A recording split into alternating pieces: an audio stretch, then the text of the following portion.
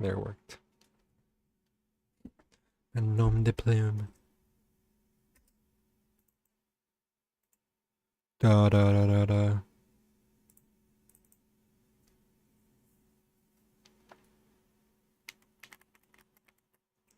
Bruh.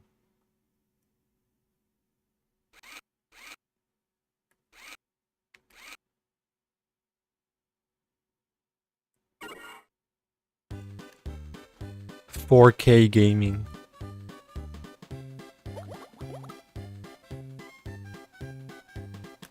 Dun, dun, dun, dun, dun, dun, dun.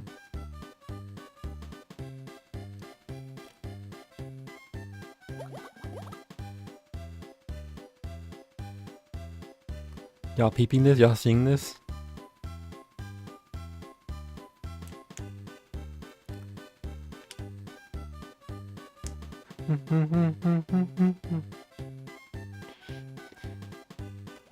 This sounds right.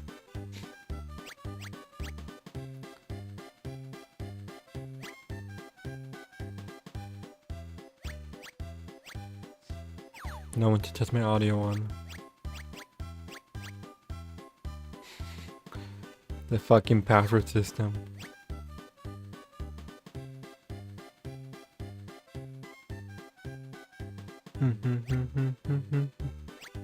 Obviously, we gotta do hard.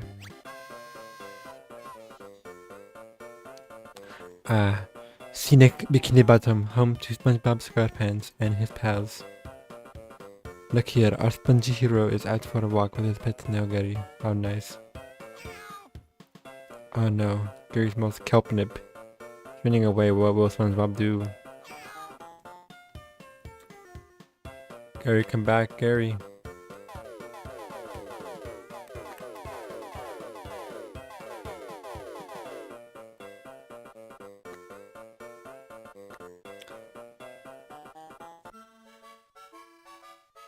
Oh, you see that intro?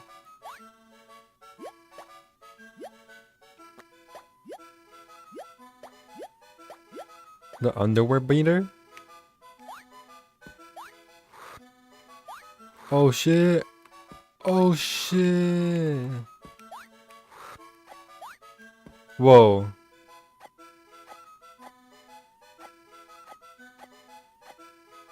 This is already better than a lot of games coming out today.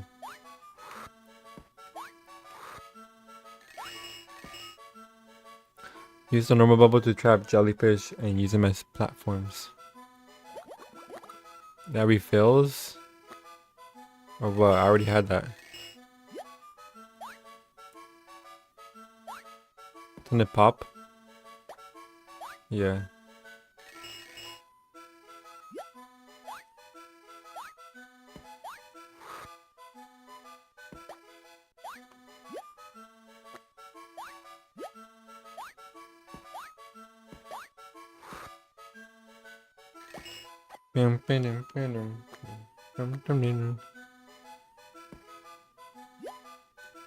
Pretty big hitbox.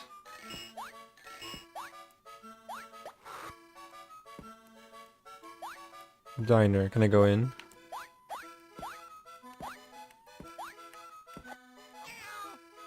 Gary, come back. Whoa. What the fuck? Look at the animation in my walk though.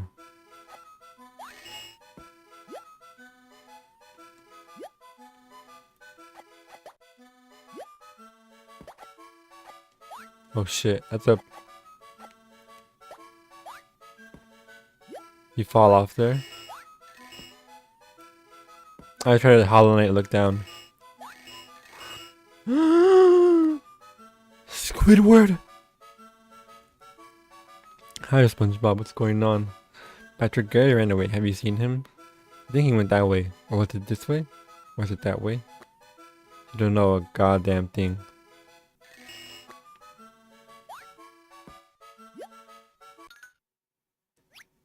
Sound. Oh shit, there's hidden keys.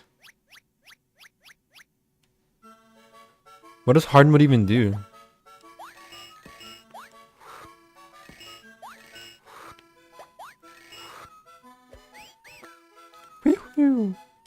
That's cute.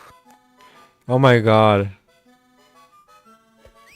Oh shit, exploit. I remember as a kid, I was always trying to get on this platform right here. It's not actually a platform.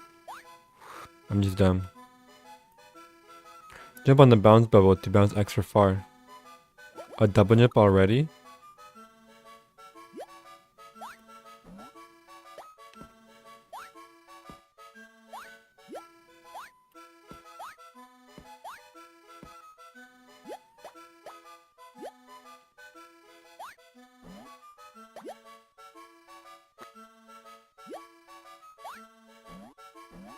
Holy shit, you see that tech?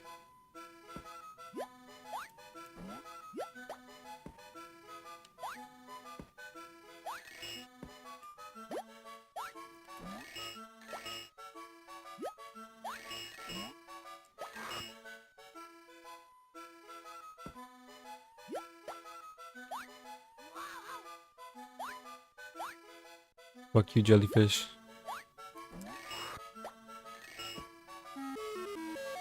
That's good word.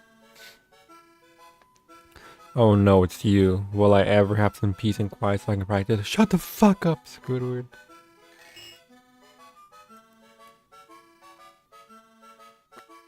I'm scared I'm gonna miss out on the keys.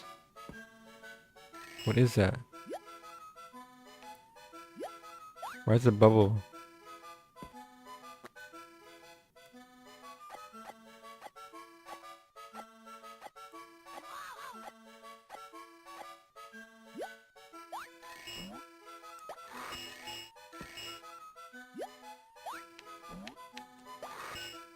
It's very important we collect every coin. That's what you're supposed to do in Mario. I remember this place. Gary, come home.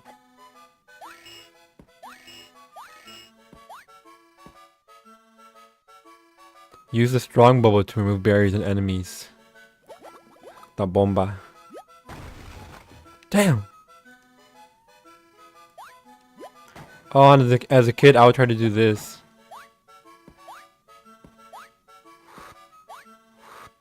I was always on some bullshit as a kid.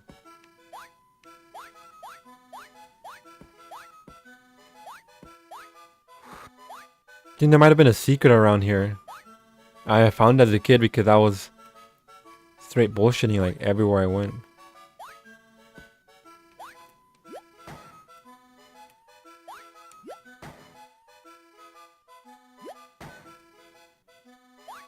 He's dead.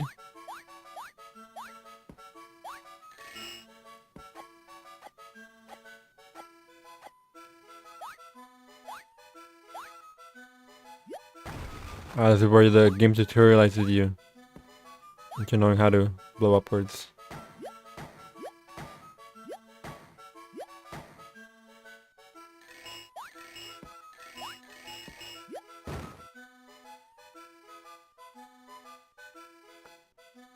Jump on flip bubbles to be carried to high places.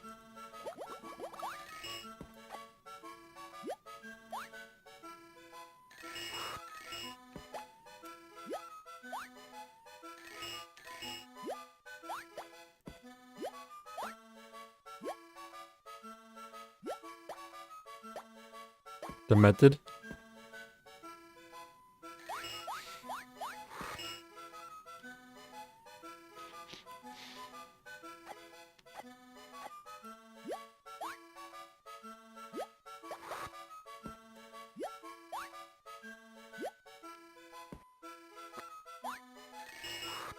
One is enough.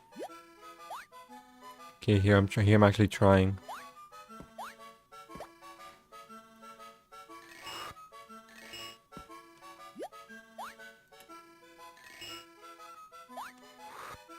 How was I convinced there was a secret here?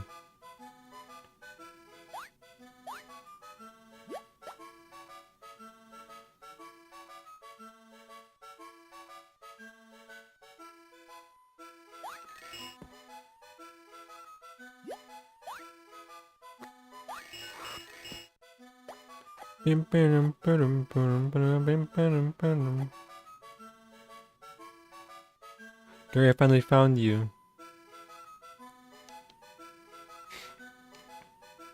Look, area treasure chest.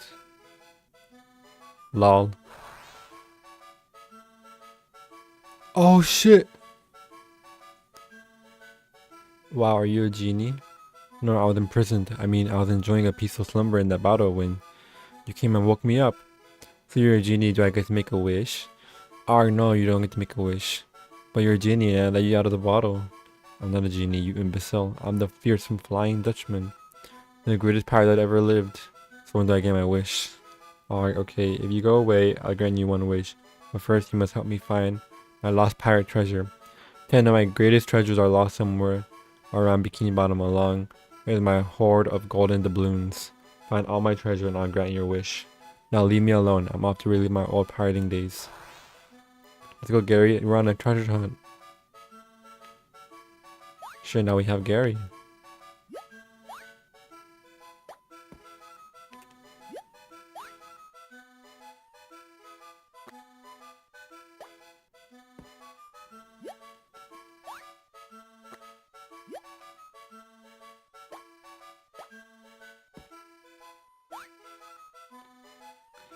On all my subscribers' life.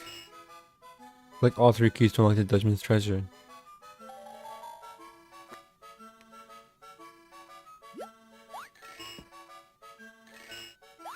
There's no secrets.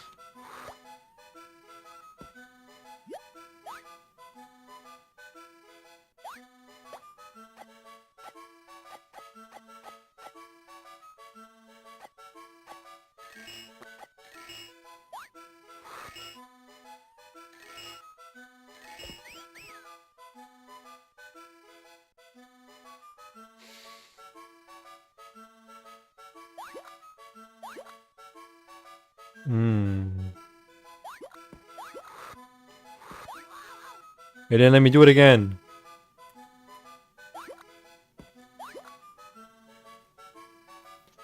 Trash ass game.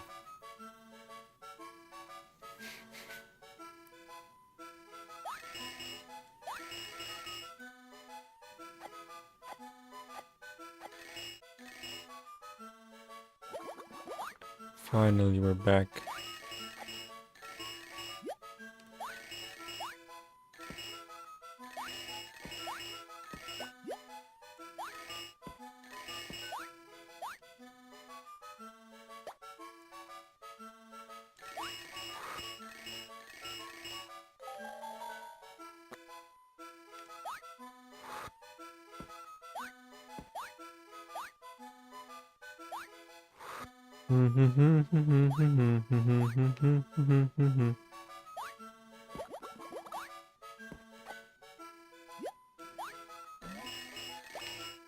Trust this game gets OD later on, guys.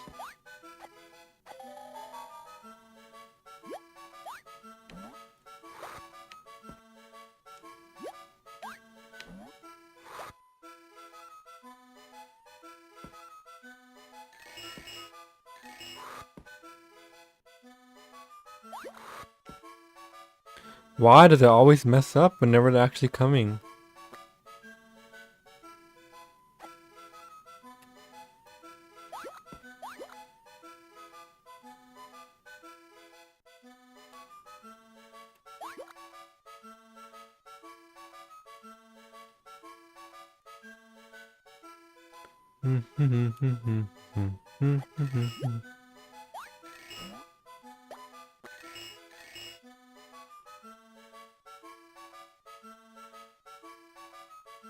We got the red one. Medal of Dishonor.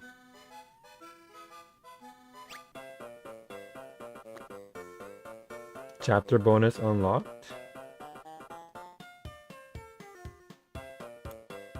Jellyfish jam. Oh shit. Watch the jellyfish move first, then repeat and move to earn bonuses. The further you get, the more 1-ups you win. Guns.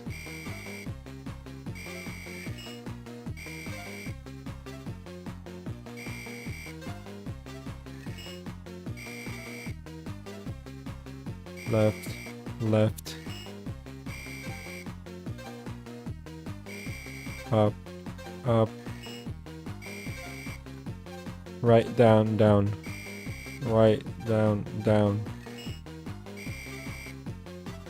Left, left, down.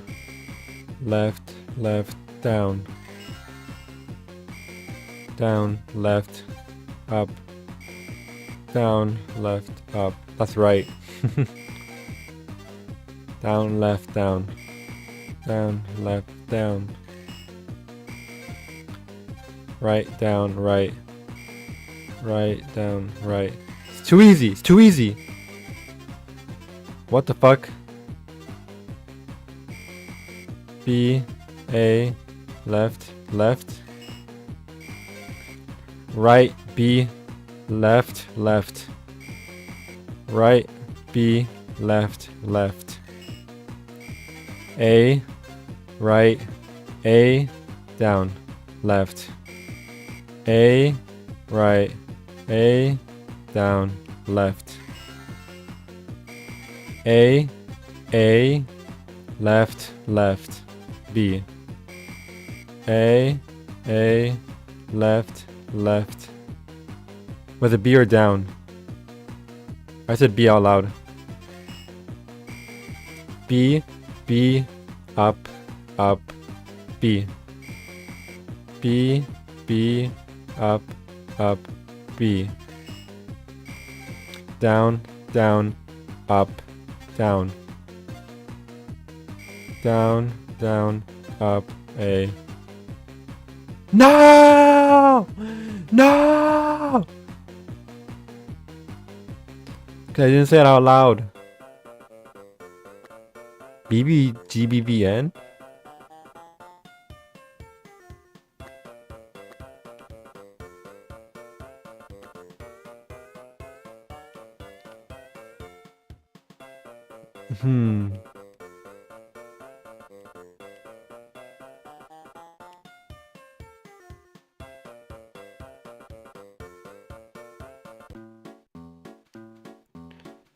Boom, boom, boom.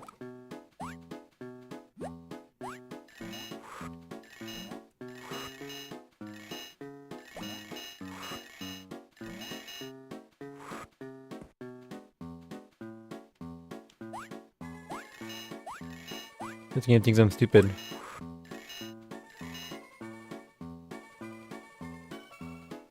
I kinda am. That's a whole life?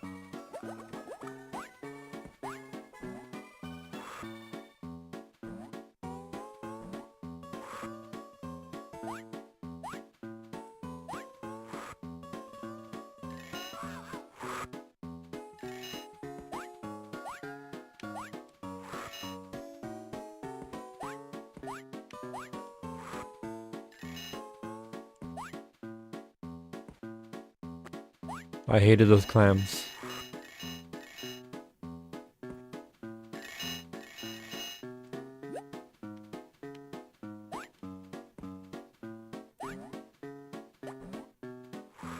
I'll get the new enemies.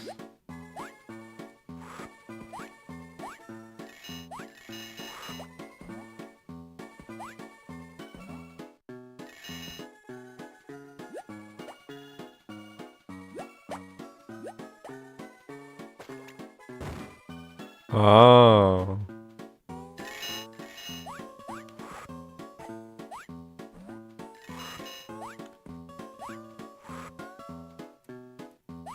I'm getting the hang of it. I'm learning all the secrets. I used to be really bad at this part. Okay.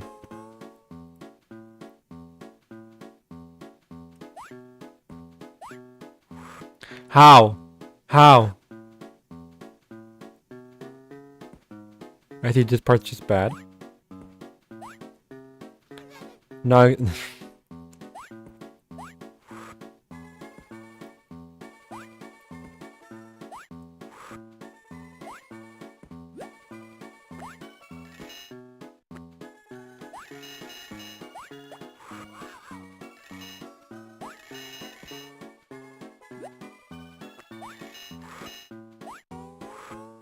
I almost...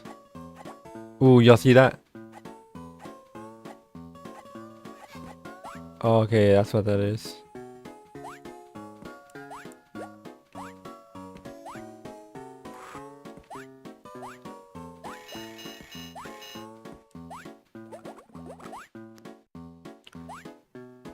Sandy! What a great day, huh? SpongeBob, check this out, little square dude. I can do that too.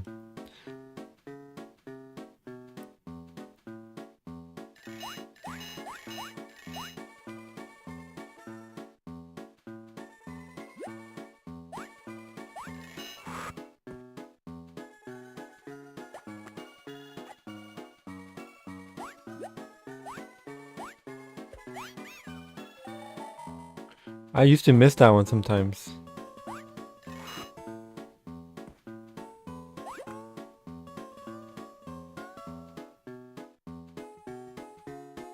Uh-oh.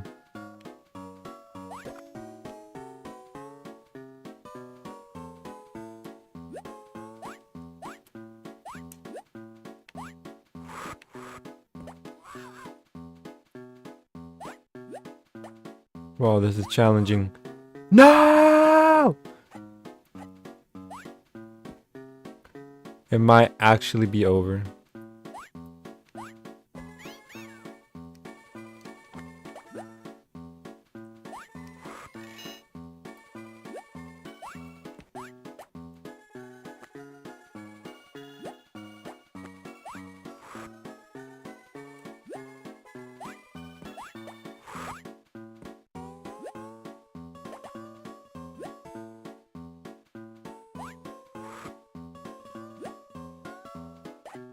This is harder than it looks, guys.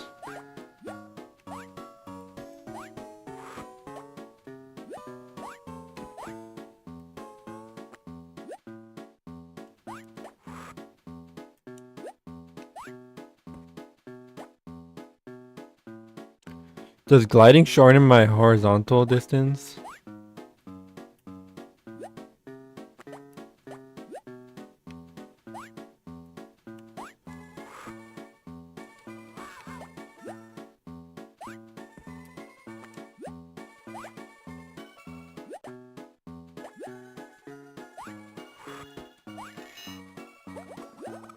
We did it, my fellow bubble blowers.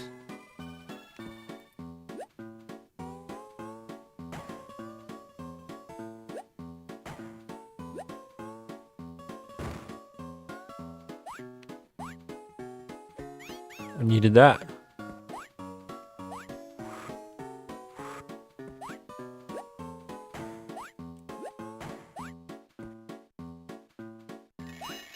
Uh-oh, my worst enemy.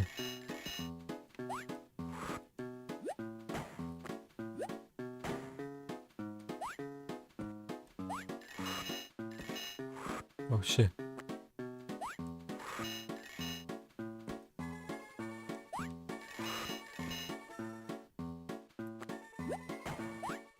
The birds move you forward. The thing moves you forward slightly, and there's birds coming at you. That's fucked up. A deeply evil platformer game. They try to market this to kids.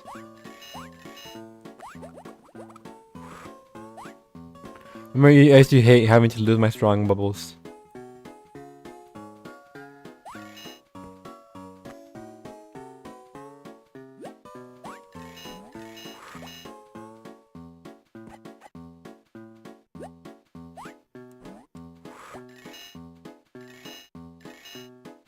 The fucking leap of face.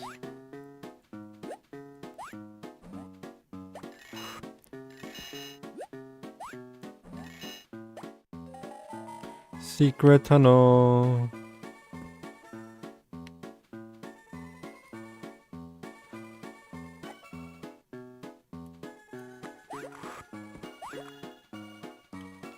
Why do you do that sometimes, game?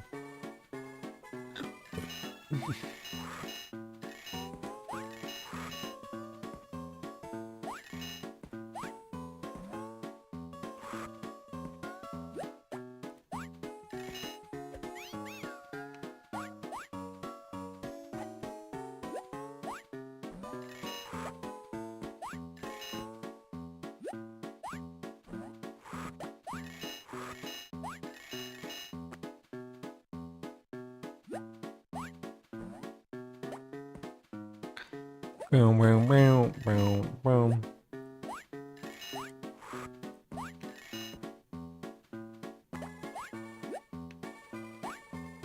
The jump button is a little unresponsive sometimes.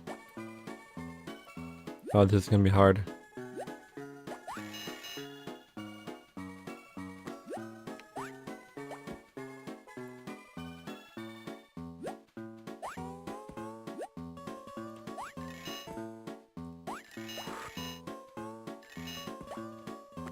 Watch out!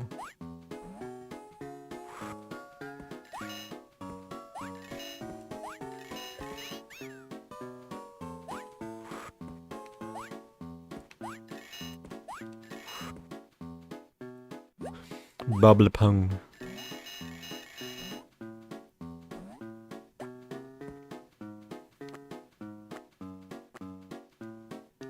Let me check real quick if anyone's trying to say something. Nope. Just my imagination, I guess.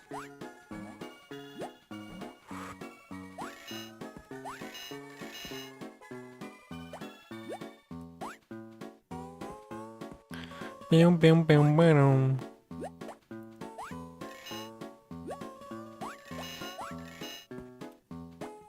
Maybe it's because low expectations, but you never really expect shovelware games to be, you know, at least somewhat interesting.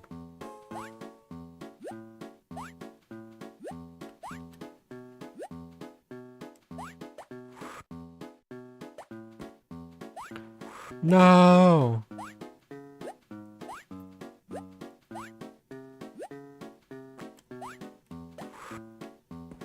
How the hell did I do this last time?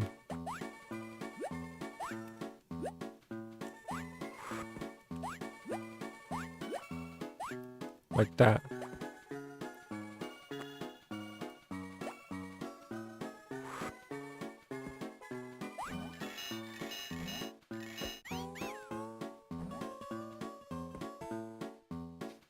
Mm-hmm.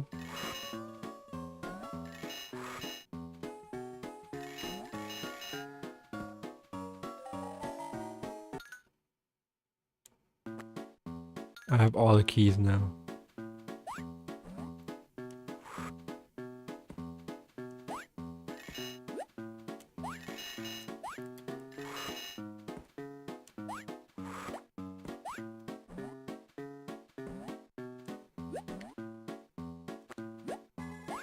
Bro.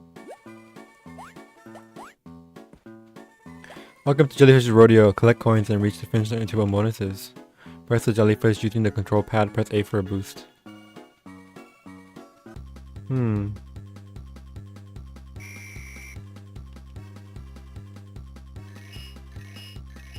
Look at the graphical impressiveness of this.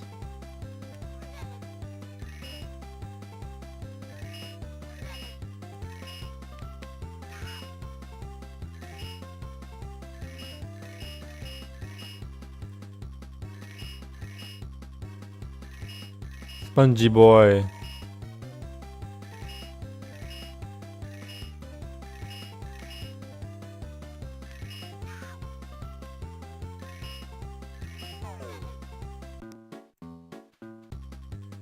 Okay.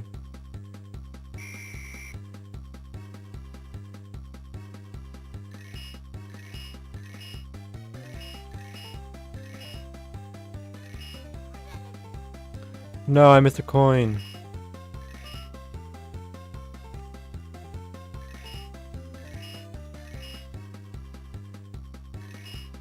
I don't think you're rewarded for going faster.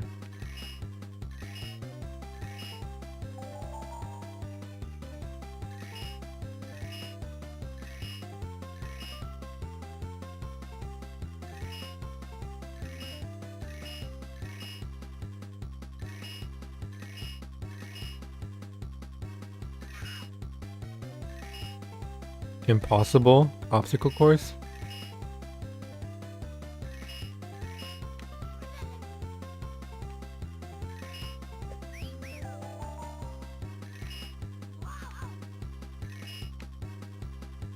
Oh, you can jump over things.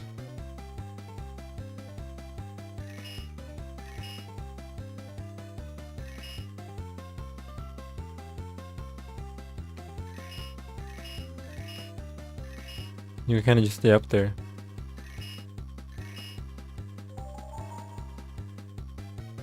Bonus house, bonus 1-up X.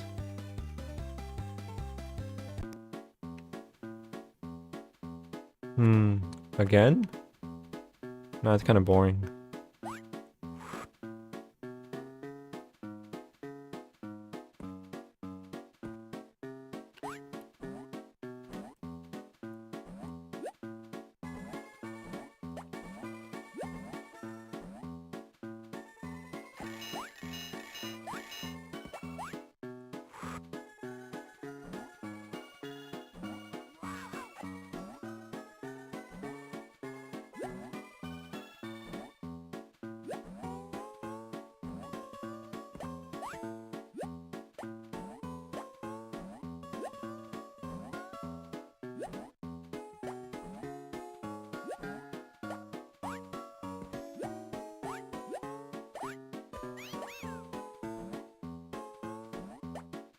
Oh my god, this...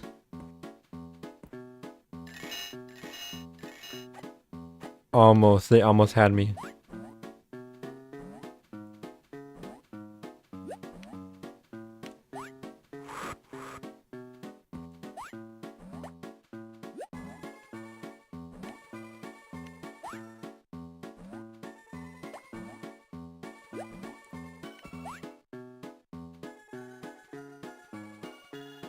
Ooh, ooh. The Necronomicon. That's my 24 album.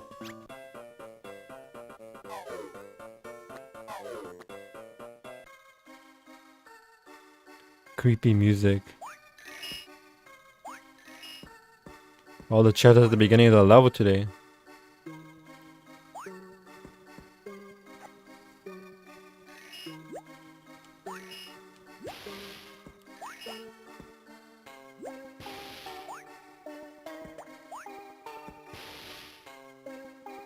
Oh, he had the ledge animation.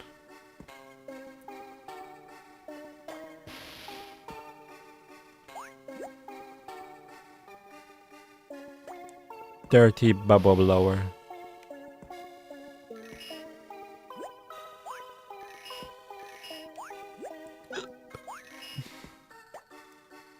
Speed run. You can finish the game in one stream.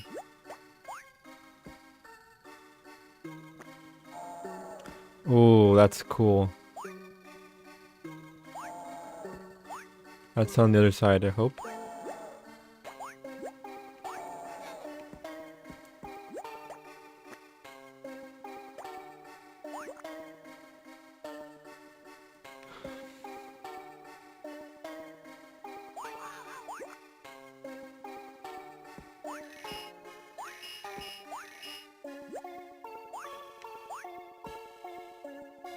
I wonder what makes it hard mode though. Are there just less underwears?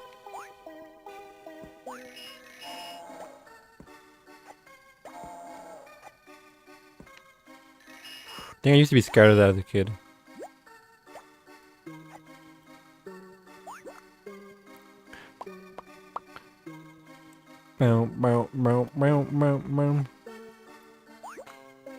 Okay, that one read it from a far away from, but early on I didn't want to read it when I was right under it.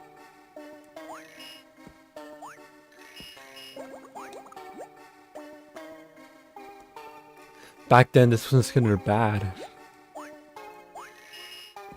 This is better than Super Mario Wonder.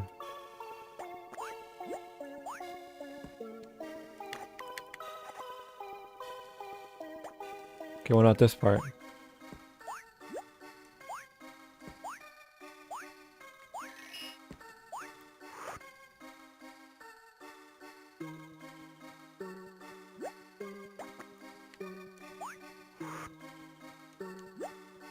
Okay, so you can get in there.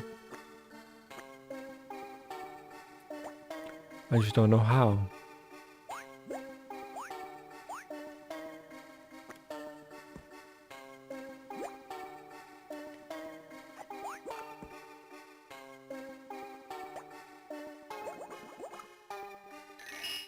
I figured out how.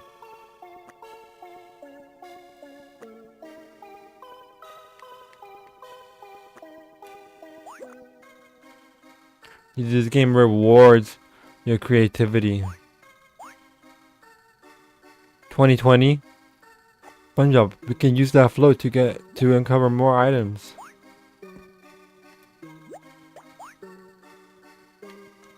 Ah, and they even had a trap for you there if you weren't paying attention.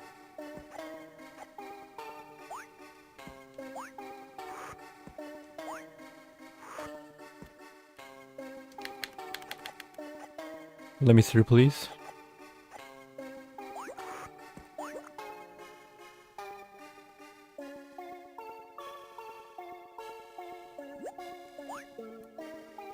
Bam, bam, bam, bam, bam.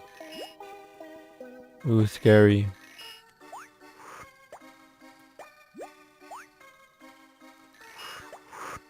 That really hit me.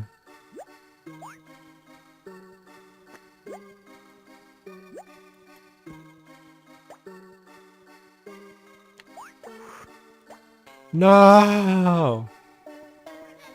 You're kidding me.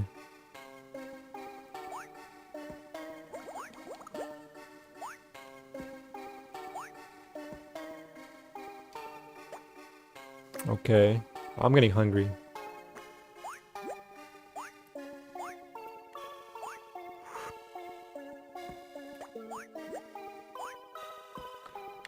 Bam, bam, bam, bam, bam, bam, bam, bam, bam. I've been streaming for 1 hour barely.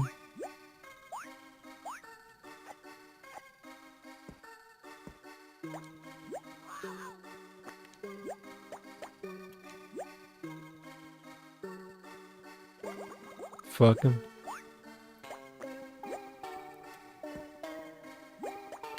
What the fuck? You can't touch each other?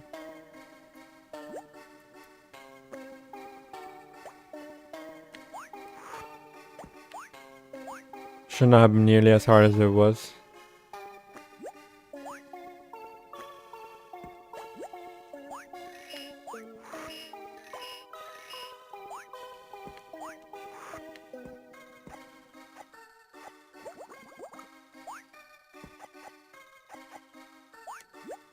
Wait a minute.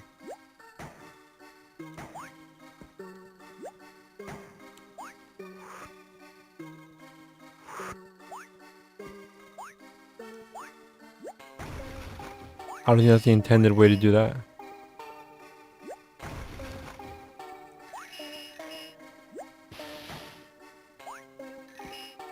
The bubbles, Gary, what do they mean?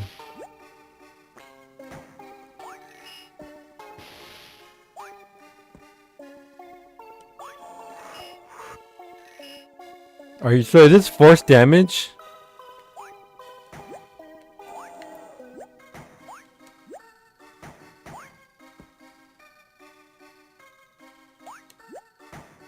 I did not see any way out of that.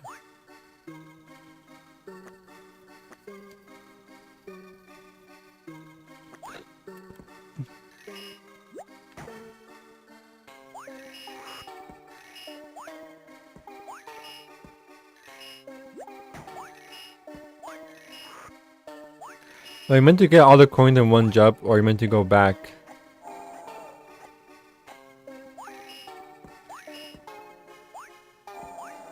What's up there?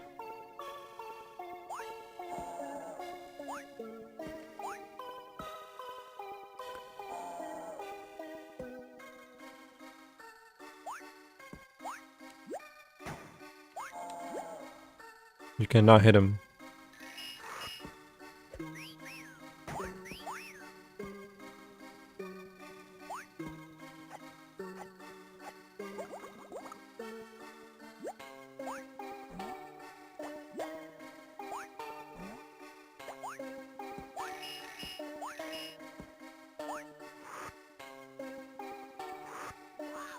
God damn it.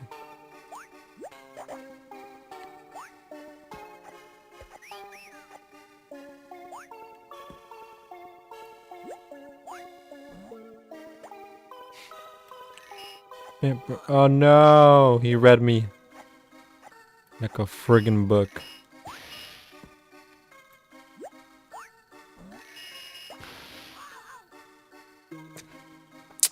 I wasn't looking at my screen.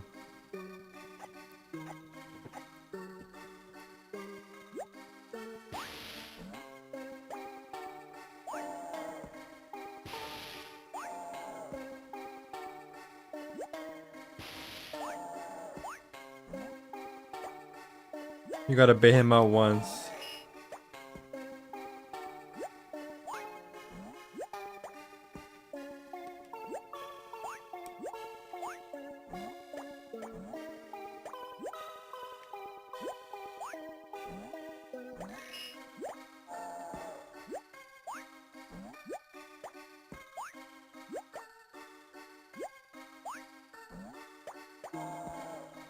How much do you need a float bubble?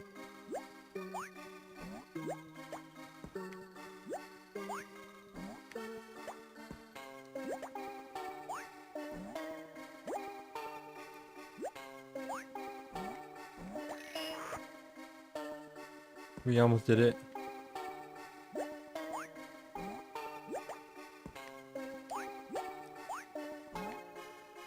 Wait, I know how to do it.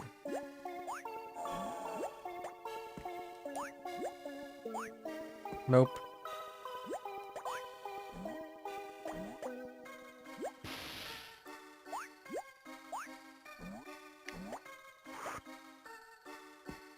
Gotta be patient, guys.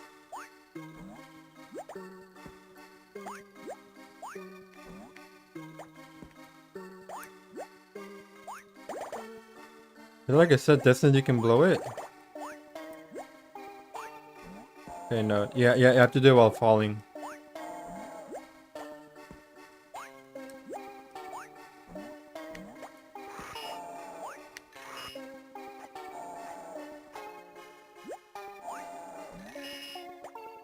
Okay, they clearly want you to have the float bubble.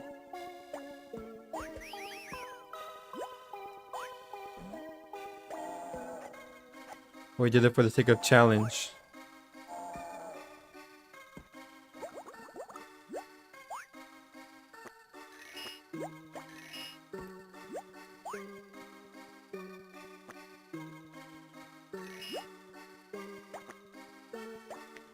No! That's kind of finicky.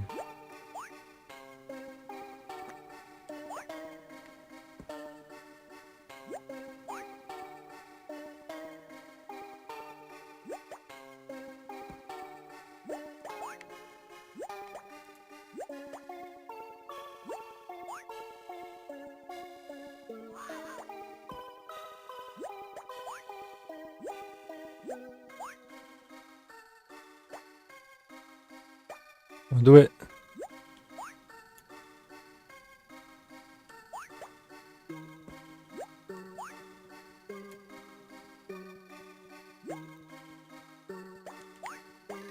How?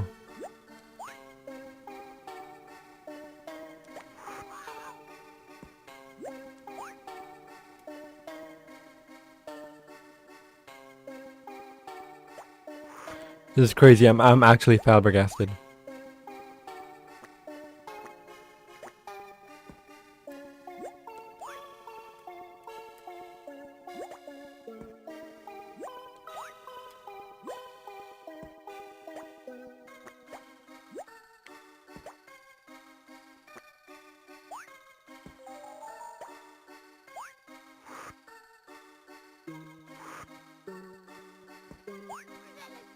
Oh my god.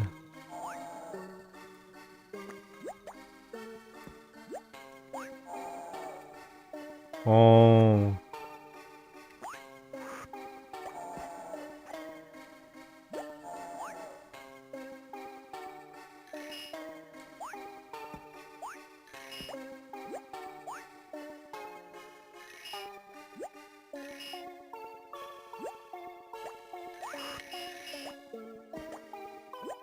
Hold on. Secret tunnel. Secret tunnel.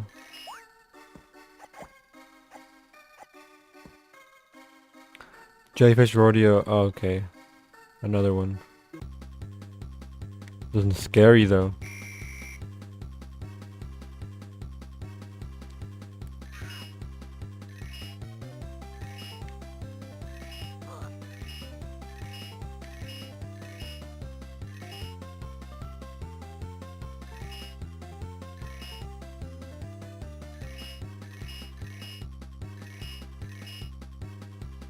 The perspective is a bit hard.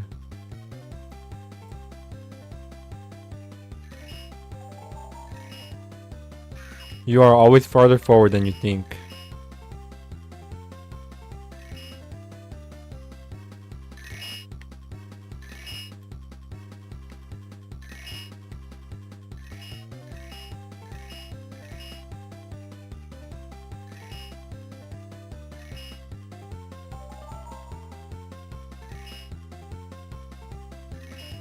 You think there's a bonus for getting every coin?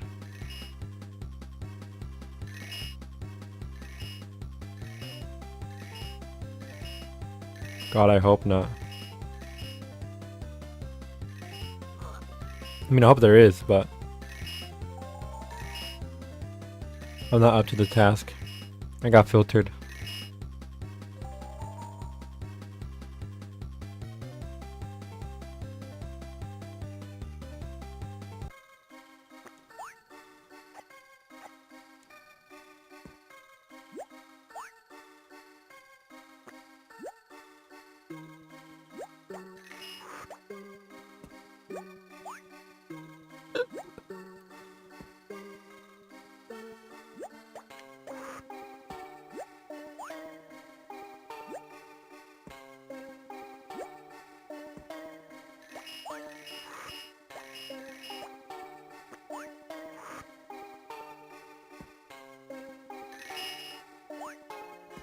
There's a long level.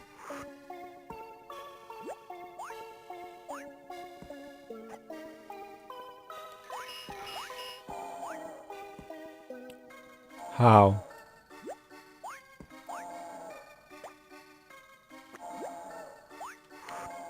Oh, I had the method.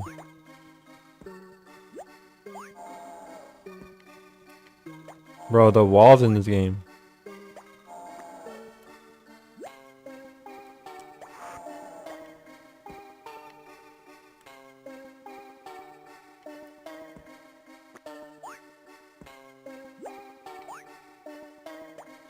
You're kidding me, you're kidding me.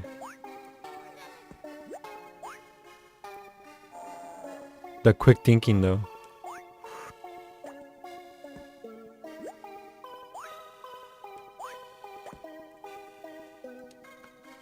Thank you, Sandy.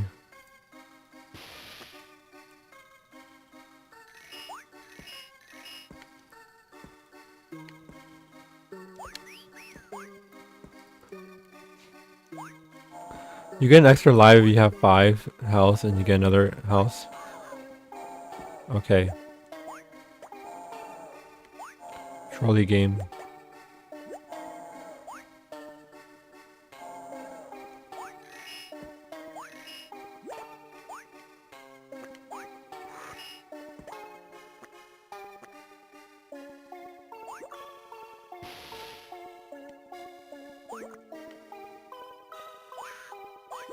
Why does jumping move my health back forward?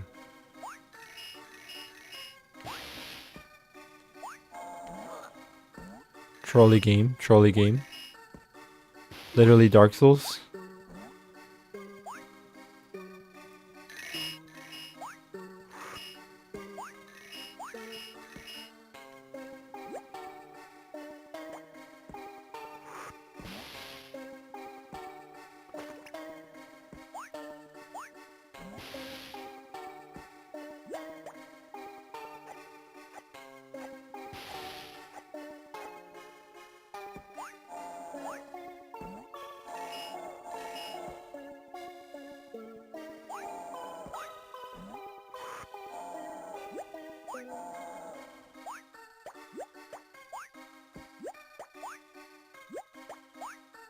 The fuck you mean you can't put it there?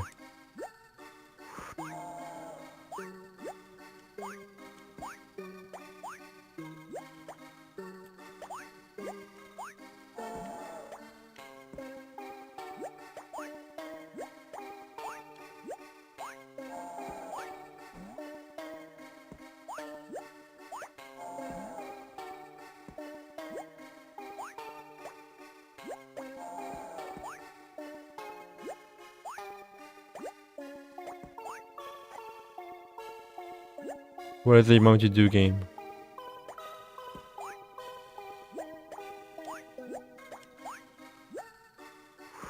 Why is this hard to jump afterwards? One must be deliberate with your jumps. Strong bubble.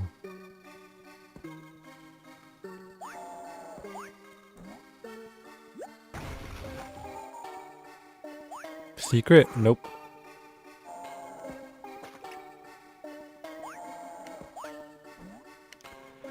I got to worry.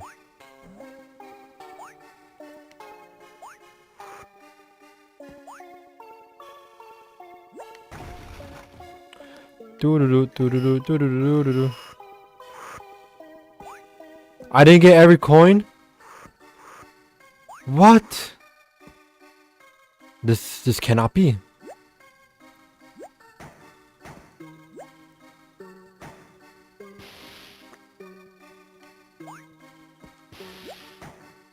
What did I miss? It's the 5 coins of the treasure chest I missed.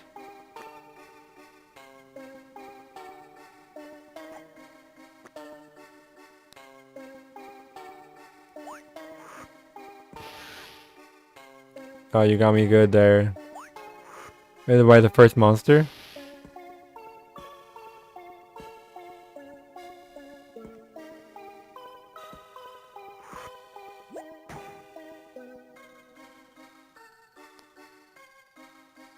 I know this map like the back of my head.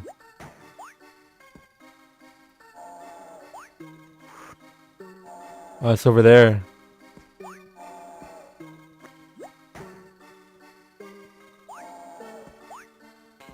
Do you enter through there though?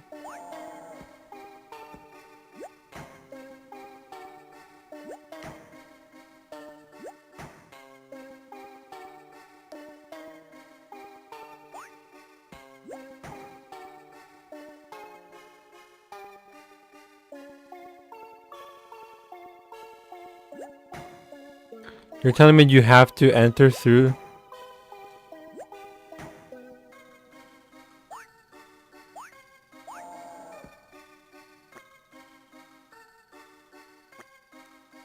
God damn it. God damn it.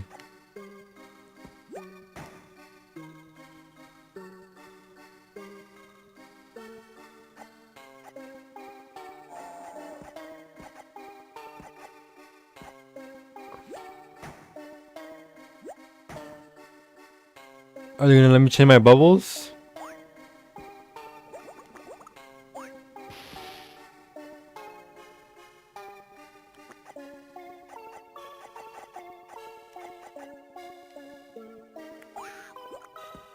Good job, Spongebob.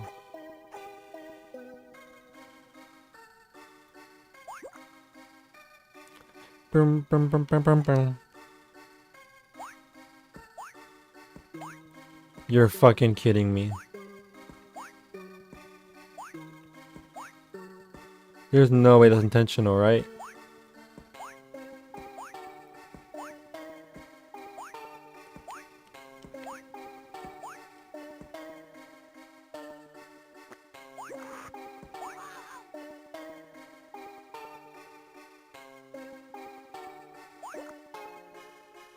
Trolled. I'm actually being trolled right now.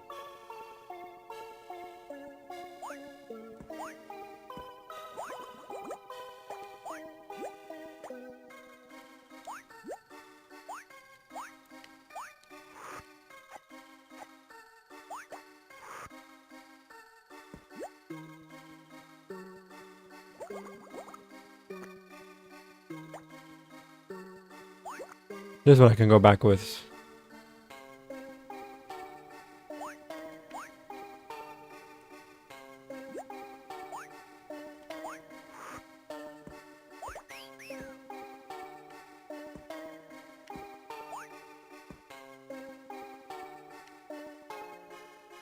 I will not be robbed of my bonus level.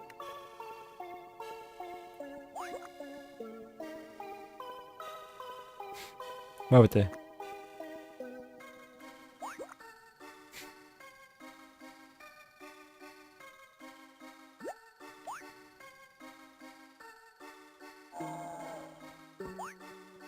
Baited.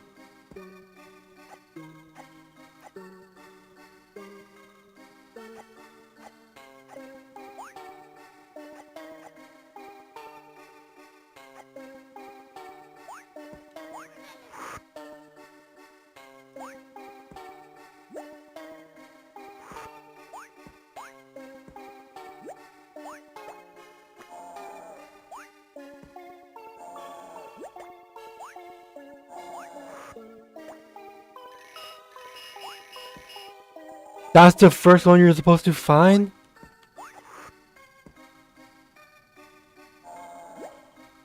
Did I ever finish this level as a kid? There's no way I would have been able to do that.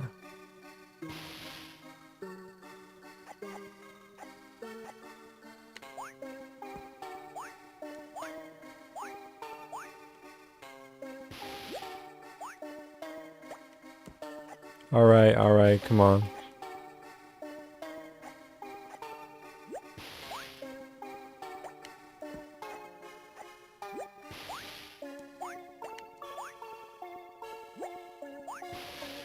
You.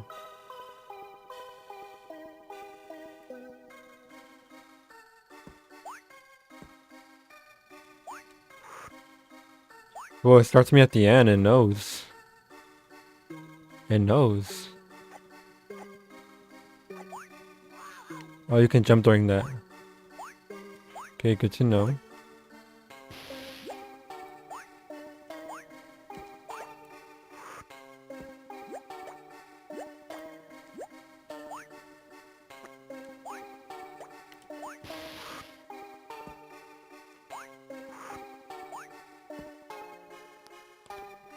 It's called being fucking beast mode.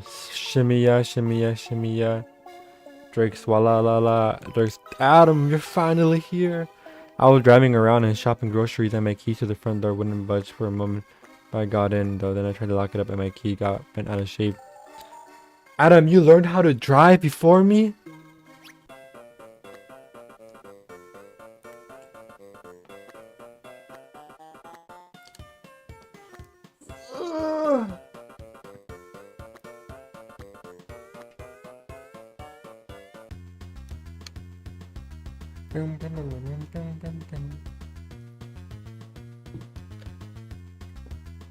I'm sorry for your key though, that happened to me too.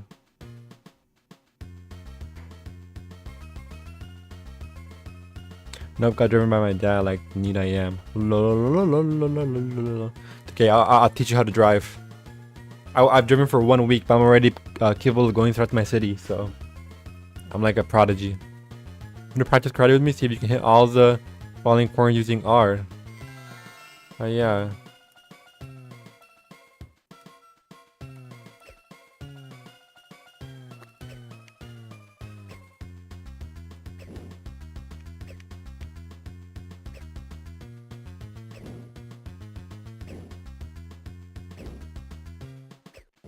Geometry.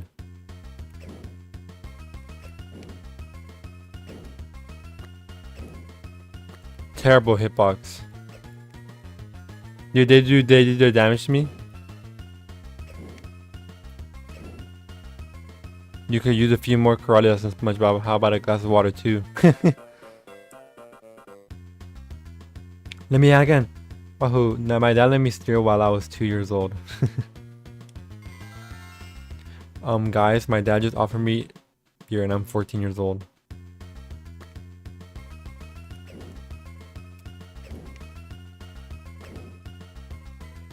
I'm not. I wasn't trying to make fun of you. I'm just made me think about the tweet.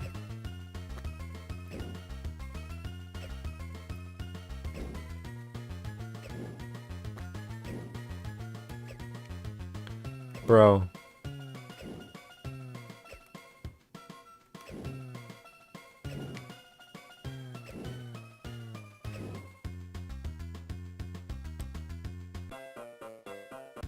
I know that tweet. What's the fail screen? Then you got dried instead of washed. It's fucking over. Is it just a bonus house? Or can I get like an item or something?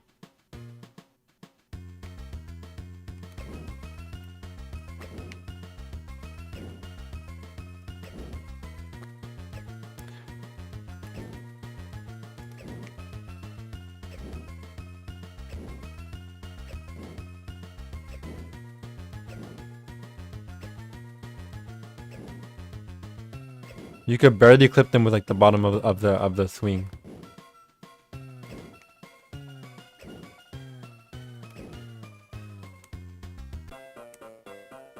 I have to do it. I have to do it. I have to do it. I have to do it.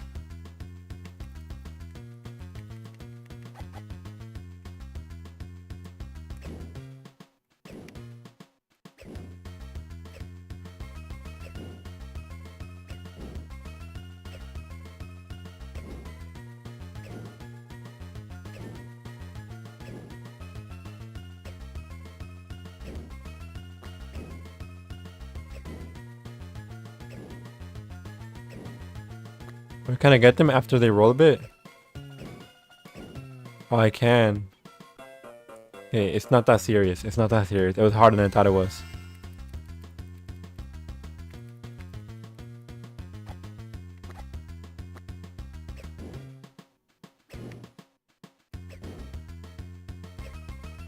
No!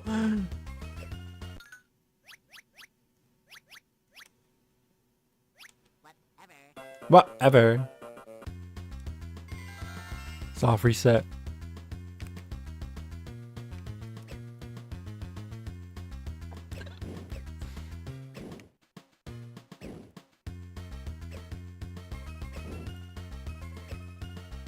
Oh my god, oh my god.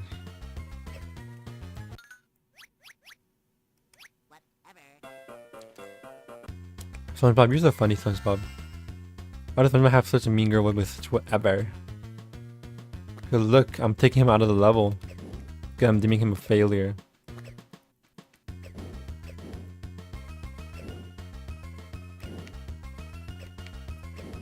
Come on, SpongeBob!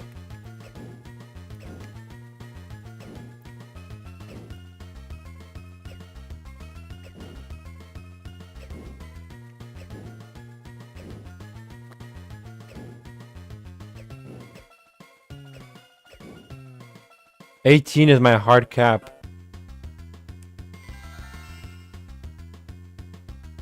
Hold on.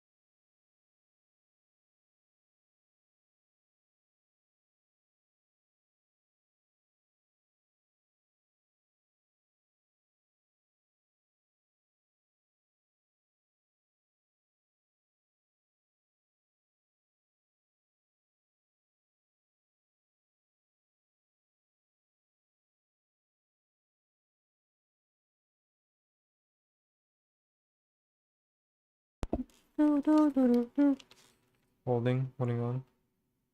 Sorry, my mommy called me.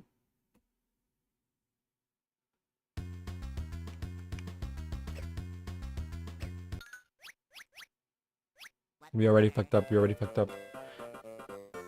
Why did my viewership go down so much from that?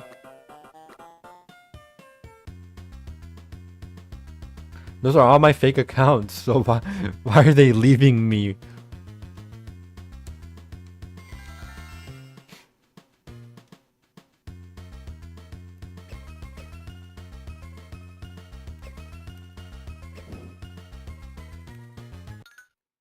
Okay, I need to stop going right under.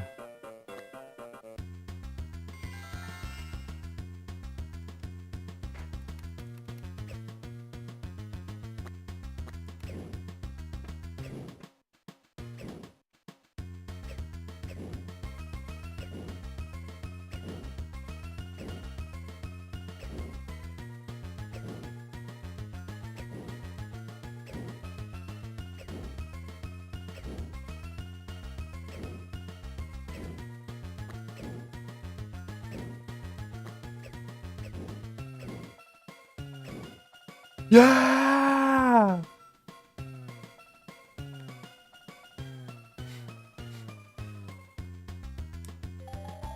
Whoa.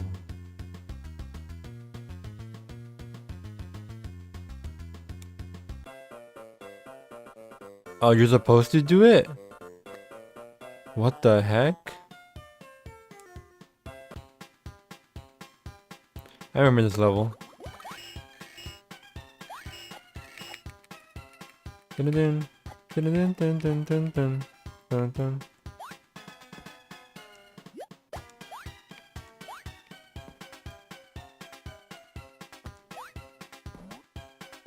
Look at the variety in game design.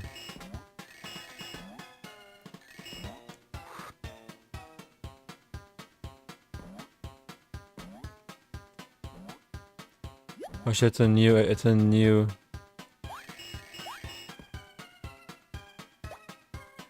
You too short, I'm back. You too short, evil. Also, YouTube algorithm fucking clocked me. What'd they do?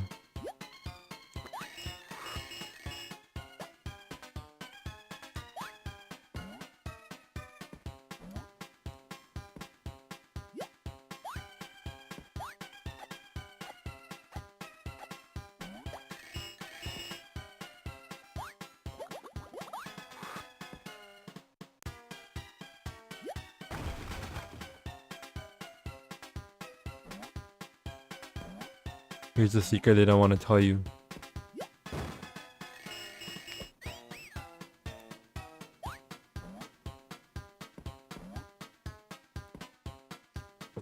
I used to get almost no ads for like a year because I watched random crap and I kept closing vids whenever.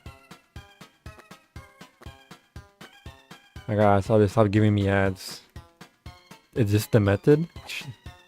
I need to do that. Maybe you accidentally bought premium.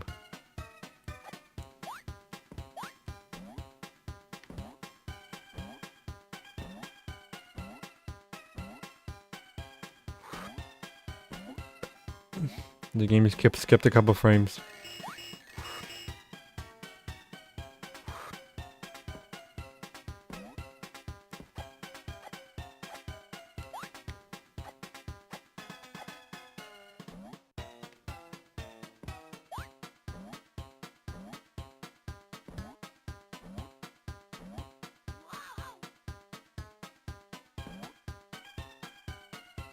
Boom boom.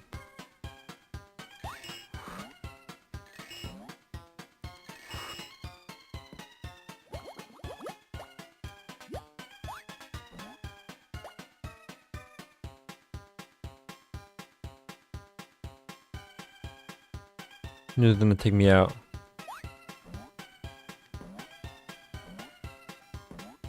YouTube clocked me that I like watching TADC stuff, so now I watch one TADC vid.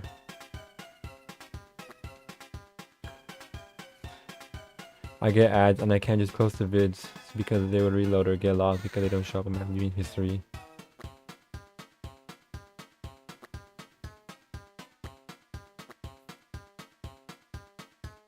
Because they would reload or get lost because they don't show up in my viewing history. Why? Why did you? If I didn't get through the ads, you know what I mean? I think.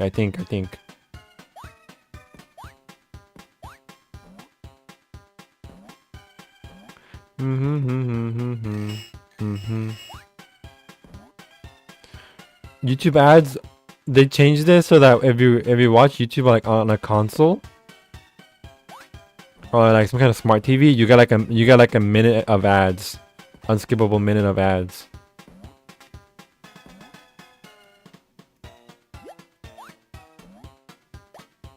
It's insane that that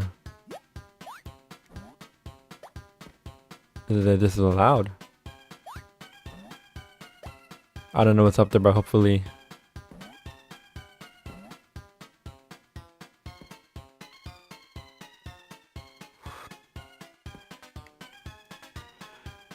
If I get a vid recommended under a video I watch, I tap it. Ad starts, I go back, but the video is then lost because of recommendations. Oh. You got folked. I used to do that. That stopped working for me like 10 years ago. Hey SpongeBob, you should try riding the Ferris wheel. It goes really high. I'm not gonna do what you say, Patrick.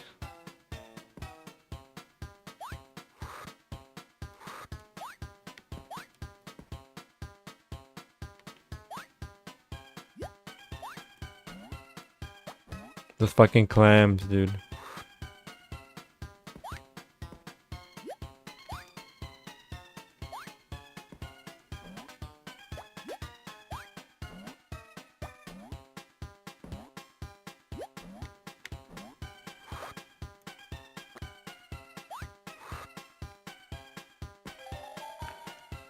Good job, SpongeBob.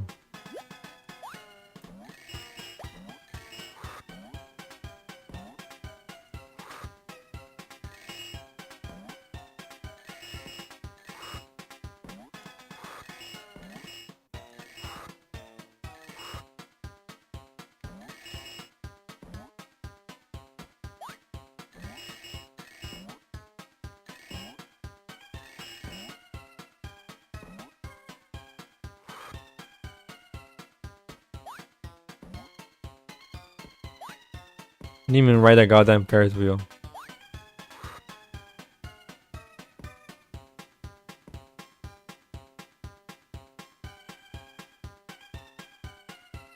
This is a big ass level. I guess my mostly ad-free privileges are over because I've shown the weakness of liking something.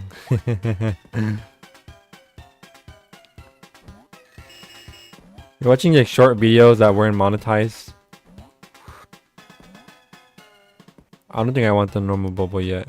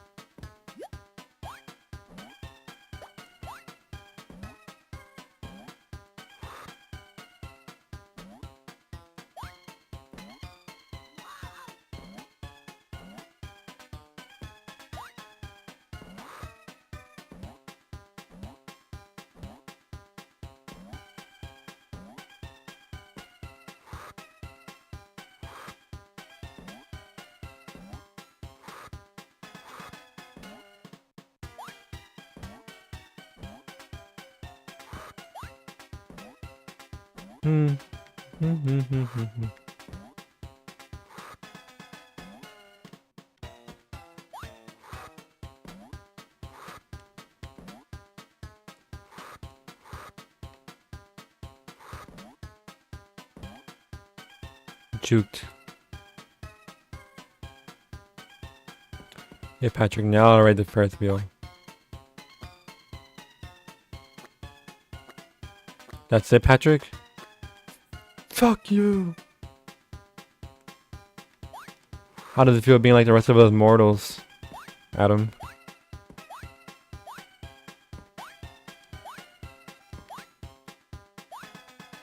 What the fuck?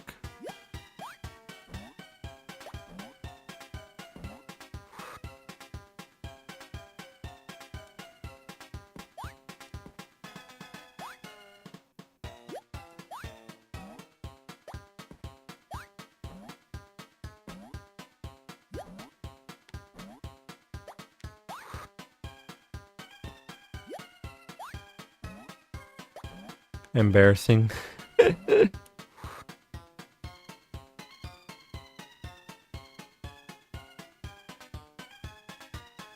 not that bad. It is painful though.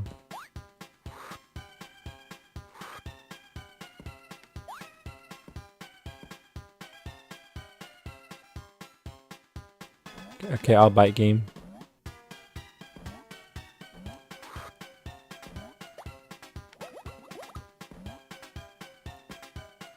One hell of a fun house, I guess.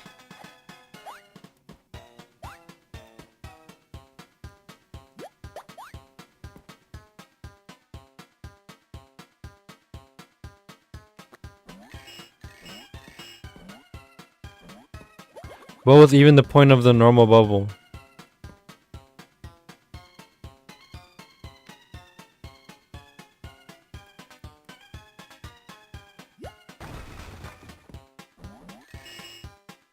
I see now.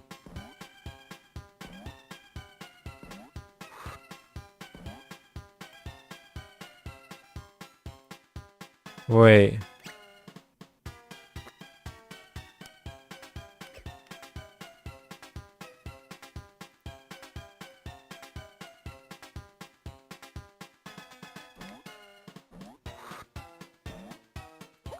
How is this even possible without the glove?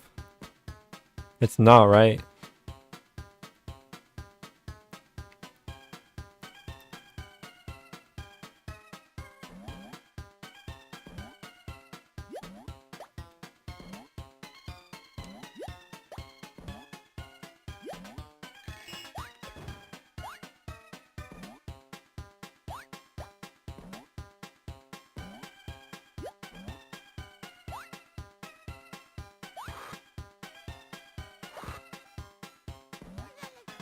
I was low house.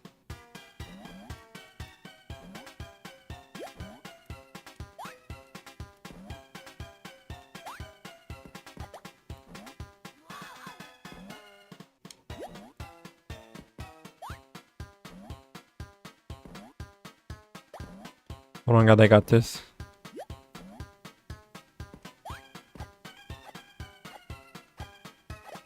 It's too easy.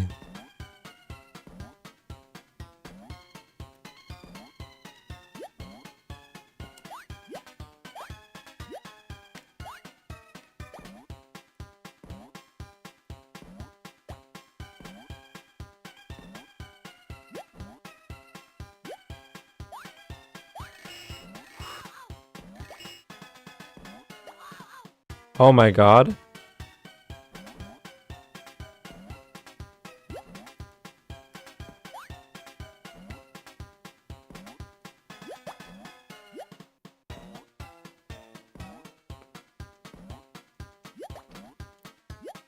I see why we are on hard mode.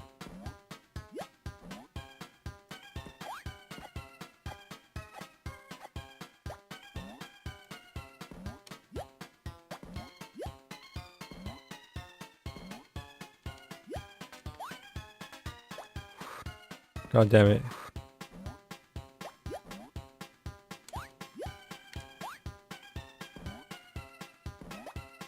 You need precision in this game.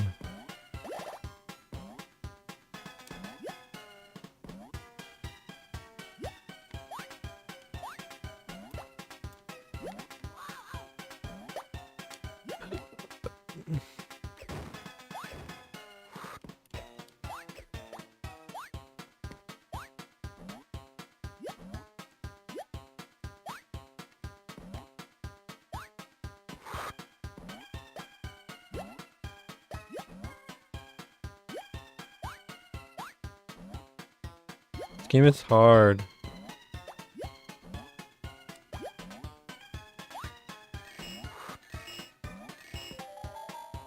One of them so-called precision platformers.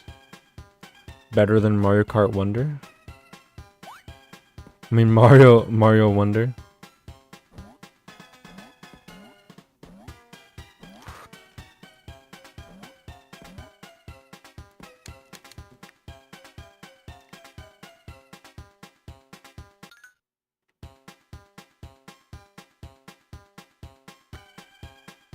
Alright, what next?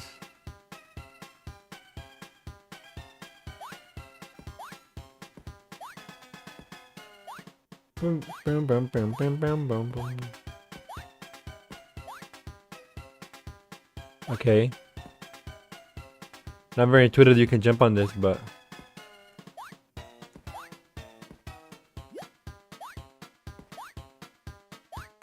Or that.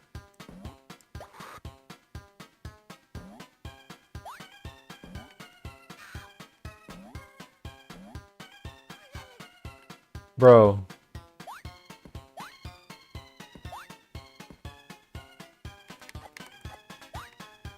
Those oysters used to be the bane of my existence as a kid.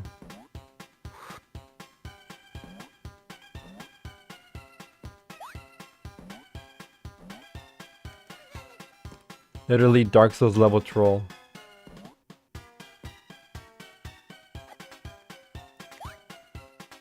I'm curious.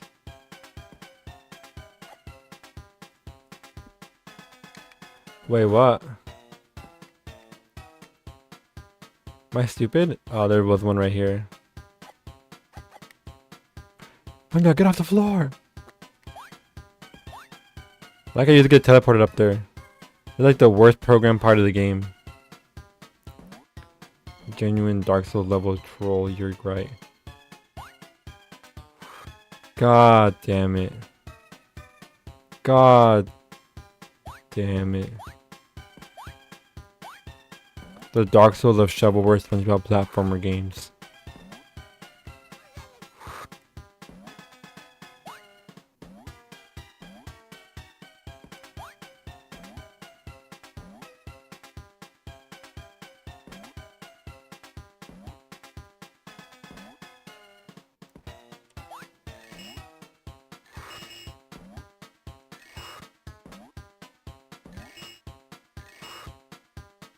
We missed it.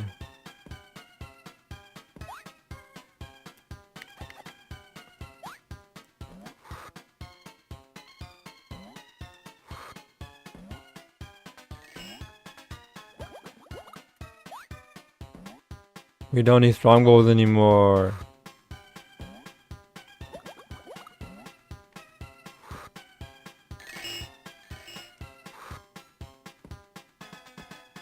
The pier.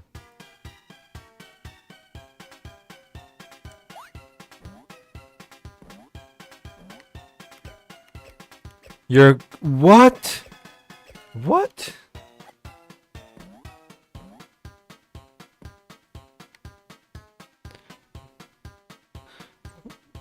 Yes, yes. Yes, I forgot her name. Squirrel Girl. Sandy. This is better than the Battlefield Bikini Bottom remake.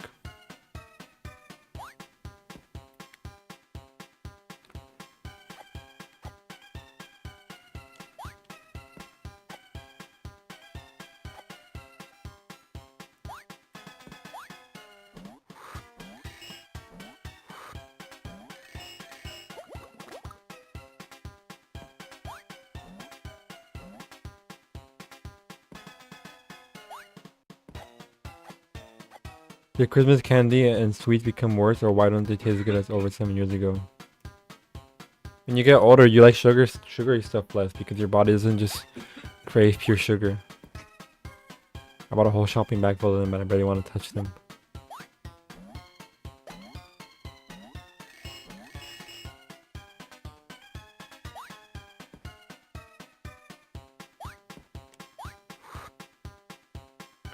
The pathway up here.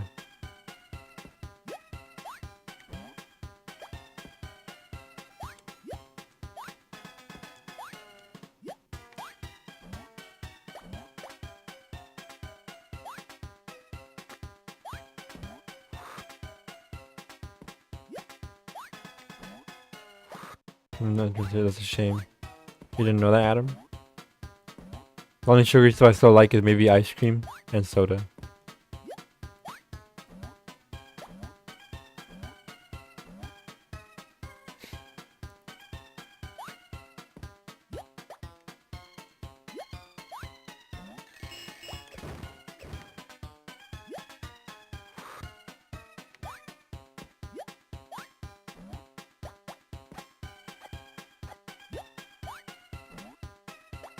Kind of observed over the last few years that most food started tasting less good. It sucks, right? Because we're men.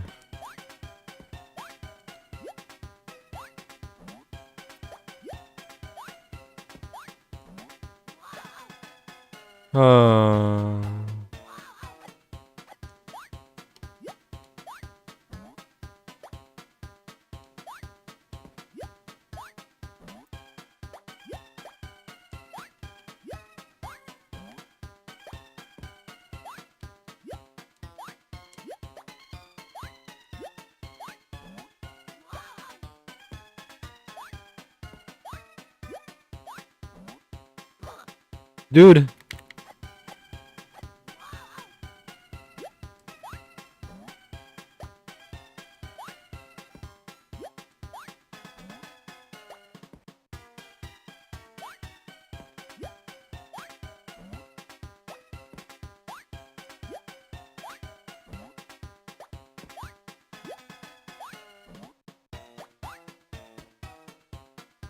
Yeah, that wasn't so bad.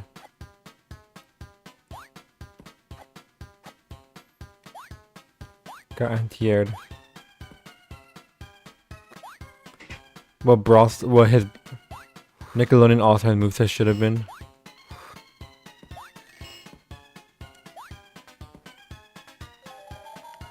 Oh wait, I have all the coins.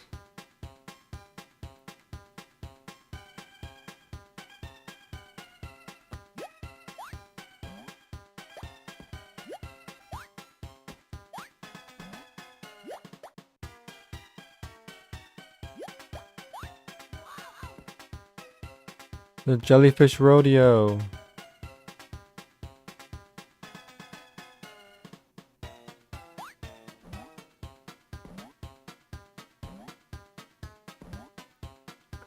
Be honest, am I soft locked?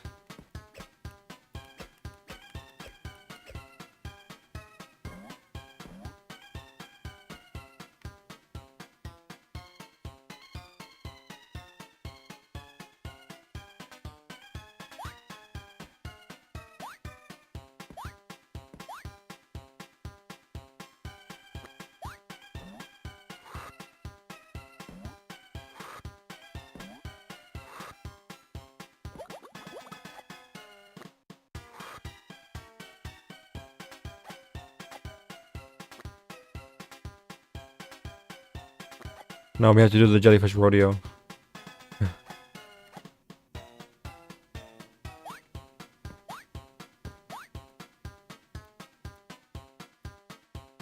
YouTube said this game was 2 hours long.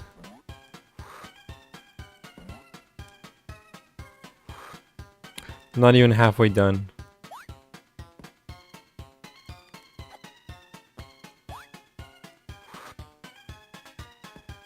I remember there being a level where you go down into that one place where you speak like.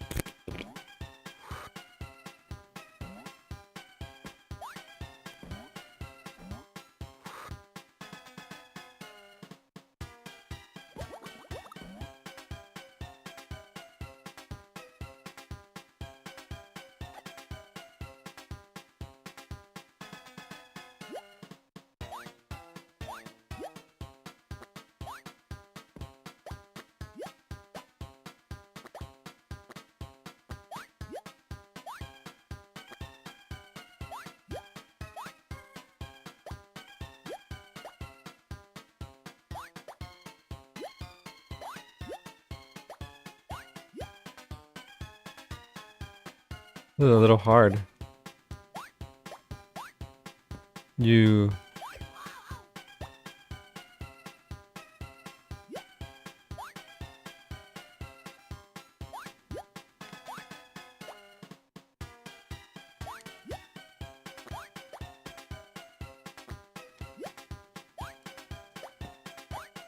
Holy improvised. You ready?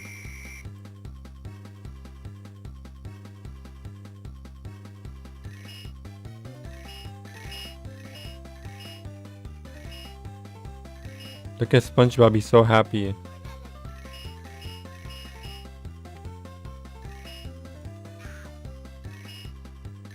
Ignore the groans of pain.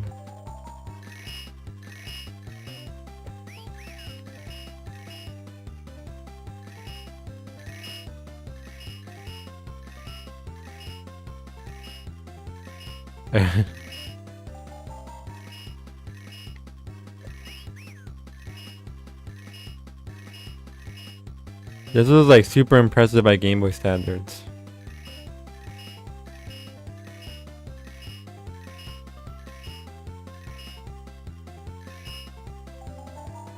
This is what Nickelodeon got the best programmers at the time to do.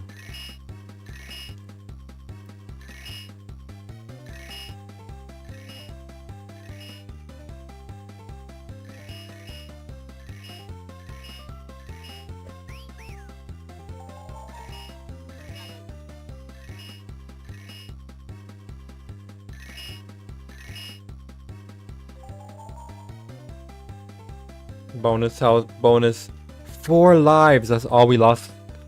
All the lives we lost in while we were here.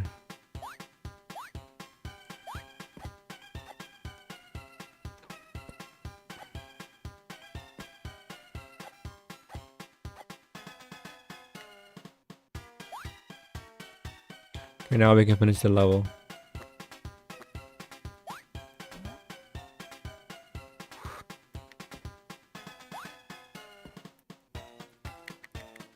Boom.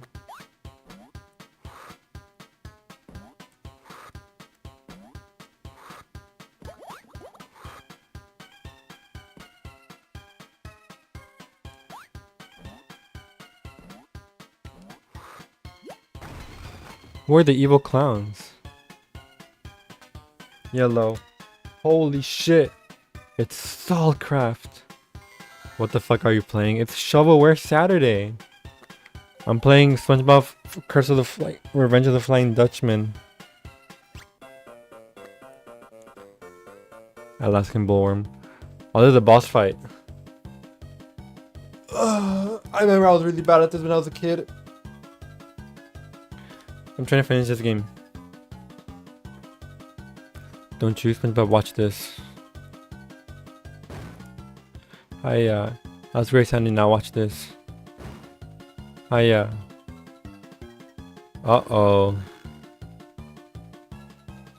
Oh, that Alaskan Bullworm looks downright ornery. What the hell is that supposed to mean? Teach that critter a lesson. SpongeBob! Ready? Set, fight.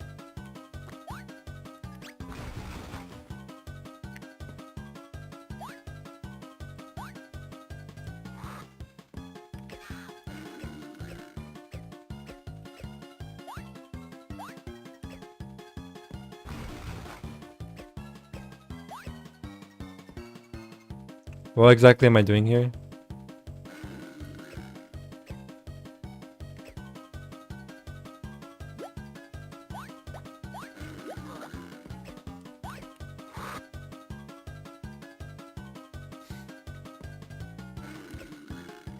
Okay.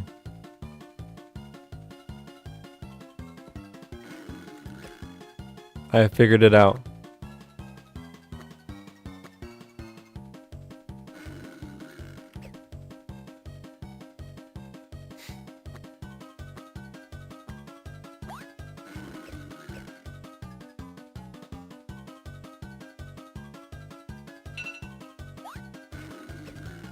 About the rant you did recently, I'm surprised you didn't bring up Fairwind because that show seems to be riding off its hype. Surprisingly, you're one tough hombre, SpongeBob. Thank you, Sandy. Yo.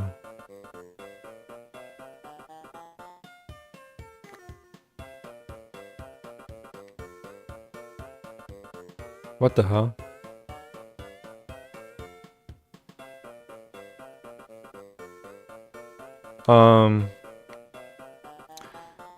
Yeah, Fairwind is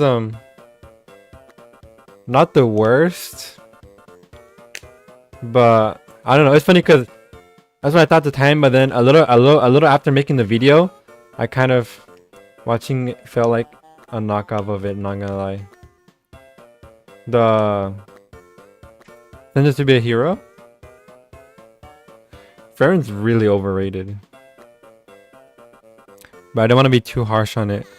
I don't remember why. I think because I really liked the production. And like, it's more obvious what it's thematically trying to do than Sentence to be a Hero. But still, like, incredibly like boring, lethargic, middling cast. That's kind of really all it has. Aside from like, you know, yeah, whatever it's called. But yeah, I don't like Fear and Eat, especially the latter part with the green hair girl. I only watched the first 12 episodes. Oh shit, you hear this music? SpongeBob, where's my best fry cook off to in such a hurry? Treasure hunt A. After my own heart, but I can't let you to skip work here. Aye, Captain. Rock Bottom. This is my favorite level as a kid.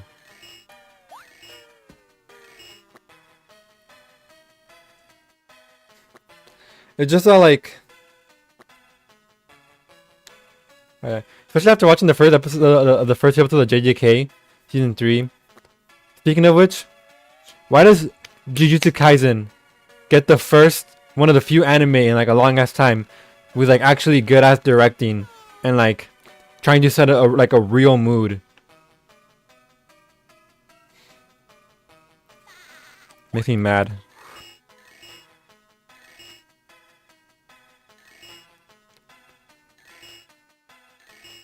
We're in just an overly safe show. There's nothing unique or novel. True. Good ass directing. Season 1 exists, you know. Yeah, specifically season 3.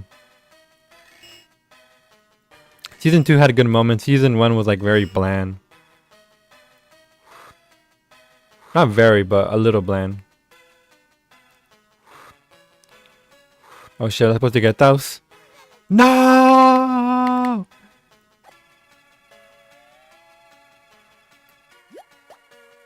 Oh. Go to sleep. Go to sleep.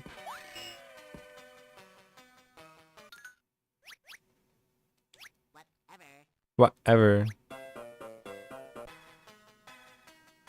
This? Oh, so you can skip it.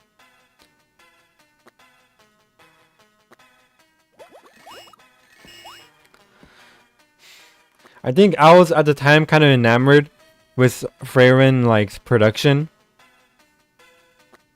Specifically just the animation. The writing is very like meh. But I was trying to like give it the benefit of the doubt.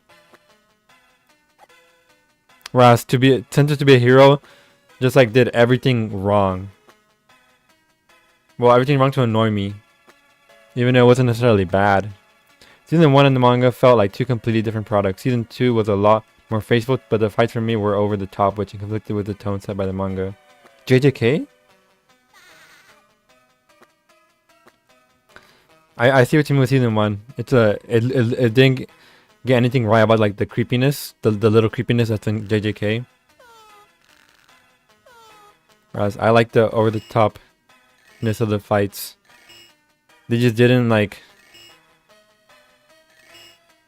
Maybe that's fine. Definitely need a bit more focus on hand to hand and punchier. That's the strengths of the manga, and why Yuji is fights the way he is. It's not even capture that. It's kind of silly.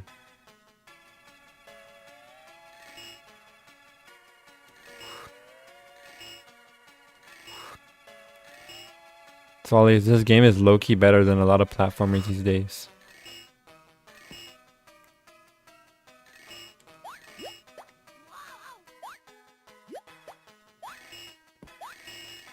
The unique enemy animations.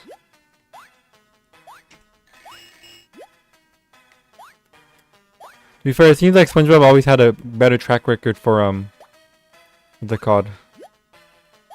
Games and other series. I don't know how to get up there.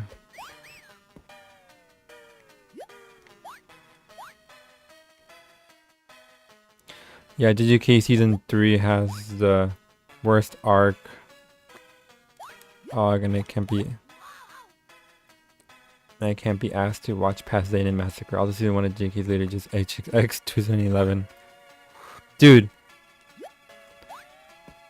I love 2011, but like, just zero fucking care and thought went into making it look anywhere. I mean, anything remotely interesting. Like, I used to think that the Hunter x Hunter had bad character designs, or like really simple old character designs, and then you read the manga and it's like not like that at all. Like every single little finesse and nuance that make even the background characters look like semi-cool, just completely lost on the anime. And don't even talk about the way they butchered any creature design.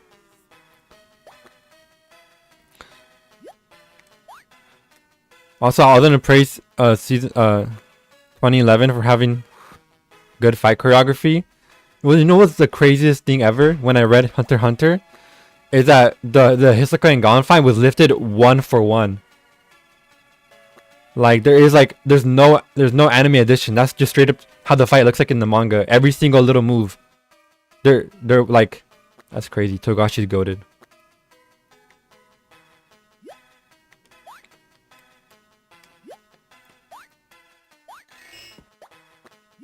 Die.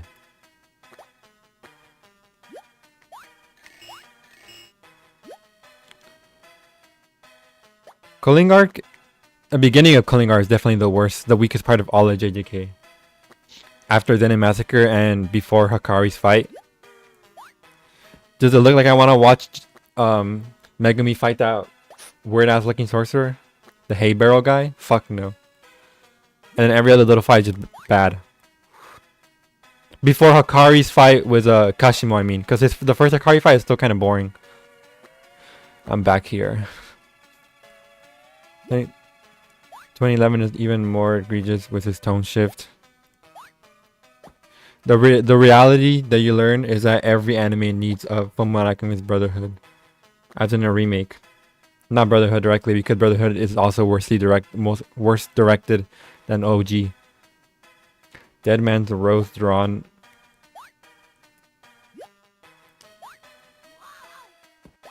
With a digital tablet from the 90s. OPM Season 1 also did that. True, but at least Season 1 had the benefit of having all the best animators in the world working on it. How did I do this last time? Am I going crazy? I'm so fucking bad at this game. Oh boy, I can't wait to watch Yuji fight the plain hair sorcerer. That was so bad.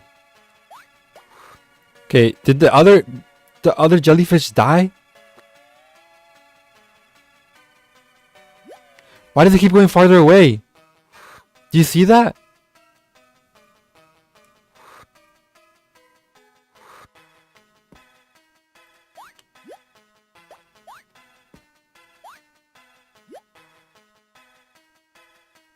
Give me my underwear, bitch.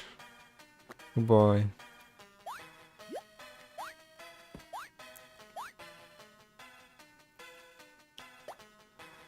Will Mappa save? He was getting farther away. This game can't be programmed right. This song is so scary, I know. I have goosebumps. By the way, Salias, I finished Blam. I know what you're saying, finally. But it was worth it. Because the first couple times I read it, I was so out of it. Now I was like in a better mood and everything. I can't make that. What'd you think of it? It's one of my new favorites. Like, I was like... Maybe the novelty might wear off. But I felt like I was really rewarded for paying attention in the beginning to what the story, the subject matter was trying to be. And then for it to get proven right later on. Like... It just like... The manga is so up my alley of like visuals.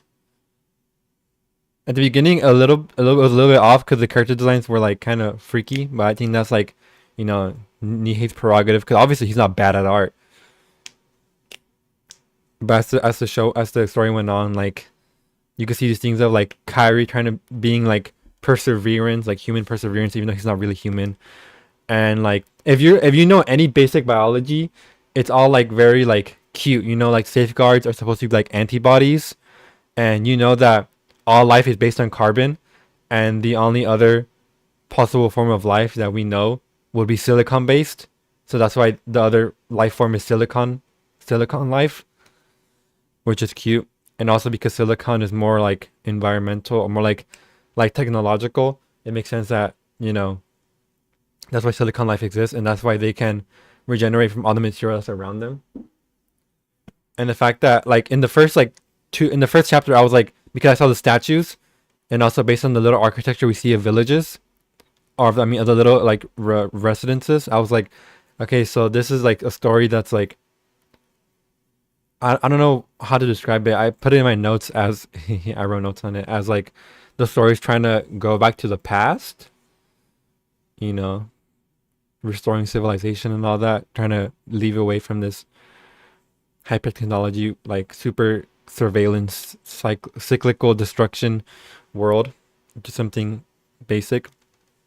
And the fact that the first time we see, and I was realizing that at the end of the story we're going to see like actual life, like water or like the sunlight. And we didn't technically see real sunlight, but we did see actual water and life. So I was like, I was proven right. And then the idea is that the blam, the gunshot, is supposed to be like kind of like a burst of life. Funnily enough, even though it's technology, it's just like, you know, that's the point. Real on the nose ending. The literal last panel is him carrying around the new human, I think, or the new whatever it is life form carrying around the net terminal gene, and it cuts from the water to him shooting the gun, and it's saying blam. Like that's funny, bro. I also like that the graviton, assumedly the graviton beam emitter being this constant force of destruction is supposed to be like a law of gravity. That's also another reason why I really like it. I feel like I'm reading a lot into it, and I feel like most of that was intended. Thus, I have a lot of faith in the story. I have a lot of faith in Nihei.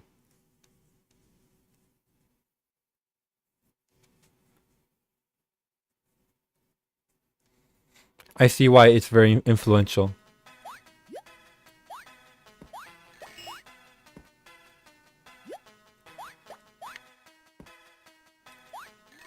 Fuck you.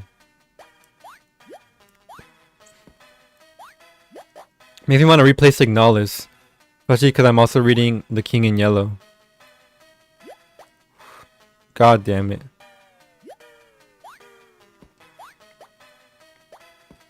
Whoa.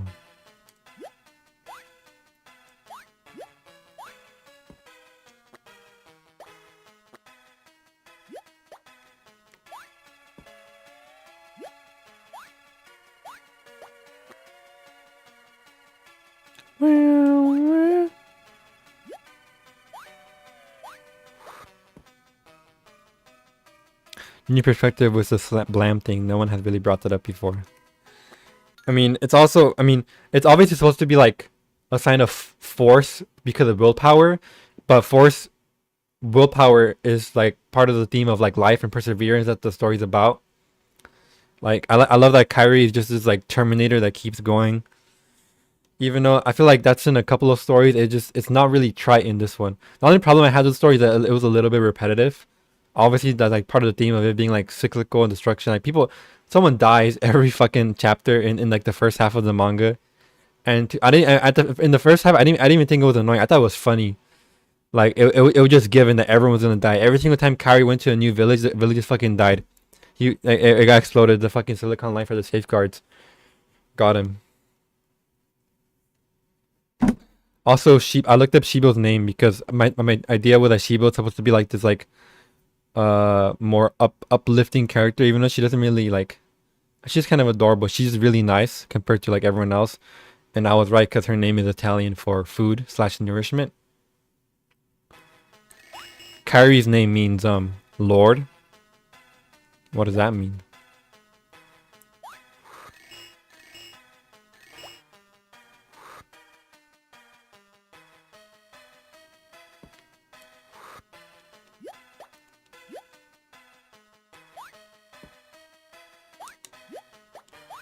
Or this guy looking at me with his freaky ass tongue.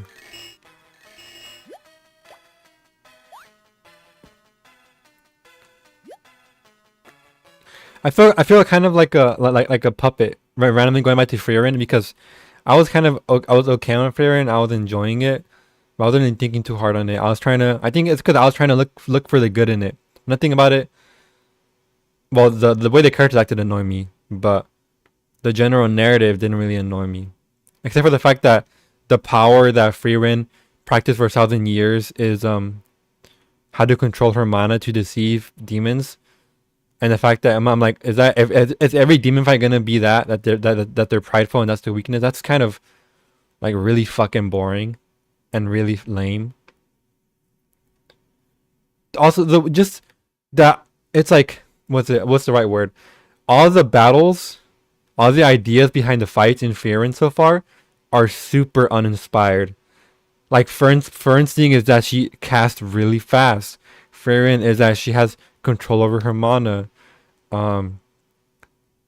the red hair guy is that he doesn't give up easily. Like the holy shit, like this mangaka was not born to create action. Get them out the fucking writing room. Madhouse is saving all the action. It's Killy actually, and it's just because he kills author's own words. That's funny. You know what else is funny? Kyrie, another way of saying Kyrie is Killy. So, I mean, I believe it.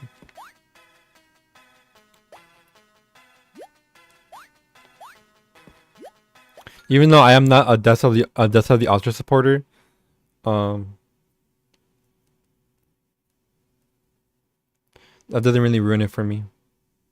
You kind of learn that a lot of things, even if unintentional, could be subconscious, and even if not subconscious, it still works for what is intentional. I think that's the most I can do. Is like I'm not gonna make an interpretation that's entirely unintentional that I believe is unintended by the author, but if it works with what is intended in there, then that's just the way writing works. Writing is alive. Writing is what you write is alive. I came up with a weird metaphor last night about Freyrin. What is it? DBZ did the mana thing 30 years ago. But DBZ at least is about like choreography, martial arts.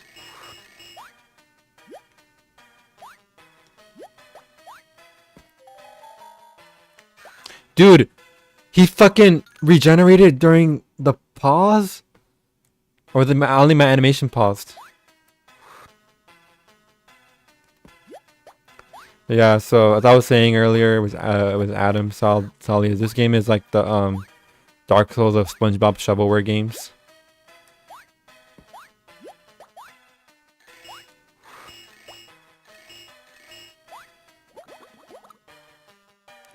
I hope I didn't miss anything in the bottom.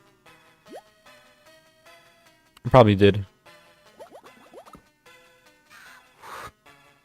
I didn't, I'm dumb.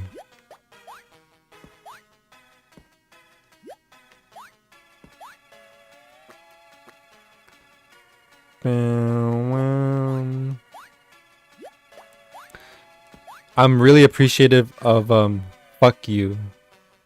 Hey, never mind, thank you.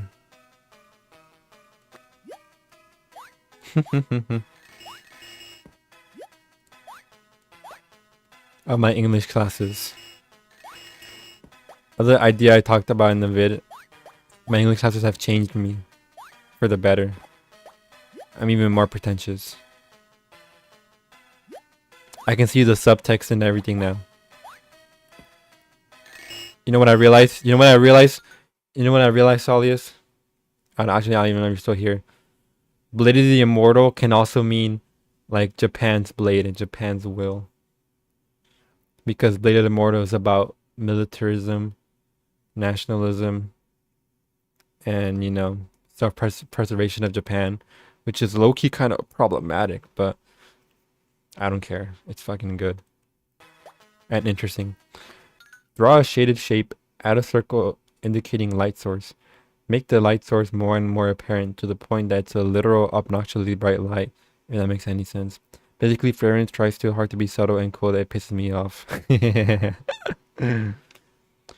I like the word someone tweeted it. Someone said that all the characters are lethargic.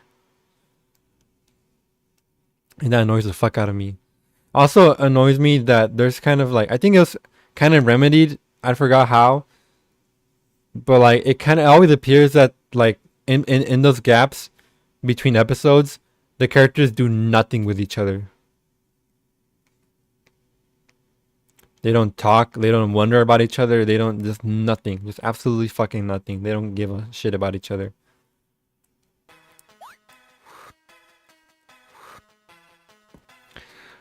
It's just insane how is Freyrin number one?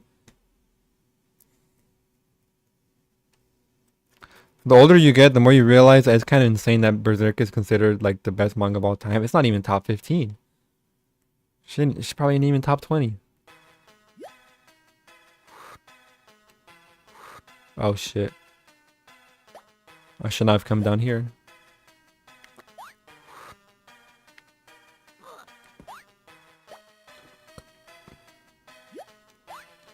Okay, well, we're going to the top then.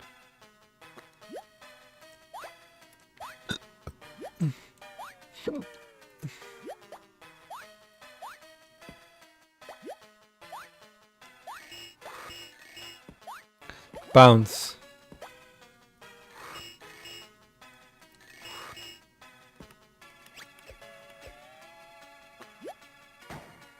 Oh. No, not bounce. Whoever decided to make every character a Kudere was not cooking. The mangaka? It's not an anime original, remember? He just died. Look at SpongeBob's sociopathic eyes. He just killed a resident. The real SpongeBob would never kill a jellyfish.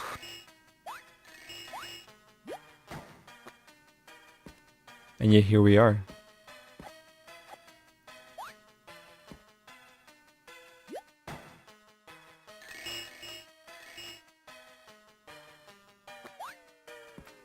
The character variety in Fairyland is just bad. And the characters are like gimmicky. And they're super quiet all the time, so they're not even like Demon Slayer where maybe like, you know, Monkey the Typewriter, they say so much shit that at least one or two sentences will come out funny. No.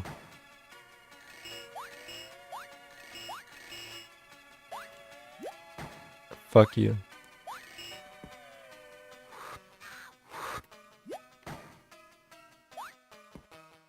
Kill.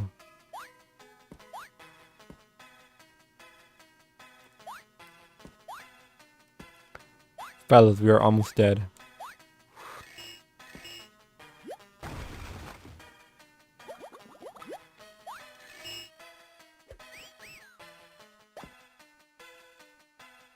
It didn't refresh my lives. My health bar.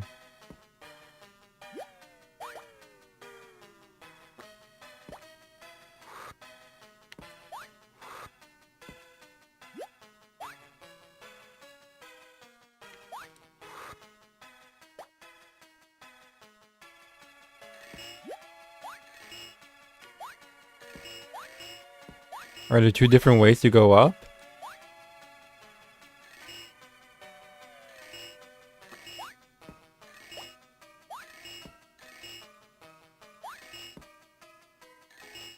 This guy's scary. Enjoy your food, sir. Oh my god, that was weird. A delivery. Mr. Krabs is an evil guy.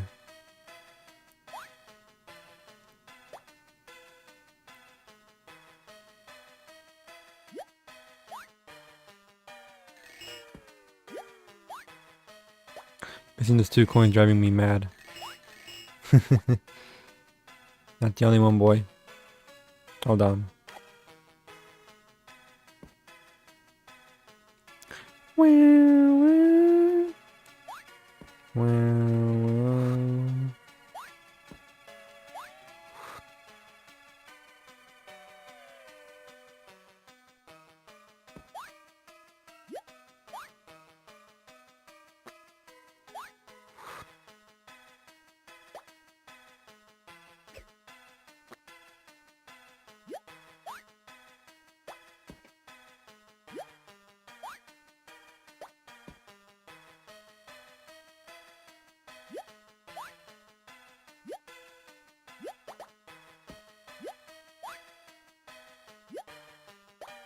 Oh my god.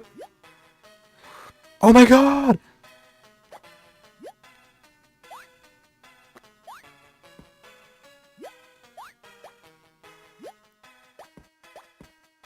Why did it pop? We did it. Oh, thank god we didn't miss this.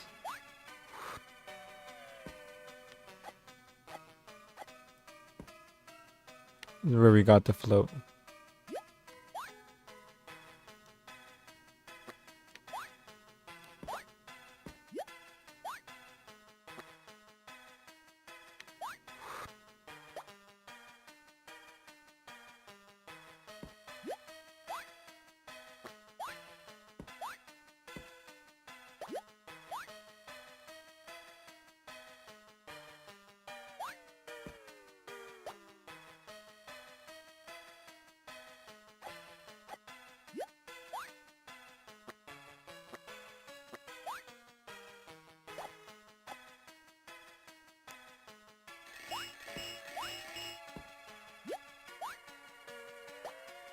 Lol, this food. Up the wazoo. A lot of chests in this level.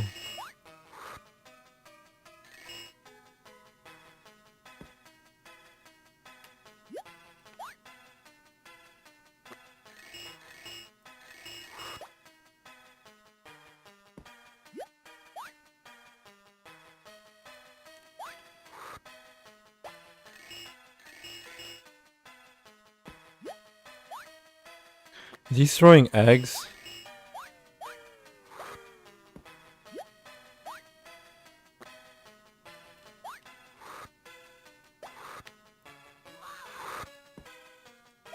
Uh-oh.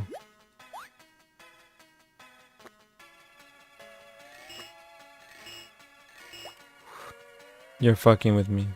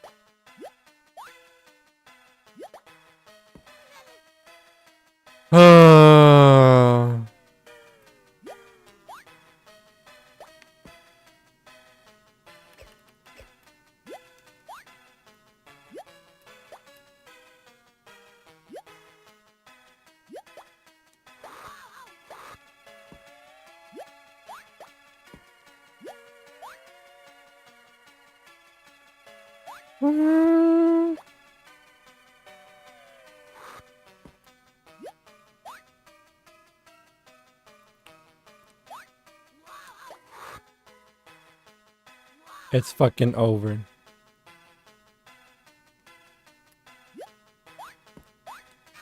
Are you fucking...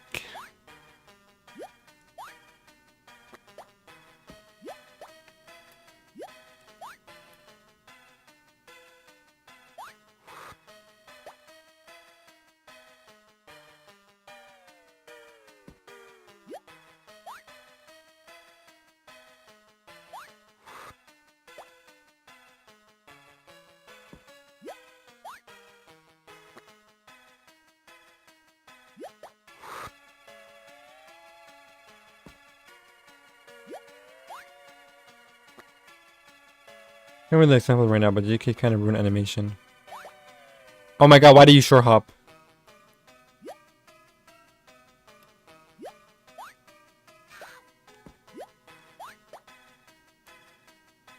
What did you make everything about oh my god. One Piece ruined animation. You have to be fucking kidding me, dude. This is harder than any level in Celeste.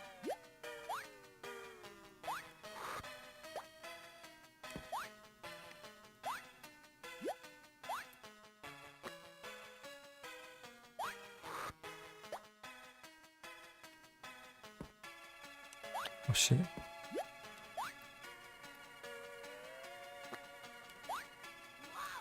Why? Why are you doing that? Guys, it's literally almost over.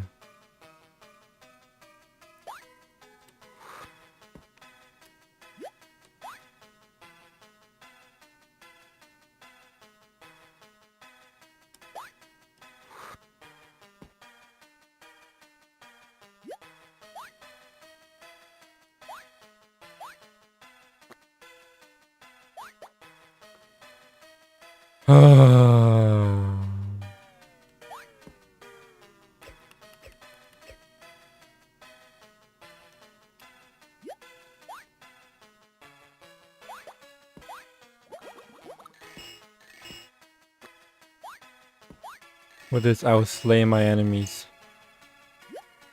We have not had to blow upward in a fat minute, huh? Like I forgot, that probably would have helped with a couple of Challenges later. The immortal jellyfish.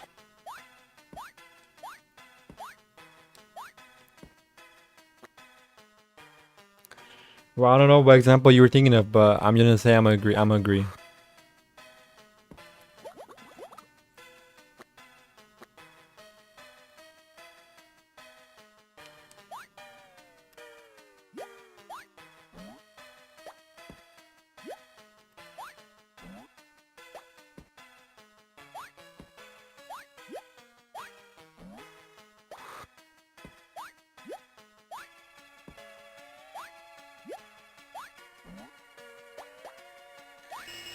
Oh wait. Oh.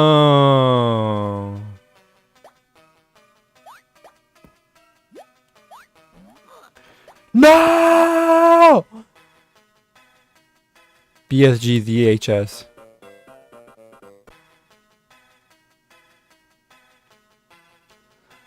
Oh my god, we have to restart. Oh my god. Oh.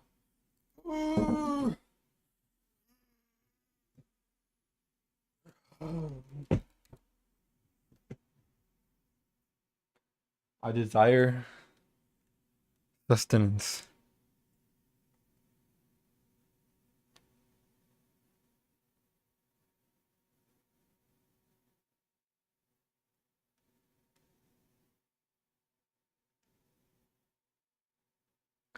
Bam, bam, bam, bam, bam, bam.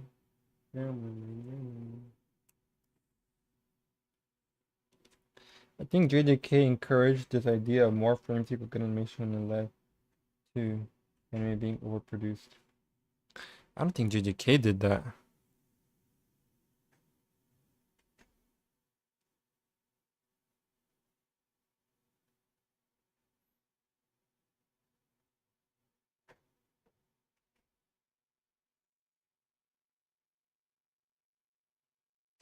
Yo.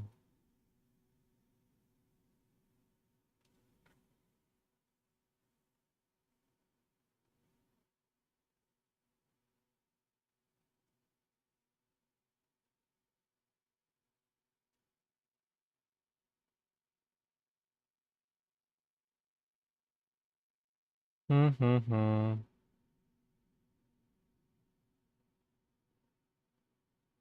ordering food right now.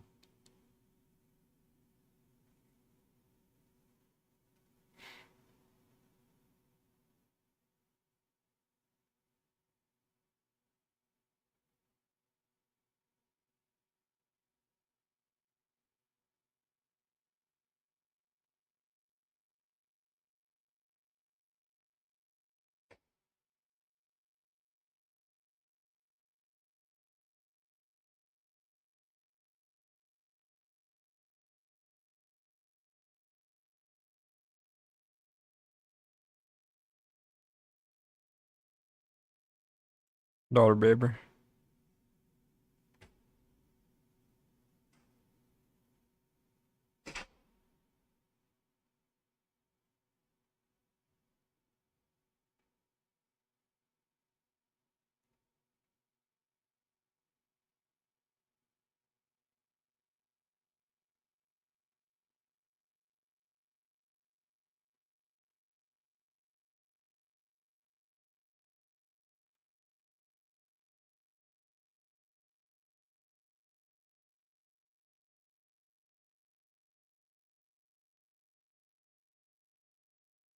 DP5.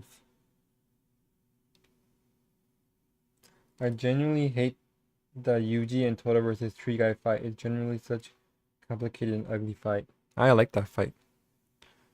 The way the tree it's a bit too much on certain frames. I don't think it's too much frames. I think it's just a little messy.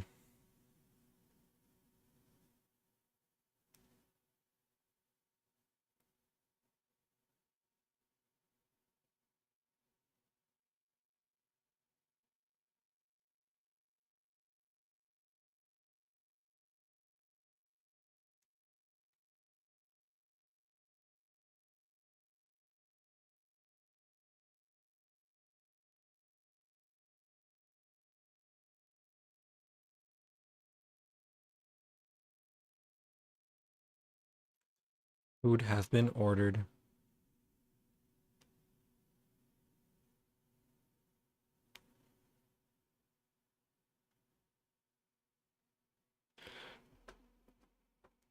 Alright. Now back to the good part. There's a lot of movement, but also hard to follow and make out. Not for a trained eye like me. But I can see how it'll be hard for mortals. So I agree with you. Fuck! Alright, restart.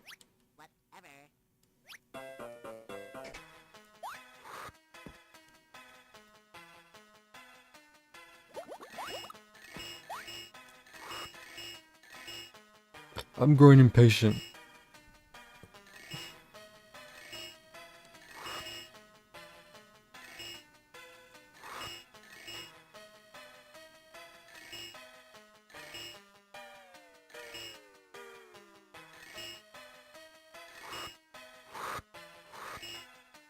Almost fucked up.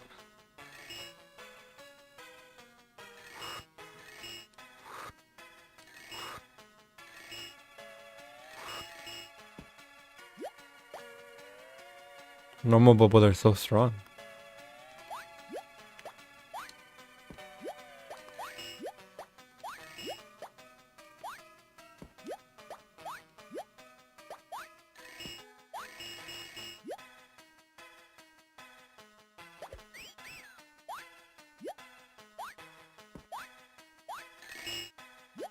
Then he ripped his pants.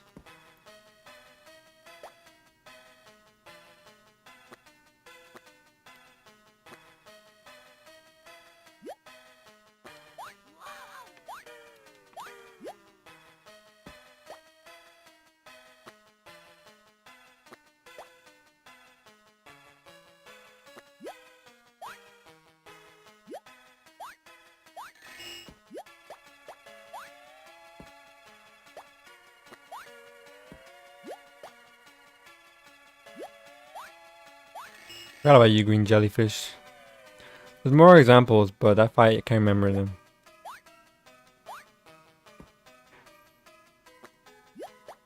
Surprised more anime didn't go after a Demon Slayer style. Rather than hire people who are actually really skilled at, you know. Then again,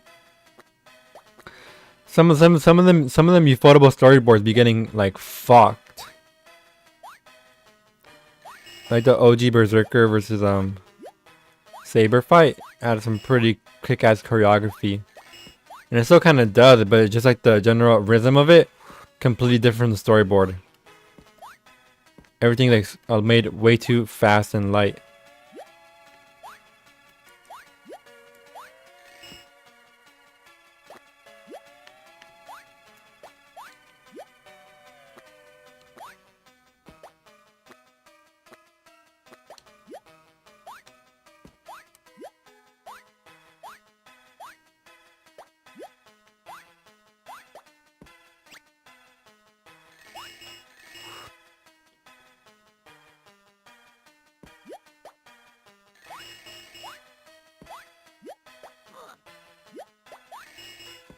How did he pop my shit?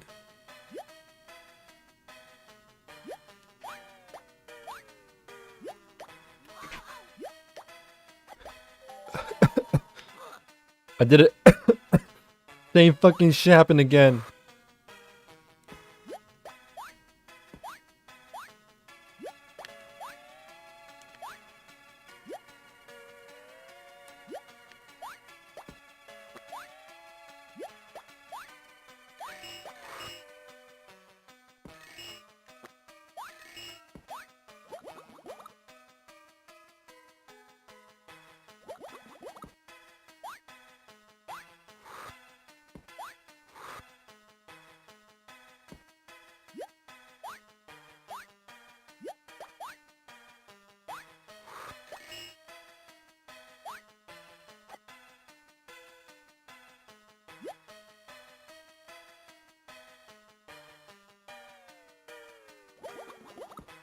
Am I gonna make the same mistake again?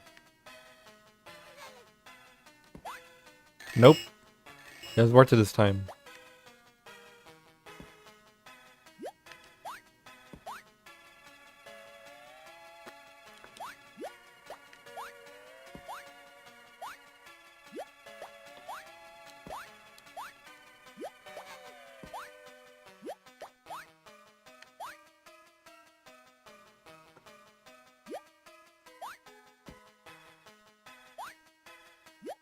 Oh, I see why it's hard mode. We start off with 3. Every life starts off with 3 underwear instead of max.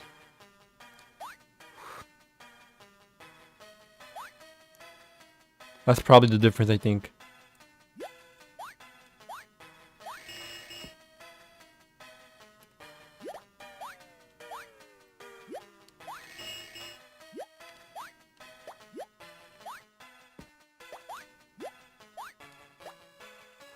Oh shit.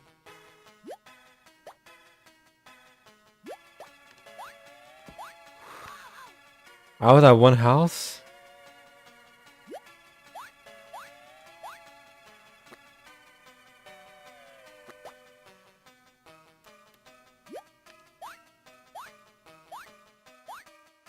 Oh. I don't remember that.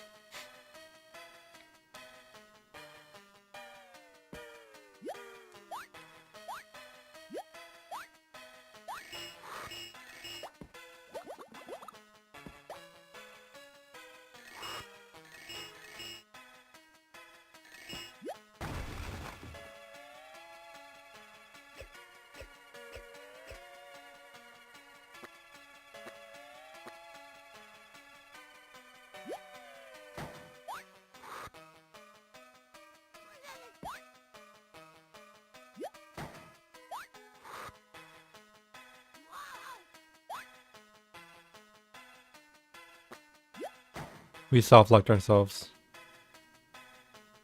Oh, that's why this is here.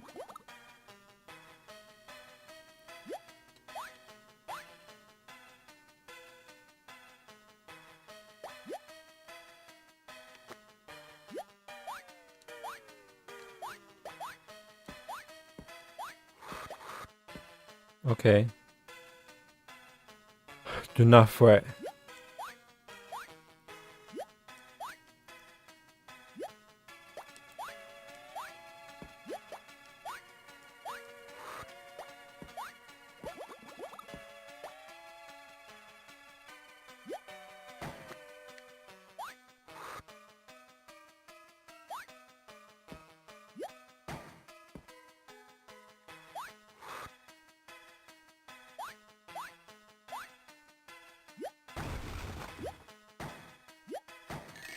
Easy.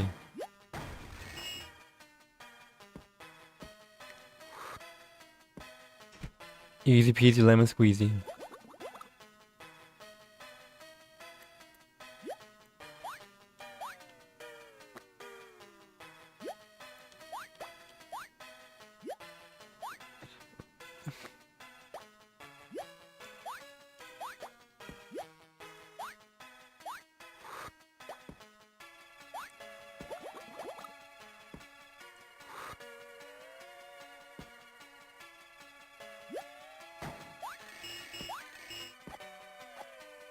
La boba, la boba.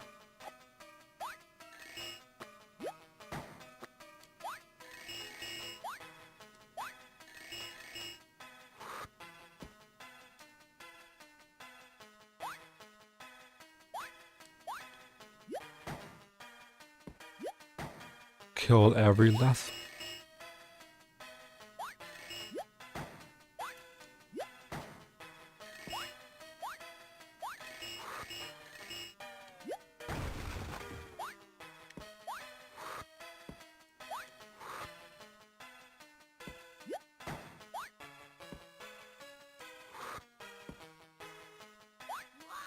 Why it responds when it's off screen?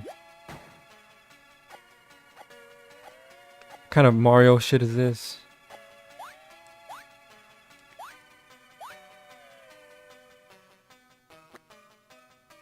I don't think even Mario enemies do that. Oh, okay.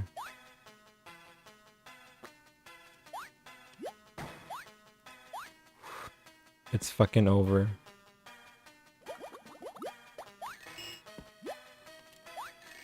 Wait. Our saving grace?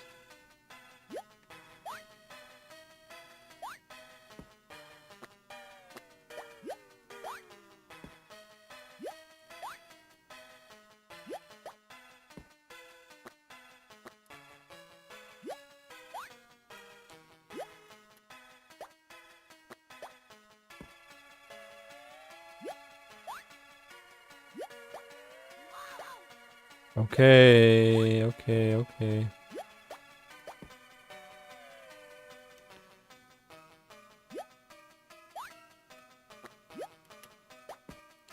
I saw a short about Cuphead production in the comments behind me how much I hate normies. I reminded every waking moment of my life.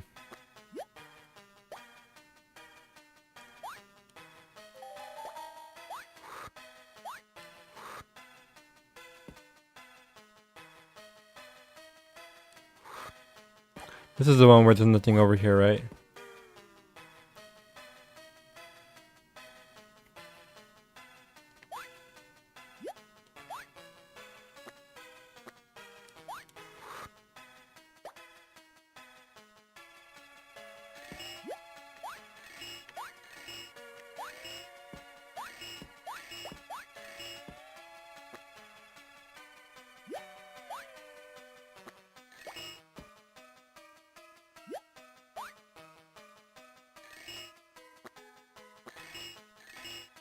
They're not in a way. They're not aligned in a way where you can get them in one float up.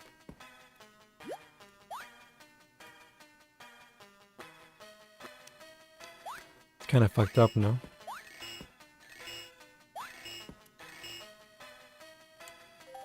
Under your food, sir. I want food.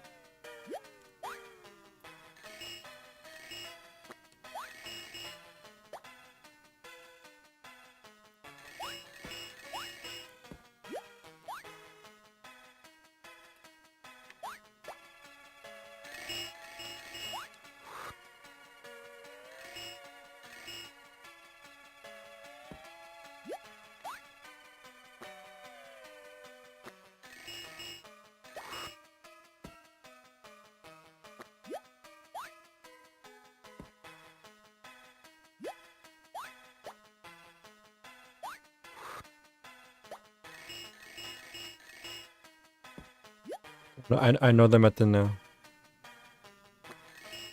There's a method to the madness.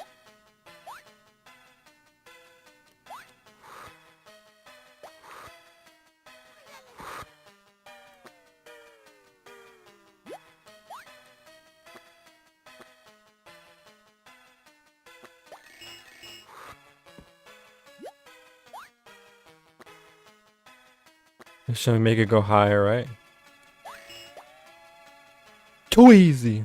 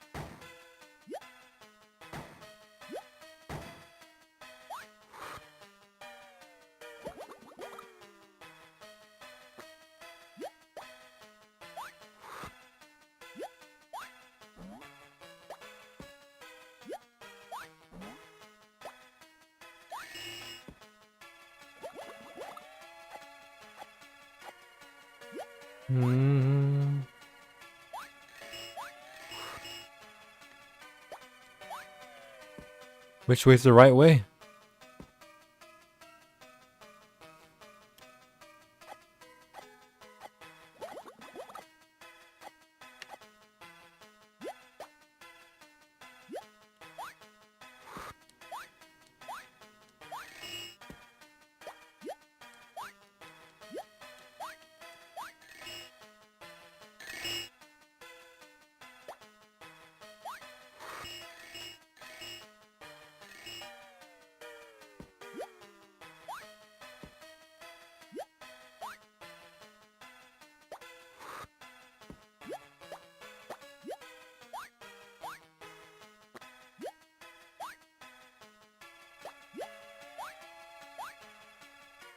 I know how to do this.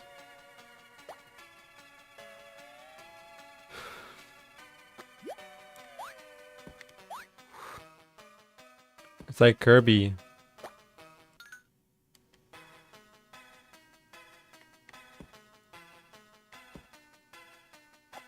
Went the wrong way, I guess.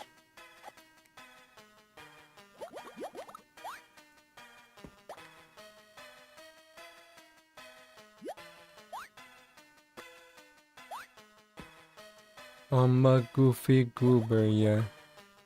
We're all goofy goobers, yeah. Whoops. Fucking whoops.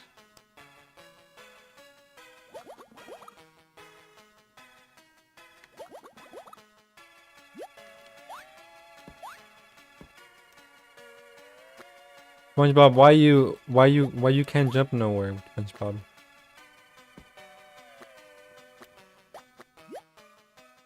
The normie is back.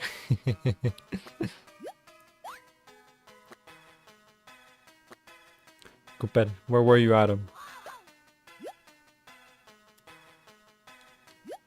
We're talking about how much we hate Freyrin. I know you as a German have a bone to pick with Freyrin. Twitter and YouTube shorts. What do all their names mean again? What is Freyrin's name? Bold?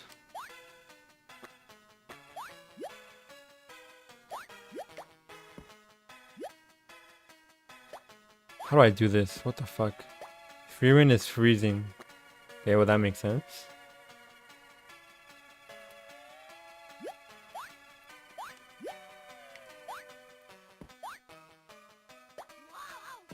The aim on this guy.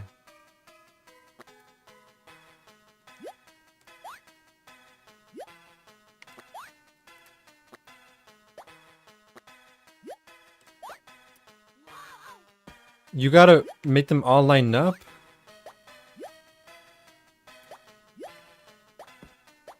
What the fuck? Give me one more. Give me one at a time. Okay, what about Himmel?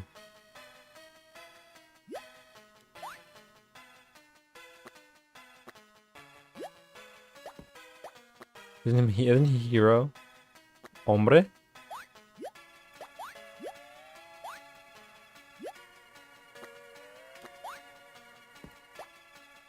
Himmel is heaven sky.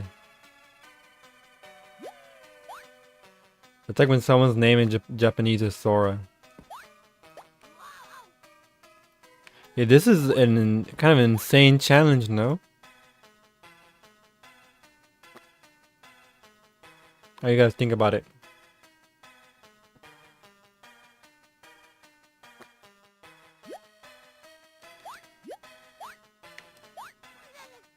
That fucking...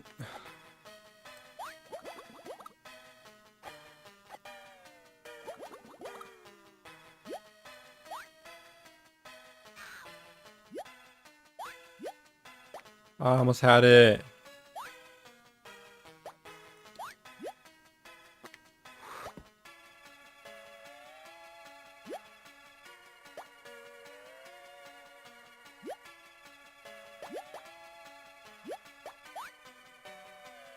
Did I do the glitch that makes him go farther away?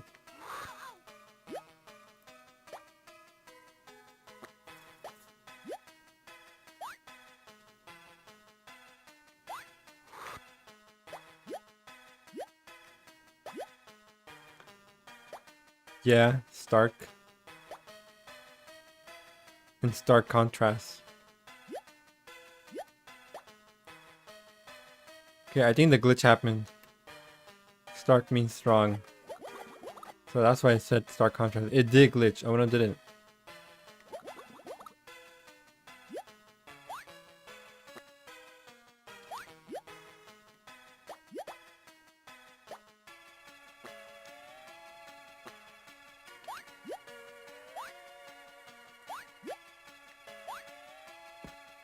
What the fuck? You mean that's not enough?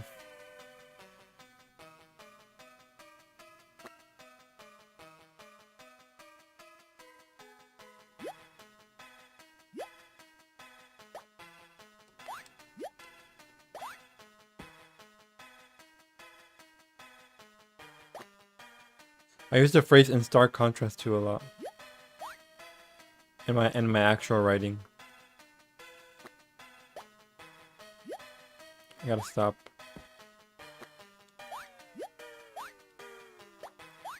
Oh.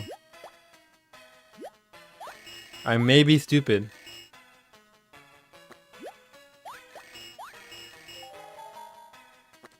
We missed 10 coins somewhere.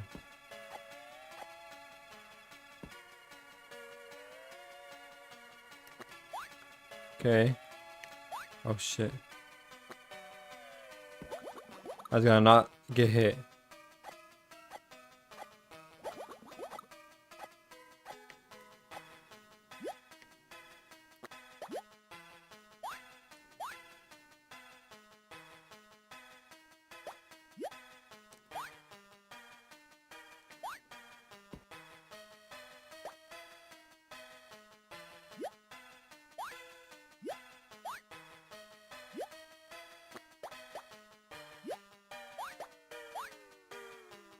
I'm so fucking scared right now.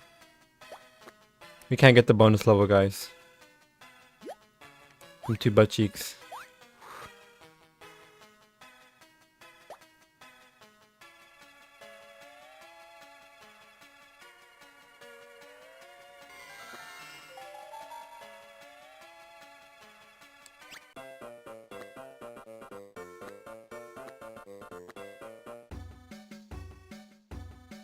Ah, Spongebob, how goes the hunt? Here, deliver this Krabby Patty pizza to the Outback.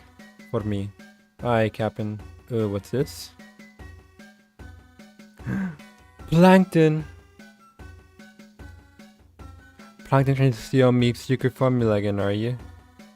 When I get that formula, I'll run you out of business. Look, his icon, his talk icon is him under the magnifying glass. Guess how small he is.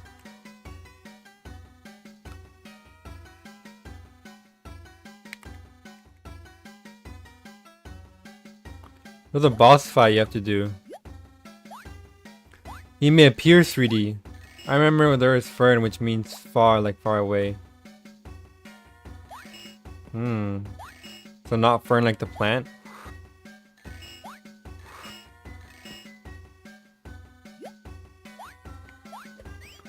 Look!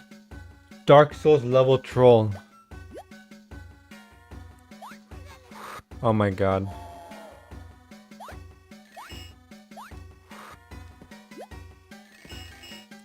They really did a desert level theme for a fucking sandy part of the ocean. This game is too funny.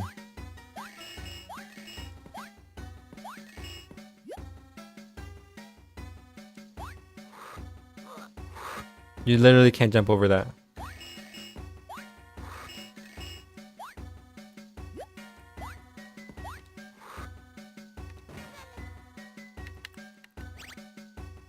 BSG 1HS.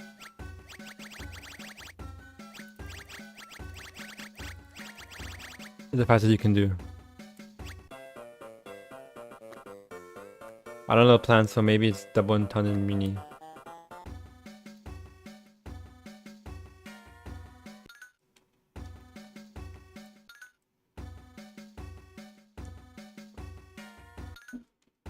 Let me skip.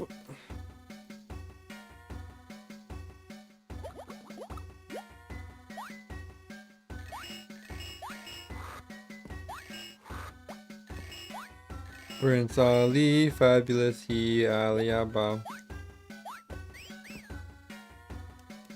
People will proudly tell you that one of the best SNES games is fucking Aladdin.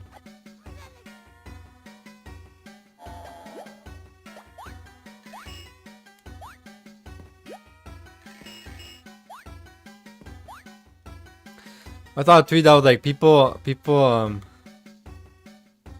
Nintendo YouTubers made people greatly overestimate the cultural importance of Mega Man. And like low-key they might be right. They're trying to tell you that Mega Man 2 was one of the best games ever made. Like that's just it's just Mega Man, bro.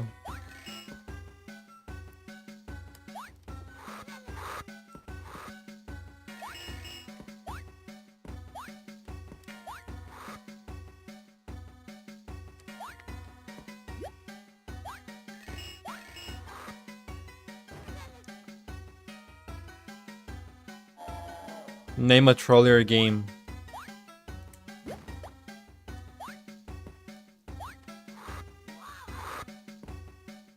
Not even Dark Souls 2.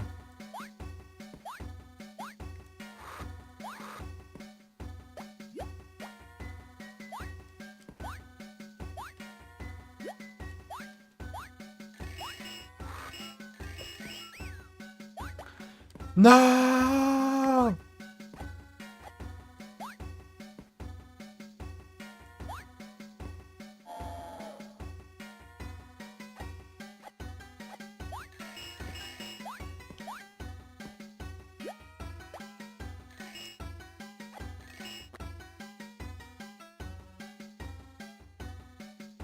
Dude, you cannot jump into that.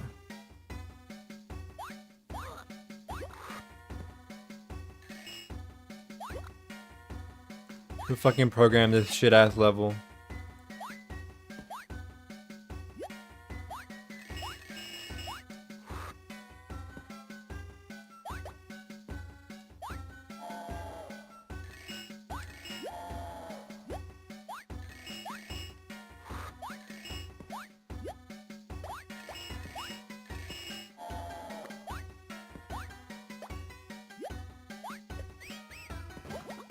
Oh my god, dude, the tumbleweeds. It's fucking crazy. Adam, I'm about to eat, so think of a video for me to react to.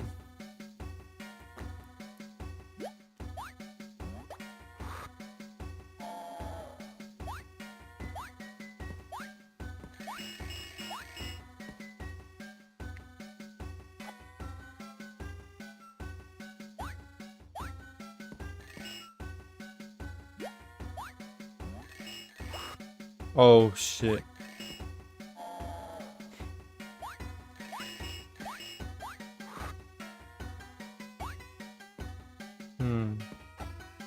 What's here?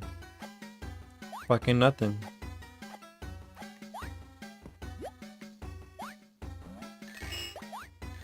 Oh shit, it's him! It's fucking him! Thanks for the food, mister. I had 4 biscuits, but I ate 1 and now I have 3. The customer's always right. Shut the hell up, kid. Give me your goddamn biscuits.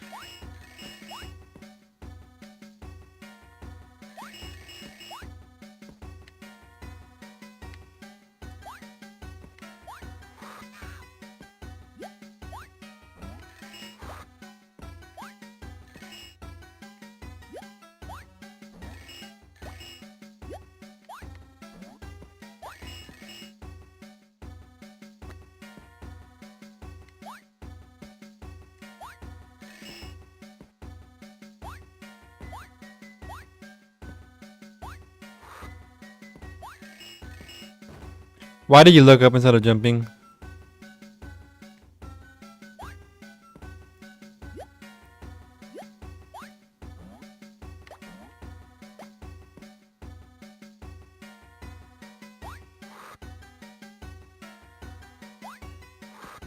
Do y'all know the method?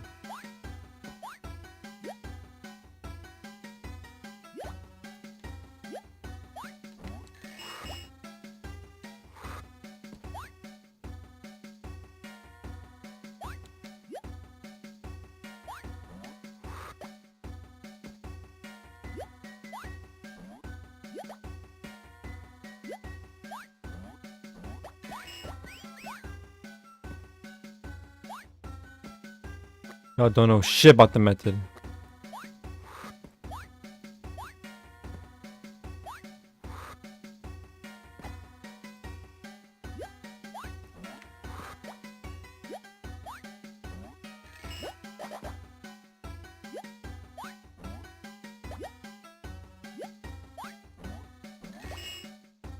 Oh shit!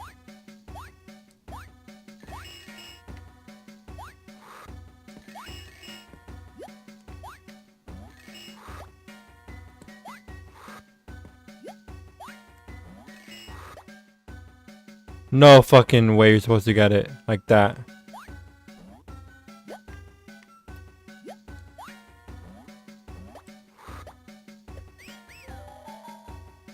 This is a kid's game. Am I just stupid? I don't think a kid could come up with this. Maybe it's meant for like older kids.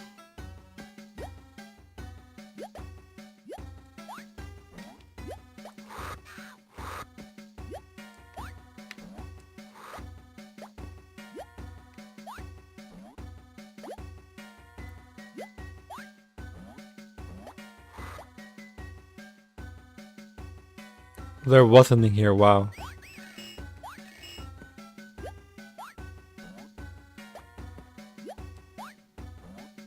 Oh my god, the amount of secrets right now.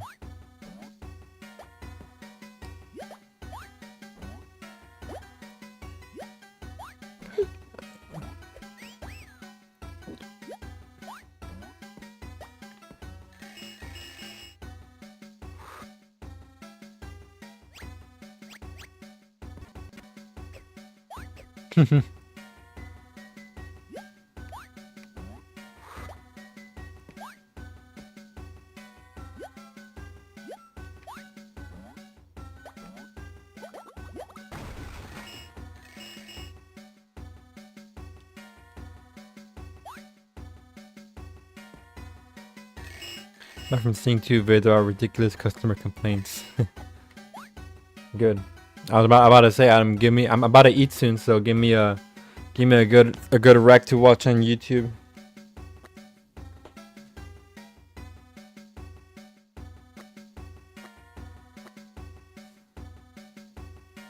Or think of something good to watch.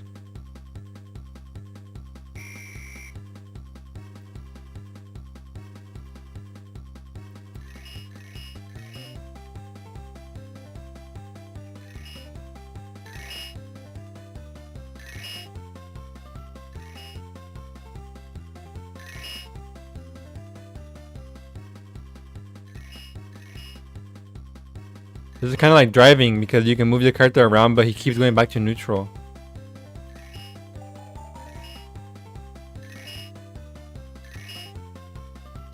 Do you think this is impressive, Adam? Oh, we missed the bonus underwear.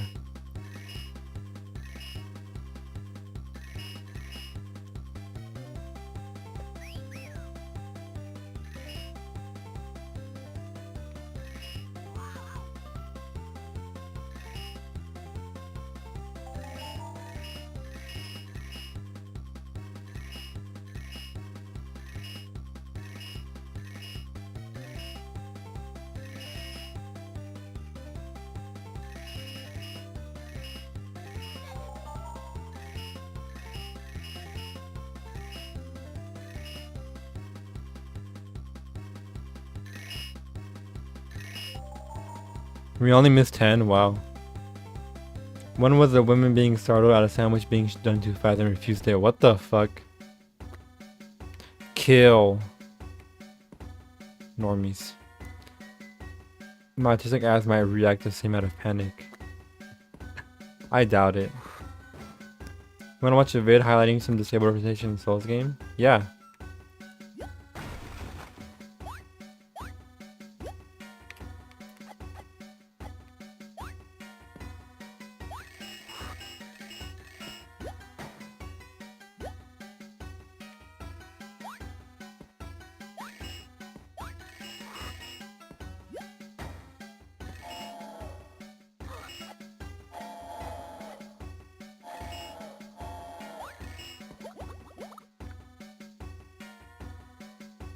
Whoever made this game was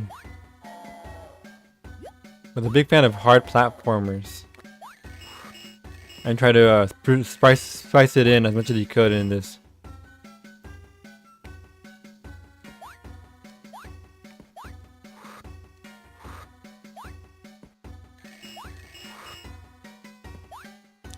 Actually, the bats coming at people, isn't that like, could that be like Castlevania?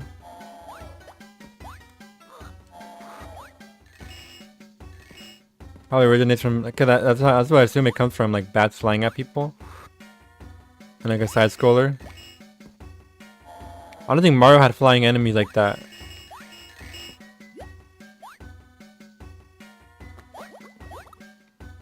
Problem solver isn't afraid of disability. Well, I am.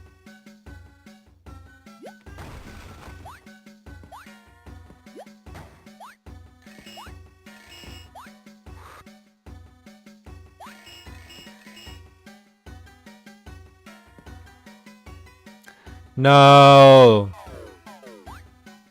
Whoa, wait, what? We only have one key?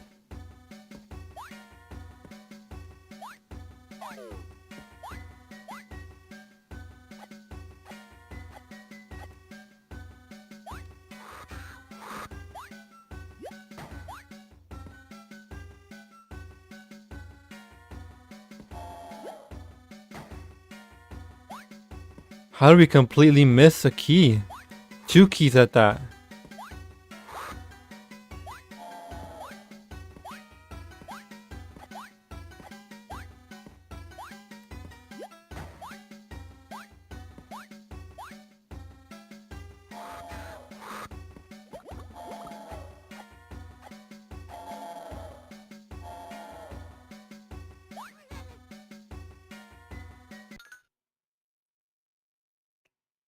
We've been almost everywhere. First of all, how did we miss 1 coin? What the fuck?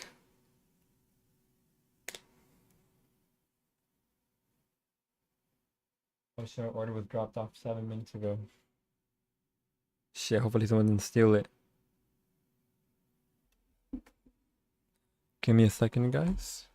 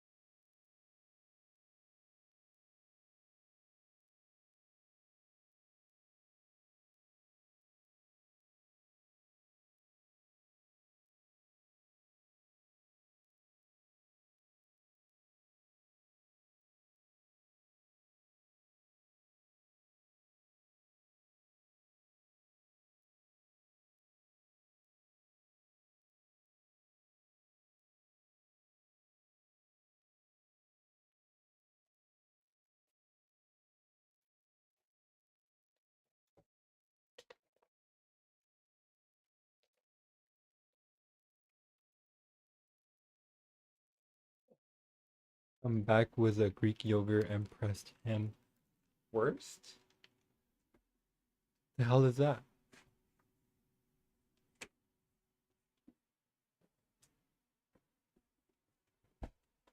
Oh shit.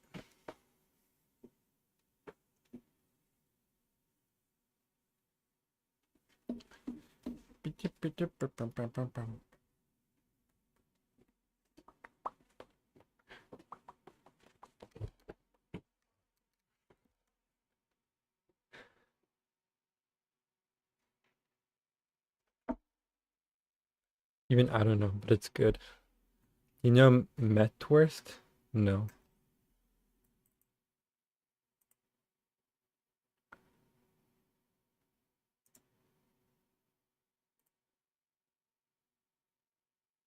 Right. My sock puppets.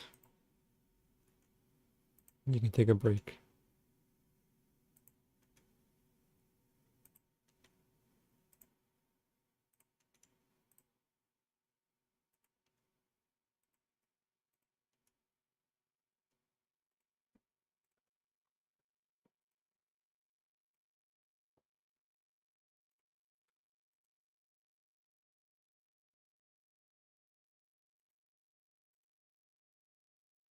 If From Software isn't afraid of disability, then why am I not in the game?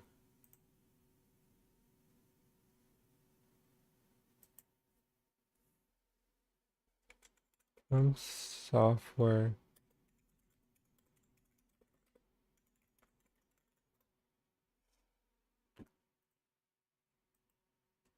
$32 minutes? That's fine. New subscriber Mark Baker.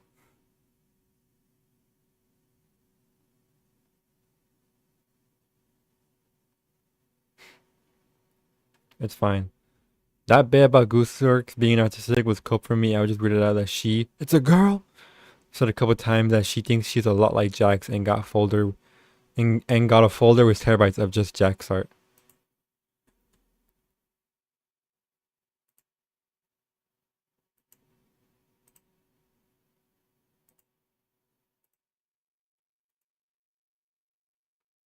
One point 25 speed. Game since the early 90s, covering a wide array of genres from I action, hate third-person 1.25 shooter, speed. survival horror, and hack and I only slash. do that when I Out of their disrespect the entire video. repertoire, though, they're most famous for their Souls games. Games that encourage you to thoroughly explore their levels and study the carefully crafted descriptions for each item to piece together your own interpretation of the story. You meet well-developed characters throughout the games that only build up the story further, all the while facing daunting bosses that leave a distinct sense of Well-developed pride and characters. exhilaration upon defeat that pushes players to keep going no matter what hardships are to come. Much has been written and spoke about set aspects of these games, but one detail I haven't noticed others comment on is the consistent inclusion of disabled bosses and characters throughout the series. They appear in the beginning in Demon Souls and return throughout each game up to Night Rain. As a disabled woman, I'm very invested in seeing characters with disabilities, especially those with visible ones. But what's special about FromSoft isn't simply the inclusion of disabled characters, it's that they engage with different characters' disabilities differently. Some are hyper-competent and their disabilities don't appear to limit them in any way, but others are noticeably more affected, and some you can even use their disabilities against them to get what you want. This shows that FromSoft isn't squeamish over playing with how disability affects their characters, nor are they shy with having a lot of them. So let's explore who these characters are and how each of their disabilities affect their stories, along with how these depictions speak of disability in real life, starting with the very first game in the series, Demon Souls. Demon Souls. Upon achieving pure white tendency in the Stonefang mines, you'll happen upon a squatter holed up in a now no longer abandoned tunnel. Upon appearances, nothing about him seems out of the ordinary, but once you speak to him, what's different becomes apparent. You cats! Oh, you nearly Patches? creeping up on me like that. My name is Scurvy. Why is he disabled? Is he bald? Because he's bald? Skurver speaks with a prominent stutter, and upon talking with him, we learn of the existence of the Dragon Bone Smasher sword, which he expresses interest in Bone seeing smashing? in person. What I like about Skurver is that he speaks very confidently. His stutter doesn't come from him being nervous, it's just an affliction. At no point does he apologize for it either, clearly not worried over whether you can understand him, nor is he embarrassed by it. It's rare to see stutters presented this way, and I appreciate that FromSoft did so. He's the only character in the series with a form of speech impediment, which is a shame, because I would like to see it represented more. For any of you who've only played the remake, his voice may come as a surprise, and that's because they remove his stutter in that version. Oh, there you go. You nearly frightened me to death. Creeping The Elite Demon Souls remake. My name is Scurver. I seek treasures of the unknown. Bluepoint made a number of character and world design changes in the remake, and while the majority of them are subjective and whether it was for the better, this one took away a core component to a character, and no reason he could have had for it will make erasing a disability look good. If you only heard Skurver in the remake, I recommend checking out his dialogue from the 2009 version, just to hear what There he should be says. more characters with Thankfully, lists. they didn't eliminate our next character's disability. Or did they? Deep within the temple in the Shrine of Storms lies a behemoth sealed into the walls. You won't be able to see him clearer until you reach the base. As you approach, he'll break out of his stone prison. Once the fight starts, you will immediately notice that he's not running up to you. You see him walking around, attacking aimlessly, and waving his hand around in an effort to touch something. You'll quickly conclude that he's blind. At this point, you might remember a special ring you found in Volataria, or perhaps even the Swamp of Sorrows, the Thief's Ring. Wearing this ring masks your presence, and sure enough, Old Hero can't hear you when you wear it, giving you the upper hand in the fight. This is the first example in these games where you can use a character's disability against them. Doing so doesn't make the fight completely free. His attacks can still hit you, and they pack a punch if they do. I wonder where that's originally from. From how we're using that move a lot, like the character stabbing into the ground and twisting the sword to cause an explosion. Still a big advantage nonetheless. One might feel uncomfortable doing this, and thankfully it's optional if you wish to fight with the ring. But should it be in the game at all? Intentionally taking advantage of a blind character's weak point can certainly leave a bad taste in some people's mouths. But earlier I said that FromSoft wasn't squeamish over engaging with characters' disabilities, and I argued that adding an entire mechanic surrounding theirs to be doing just that. I like the addition of the Thief's Ring in the fight, as it means they made his blindness part of the game loop, and you can actually interact with it. The game also allows you to play as an evil character, so taking advantage of Old Hero would only complement that. If the fight is still uncomfortable, I'm afraid these morally dubious actions don't stop with Old Hero.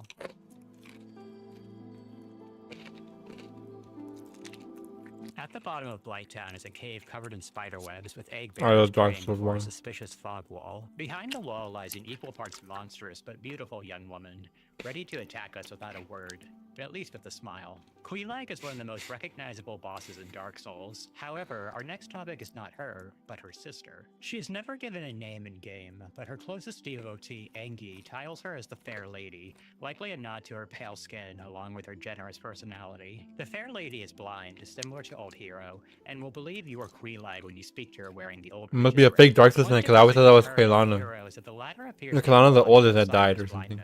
While he struggles a bit finding you, he can lift his giant sword and charge at you with ease. The Fair Lady, on the other hand, is effectively bedridden if a bed were an option for her. You can choose to enter her covenant with or without the old witch's ring, and you can sacrifice humanity to relieve her agony. We never fully heal her, but she thanks you for it if she believes you're Quelaag. The Fair Lady appears to be well respected and very likely given as much care as those around her are capable of giving. She holds nothing but fondness for Quelaag, and while she never addresses Engi, the latter could not make his devotion more clear. If you speak to him more, he'll explain that upon escaping the Great Swamp, he was infected with blight pus, which the Fair Lady sucked out of him to ease his suffering, something that was against Quelaag's wishes, most likely because of the suffering it brought upon the Fair Lady herself. We can safely assume that her blindness and overall poor health came from the blight pus. The narrative on a whole presents the Fair Lady as someone worthy of respect and care. She's not seen as a burden by Quelaag or Engi. The Fair Lady herself doesn't seem to begrudge her position either. As shown with Engi, she is endlessly selfless, never complaining about the pain she's in,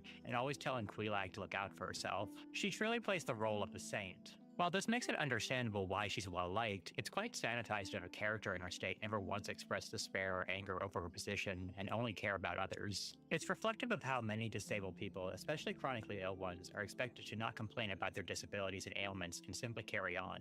Disability is supposed to be silent. There also lies the element of deceit with how you pretend to be Quelaag. As you're given no dialogue options, something that is of minimal quantity across all these games, we can't be sure if we're purposely trying to deceive her or we're unable to share our real identity. Once again, the Fair Lady is reflective of Old Hero in that you take advantage of her blindness as well. However, instead of using it as a tactical advantage, you're taking on the guise of her now late sister, whom you killed. It's hard to say what FromSoftware's intent was for adding this, but I assume the whole ordeal is supposed to make you feel uncomfortable. With Old Hero and the Fair Lady covered, you're likely getting tired of being a conniving little worm, which means you'll appreciate who's coming up next. Oh. As you progress through Dark Souls, you'll learn more about Gwyn, Lord of Cinder, along with his 4 trusted knights. As with most things you read about in Dark Souls, you'll likely assume that these knights are of a bygone age and will never. Yeah, I did feel comfy about that. For a certain value, that's true. Good. You will run into one of the knights, Dragonslayer Ornstein, in Anor Londo halfway through the game, but later learn that he was an old hero. The other 3, however, you do meet, and it's by getting spirited away to that bygone age. After defeating the Sanctuary Guardian, you'll enter the Royal Woods proper and meet 2 individuals that can clue you in on the situation. Thou shalt see further on.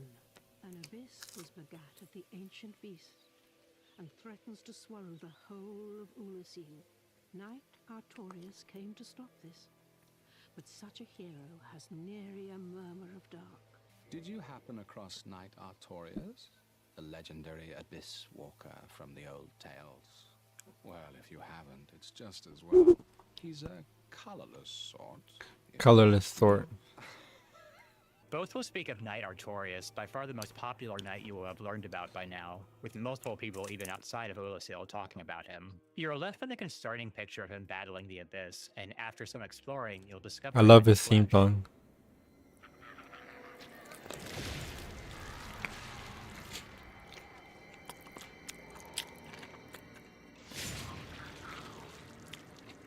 Artorius is one of the most iconic bosses in the entire series. He makes a strong entrance in his opening cutscene with the jump attack on the Abyss Guard. He kills the creature with ease, but as he turns to you, you can see his left arm completely limp at his side. It dangles when he spins around, clearly conveying how unusable it is. Once the fight begins, however, you'll quickly learn that this restriction isn't slowing Artorius down in the slightest. It's still quite obvious he can't use the other arm, but you'll see next to no struggle from him as he fights you. His limp arm and his performance is clearly meant to convey how powerful he is. You have to wonder what he was like at his prime. He's quite different from Old Hero and the Fair Lady. You have nothing to take advantage of. While Artorius is certainly impressive, I'm afraid I don't have more to offer on him than that. His hyper-competence is actually his greatest weakness, as we get no real insight on how his disability affects him, how he feels about it, or how it affects his story at all. This does make sense, given what's happened to him.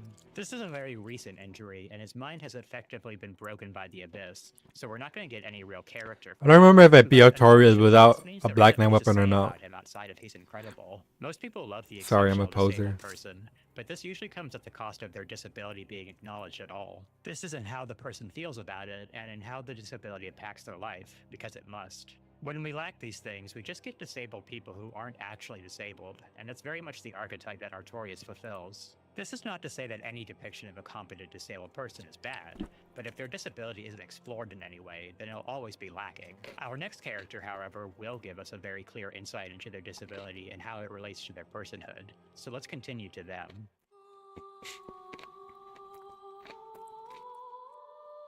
The goat. Past Artorius, there are still two more knights to meet. One, Kieran, can be found at a small grave she made in the Colosseum for Artorius, and the final one requires you to find a key in the derelict Ulasil township.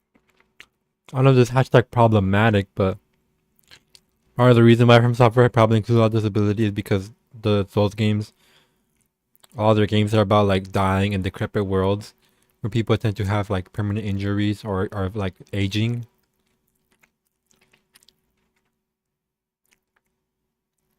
Yeah. Once found, returning to the Colosseum and traversing the surrounding staircase will lead you to stumbling on some carving sounds. Entering the door and climbing the ladder will reveal the source, a giant by the name of Hawkeye Goff. A visitor, have we? Thou must be the one who freed Artorius. An old friend he was. Thanks to thee, he left this world with honor intact. And here I am, retired and blind. Of little help to thee, I'm afraid. Goff's blindness is a result of imprisonment, where his helm's eye holes were stuffed with resin. We can assume the resin damaged his eyes, that's why he doesn't simply remove his helm. Goff initially questions his ability to help you, but he'll notice that you're struggling with Calamite and eventually will offer his services to you. Despite his doubts, his archery is still among the best of them.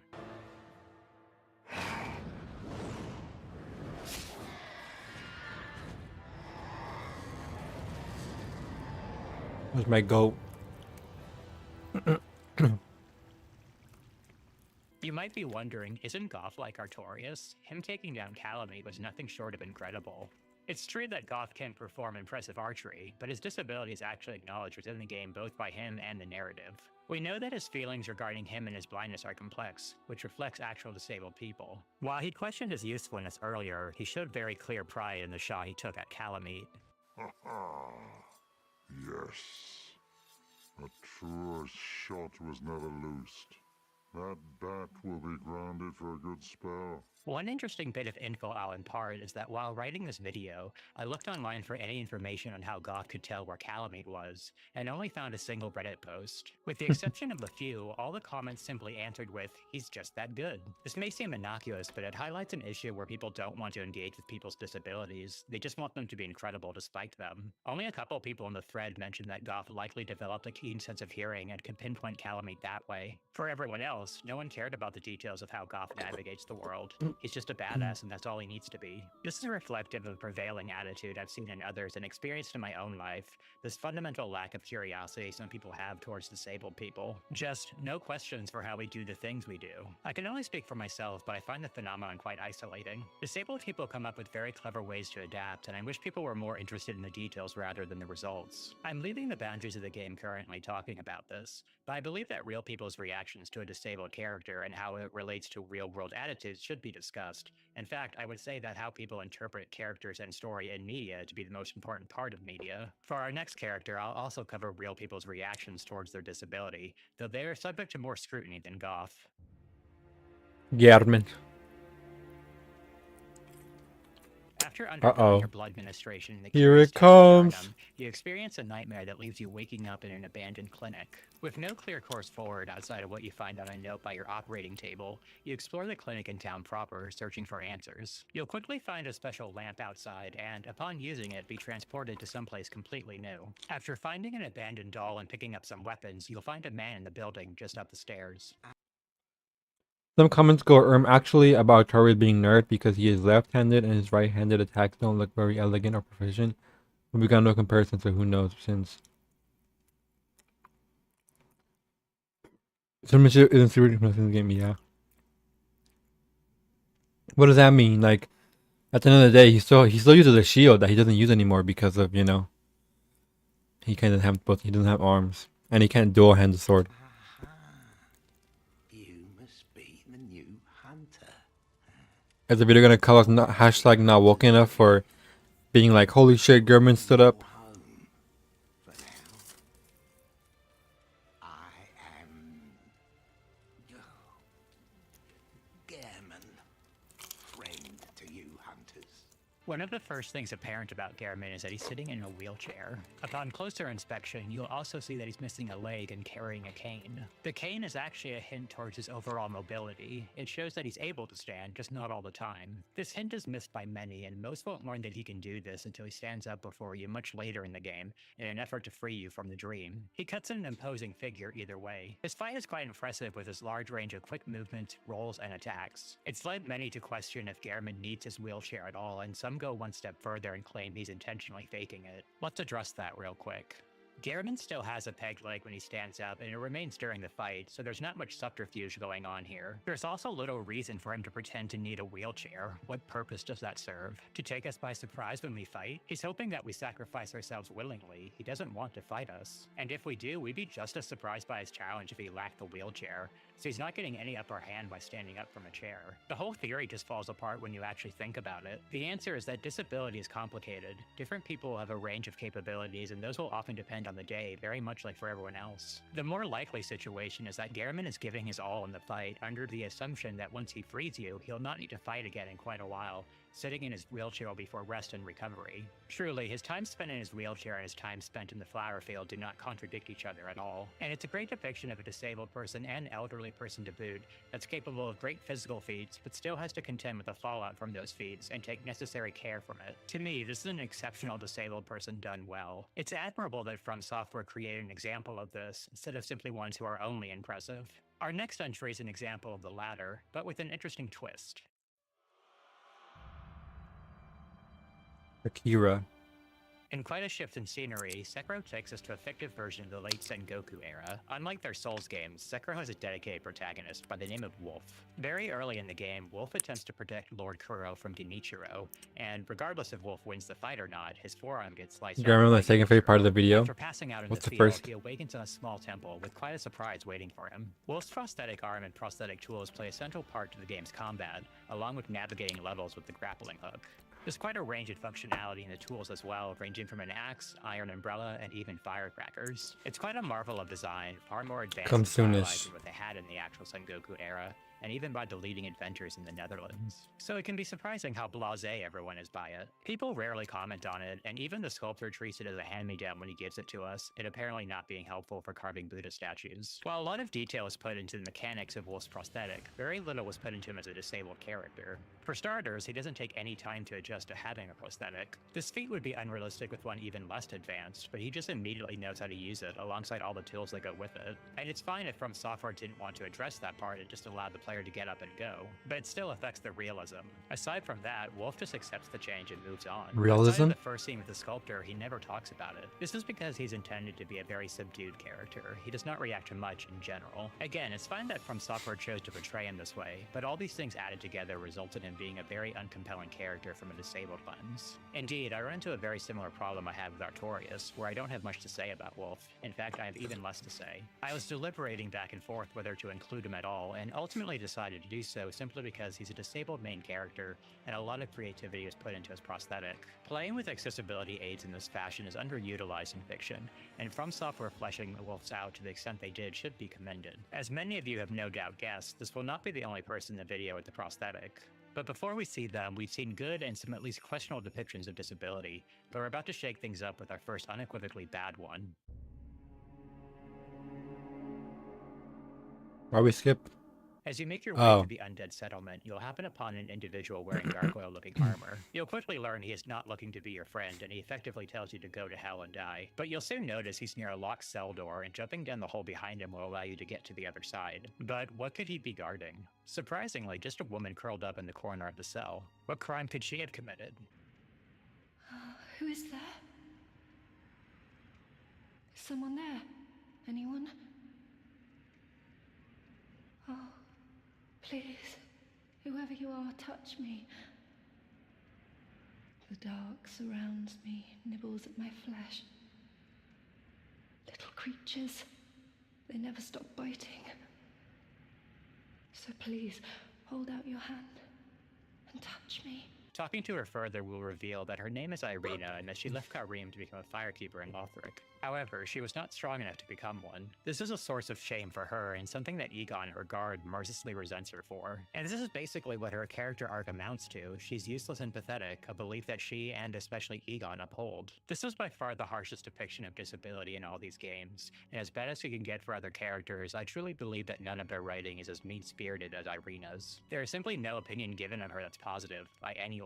She doesn't express any sense of independence or pride either, although I find despair for one situation interesting and realistic, and people living in environments like she does with Egon will internalize their resentment. So I don't begrudge Irina for that. My issue with her writing is nothing challenges the belief that she deserves all this. One ending involves giving Irina dark braille divine tomes and learning their dark miracles from her. The darkness that bites and nibbles at her becomes even stronger, and soon she won't register your touch at all anymore, believing she's alone in her darkness once again. The only way for her to feel your touch is to wear Egon's gauntlets, where she then assumes you're Egon. She then begs you, Egon, to fulfill his promise and kill her, which is the only real option you're given to do. In her other ending, you can help her become a firekeeper by giving her pure braille divine tomes and learning all her miracles from her. Her reward for finally achieving what she never believed she could is being isolated at the bottom of a dilapidated tower, full of the corpses of previous firekeepers, and once again, completely alone. These are the only two endings you can have with her. And I know what you're thinking, doesn't everyone in From Software games get bad endings? First of all, no. Second of all, bad endings should still have good writing. A sad ending should have catharsis, and it should make sense, no matter how much it hurts. It makes no sense for Irina to be isolated like this. And you visiting her doesn't make this better when you're her only source of contact and you're potentially away for days on end. The standard firekeeper you level up with gets to socialize with others in Firelink, so why can't Irina? And surely Egon must have something to say about Irina proving her worth, and no,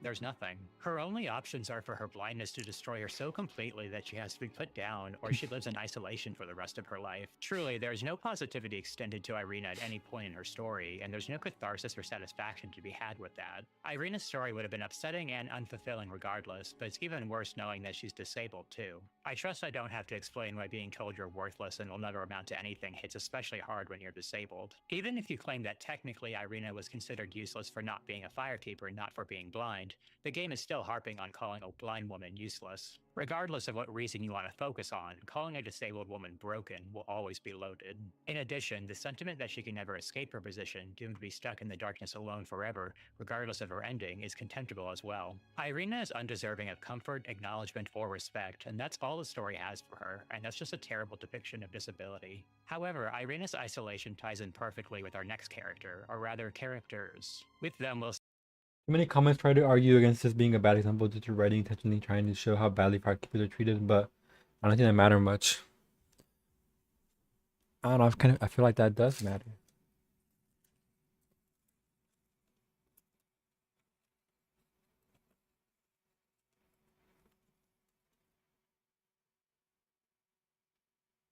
Is it a little unnuanced? Yeah.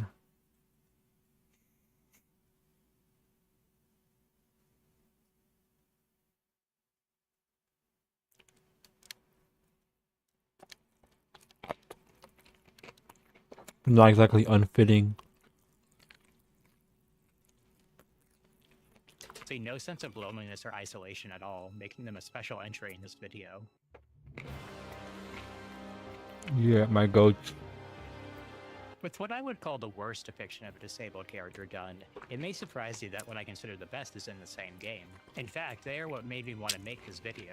In Dark Souls 3, you're tasked with seeking out and destroying 4 Lords of Cinder and then taking their ashes back to Firelink Shrine to give you the power to link the flame once again.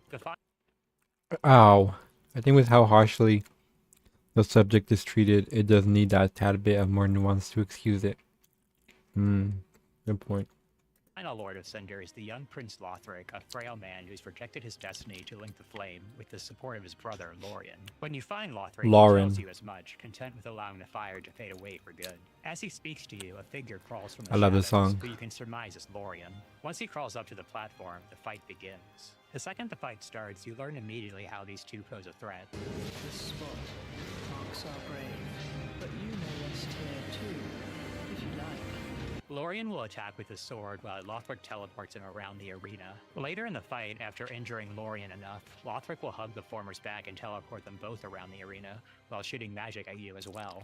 On the surface, this seems like a clever method to portray a duo boss, but there's so much more than that. This is my favorite fight in the From Software games, because this is the first time we see two disabled characters working together, rather than just one by themselves. Neither Lothric nor Lorien would be able to face us if they lacked each other's support, but together they become one of the most challenging bosses in Dark Souls 3. We've covered a few disabled bosses already, with more to come, but all of them face you alone. Even outside of From Software, I don't know of any boss that involves two disabled people working together to cover their blind spots like Lothric and Lorien do.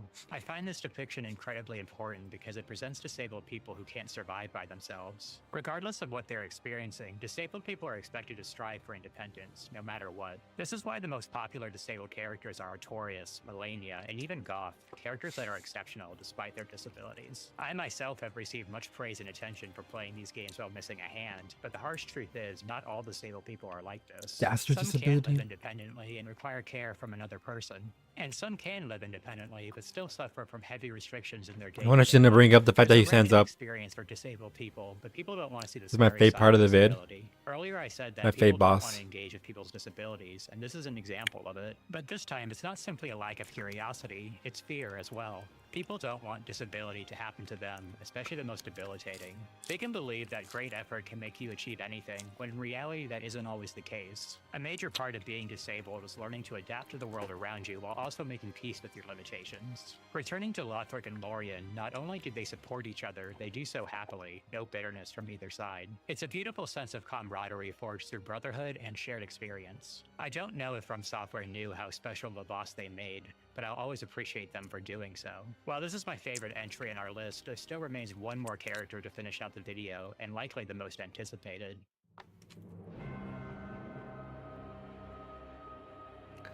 Elden Ring is From Software's first open-world game, and thusly has an abundance of places you can explore. One such late area is Miquella's Halig Tree, a failed-to-be Erd tree raised on Miquella's blood. Upon entering the base of the tree, you'll see a woman sitting in a chair next to the roots, her arm outstretched, touching them. At first, she doesn't appear to notice your presence at all, but then she speaks.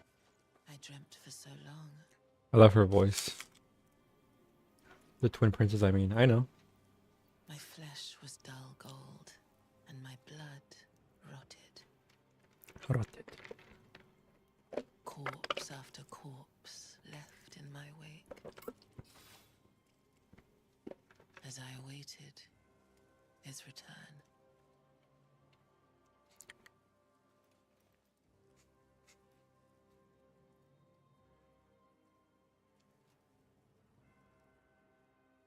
Heed my words. I am Melania, Blade of Mikola.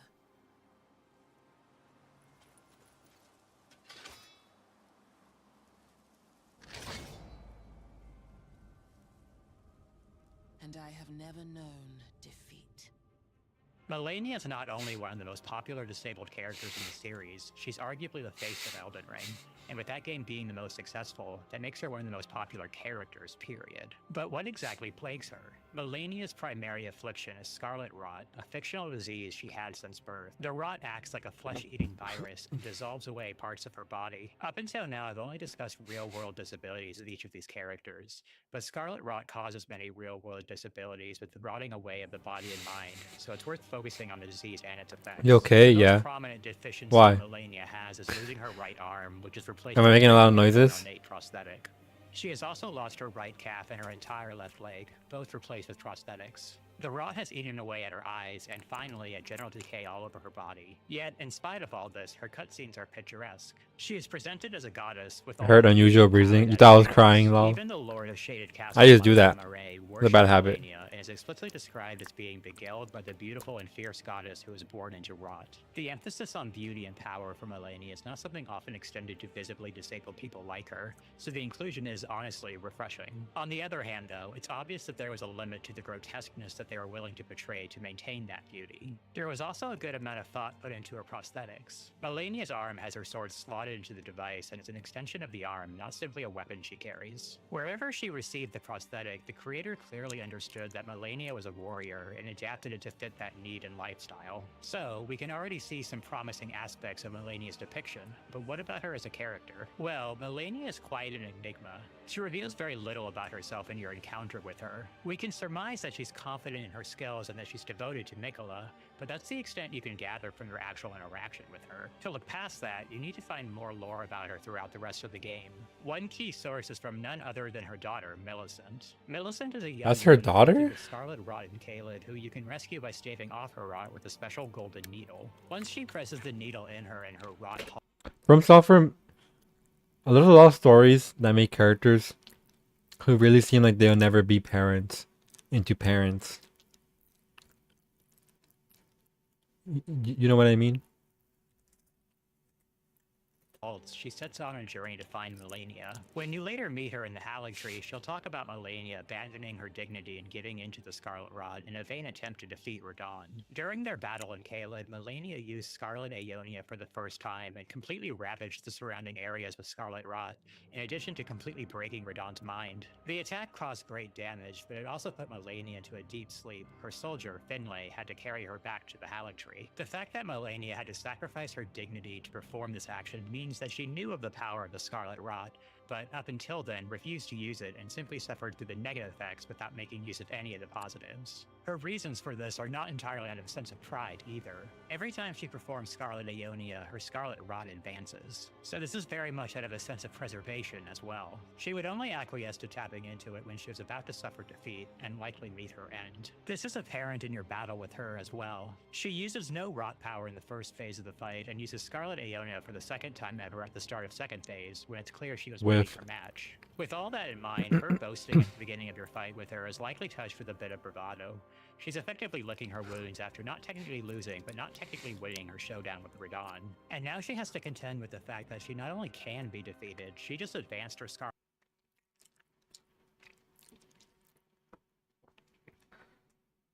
My nerdiest hope is that one day there'll be a 3D animated movie of Elden Ring, and I'll have the full Millennium vs. Radon fight. Scarlet Rot, sacrificing who knows what part of her body next. Surely, this is the lowest we've seen her in her life, and she hides it well when she challenges you. Melania is outwardly a hyper-competent disabled person.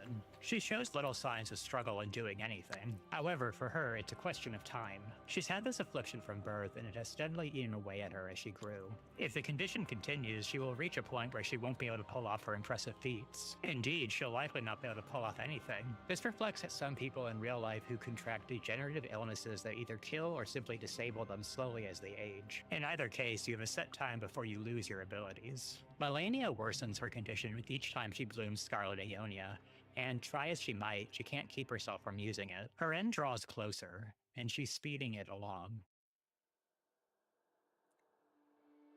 Night Rain. And with that, we've reached the conclusion. So not of the this ER video, movie being ending doing it live all off action with Melania. and being directed by some random ass guy. No, like, was it Alex Garland? Felt the most fitting. This wasn't every single disabled character in these games, but it was all the ones I found the most compelling. Observant viewers may have noticed that there were no characters from Dark Souls 2. There are disabled characters in the game, the old Firekeepers and Dark Tiber Grandal. But Grandal isn't very interesting to me, and the old Firekeeper stories isn't terribly different from the Fair Lady and Irina. I wanted this video to have more focus rather than cover every instance of disability, but it's heartening to know that there are even more outside of what I covered. What's exciting still is that From Software shows no signs of halting their inclusion of disabled characters, as we even have one in Night Rain with Fulgor, a powerful centaur missing his entire left arm. As you damage him in his fight, he'll grow back his arm in the form of a black miasma that takes on the appearance of Manus's or even Clarybeast's arm. And in his Everdark form, he ascends into the heavens and regrows his arm that matches his right one. The implication that the gods themselves answered his prayers and cured him of his disabilities is floated as much as what we already covered. I hope this video was an informative look into disabilities in media and real life. Not only not so random because he has apparently a good biography of movies and really likes ER enough to have played it over 3 or 4 times. Okay, but most normies have played Elden Ring 3 or 4 times, and do they get it? Do they get any Dark Souls or Bloodborne? No. No.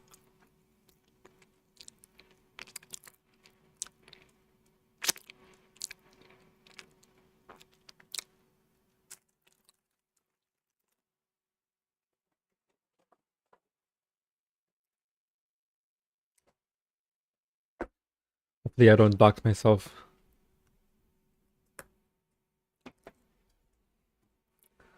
What's his name again?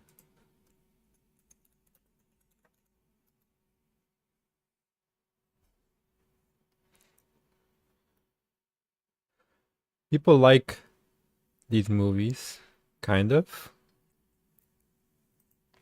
I don't know what it was, but people are saying because of this movie, not this movie, maybe this movie, that they have faith in his directing because it kind of came off as video gamey. One of these. This movie, I kind of wanted to watch it, but then like the way he split up America was like the most insane way, and it's kind of like what's is there a map of who's on whose side?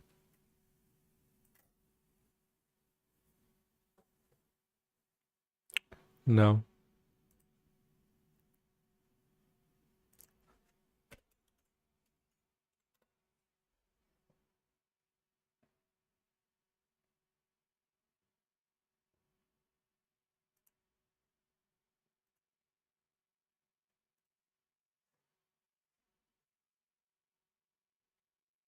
New People's Army, Loyalist States, Florida Alliance, Western Forces.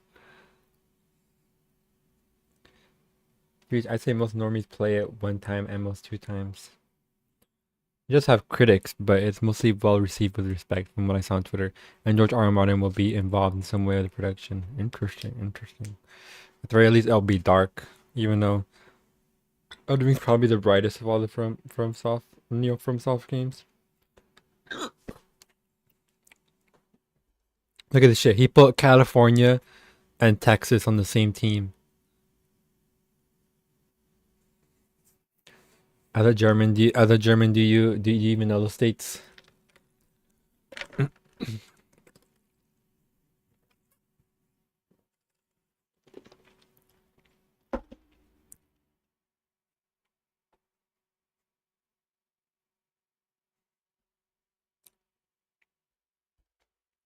This is like what? What's a good example for you? This is like if you paired up, um, I mean, well, both sides of Berlin. A few, but I can't keep them in mind.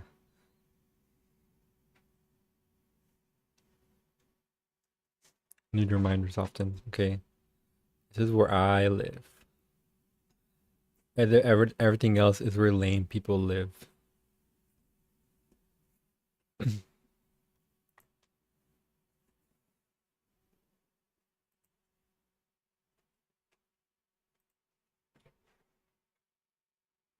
Many such cases.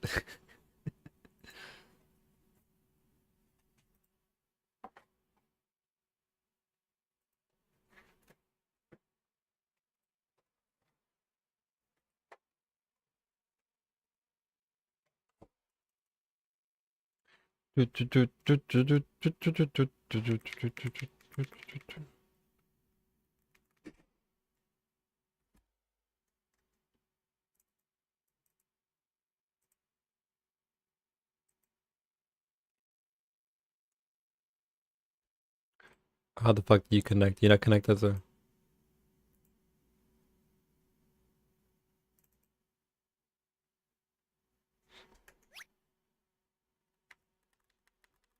controller.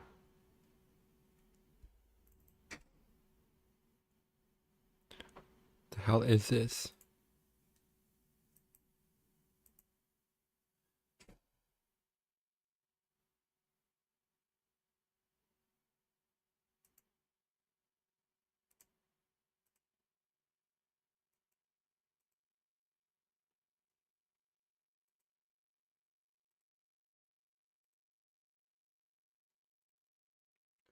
I think I'd mix up California with being a big city sometimes.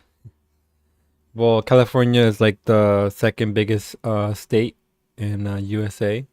It's where LA, Los Angeles, and San Francisco are.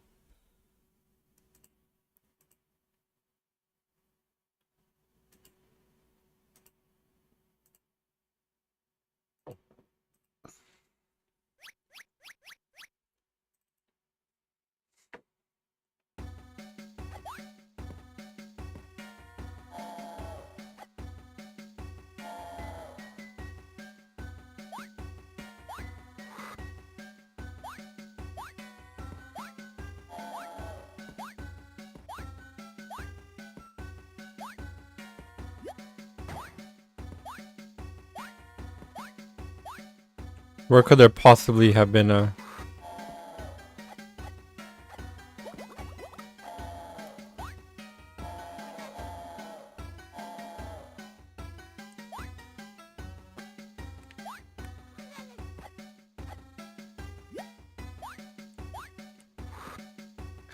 The way it's talked about in media, plus meeting in terms of cities instead of states within a country makes me make assumptions. It's kind of easy for me to forget that states don't exist in Europe, right? In most European countries. I don't think Germany or Britain or France has states.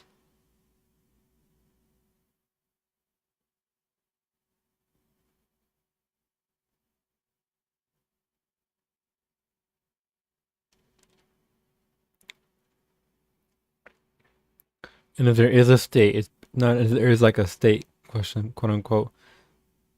They do have states, but much less, and of course smaller. What's Germany states?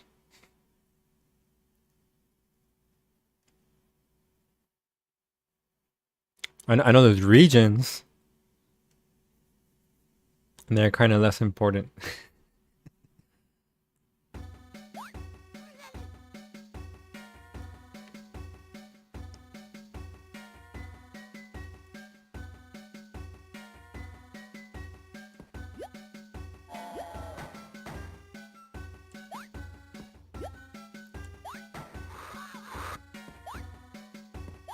Well, you know regions, yeah. Bohemia and Bavaria are different.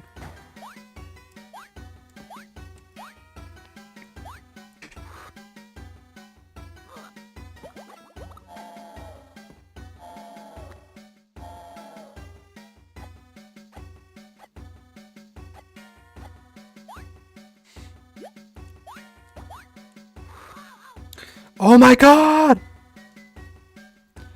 Hold on, wait a minute.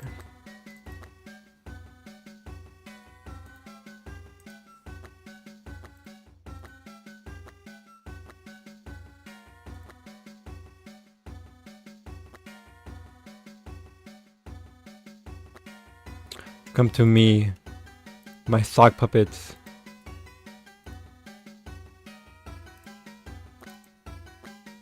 I'm holding on.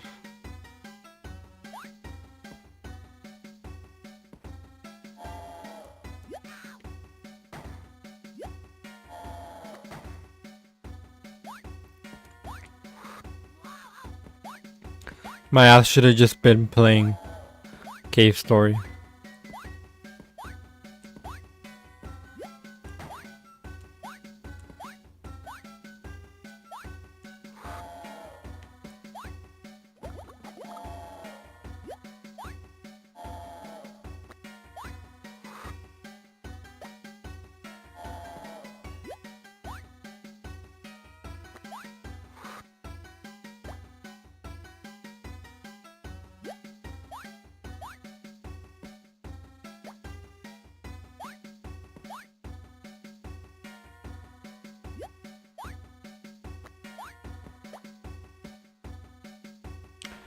Bim bim bim bim bim bim bim bim bim bim bim bim bim. Fuck you.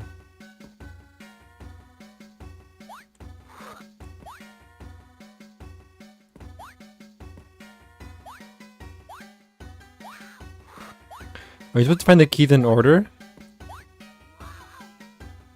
Oh my god, what the fuck?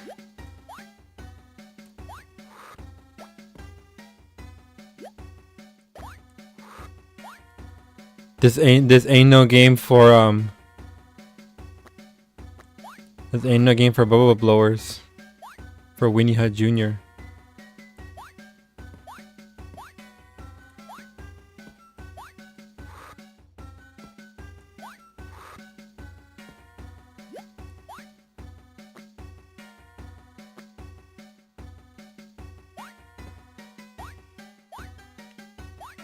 I should have done that.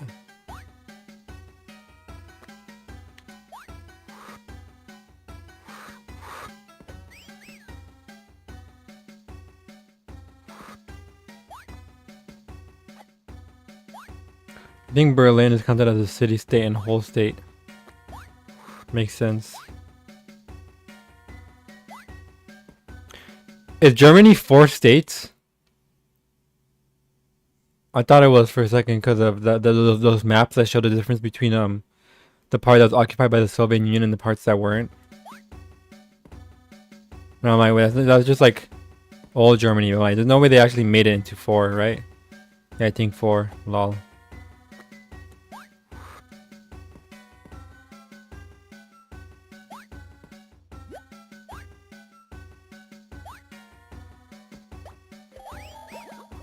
Yeah, we found another one. Wait, we didn't?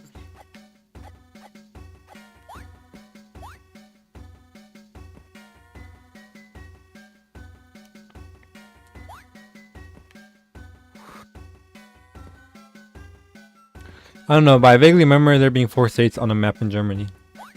I forget you're not very big into le geography. Bubble punch. La bubble punch. Yeah. It's okay. It's okay.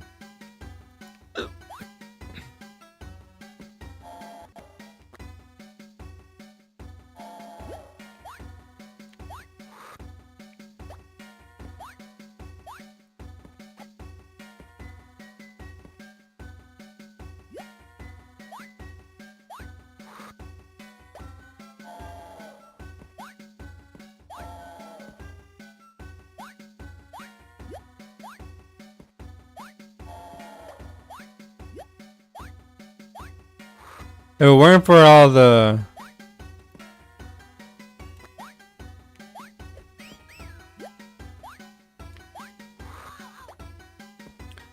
If If it weren't for the bricks, float would probably be the best bubble, and you wouldn't even have to use anything else.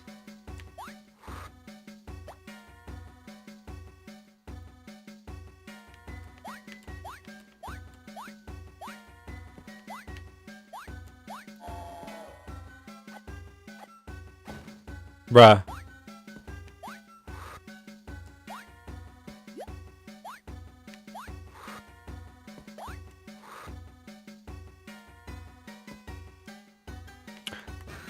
Oh my god!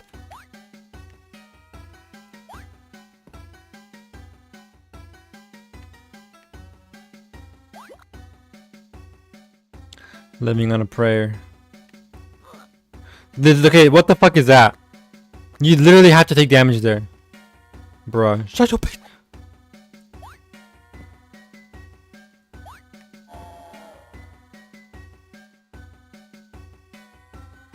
I hate that the background kind of stutters a bit. You guys see that? Or is it just me?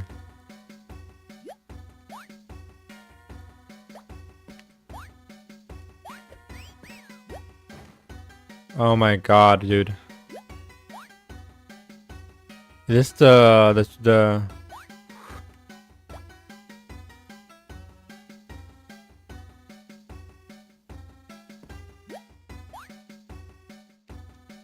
Could you repeat?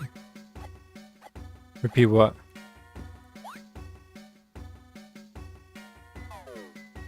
Where's the red key?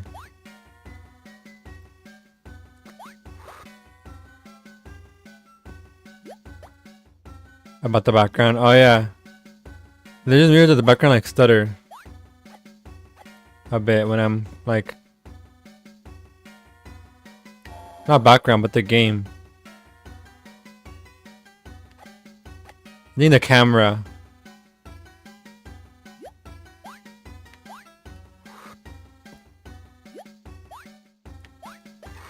We found the last coin. Is this the beginning of the level?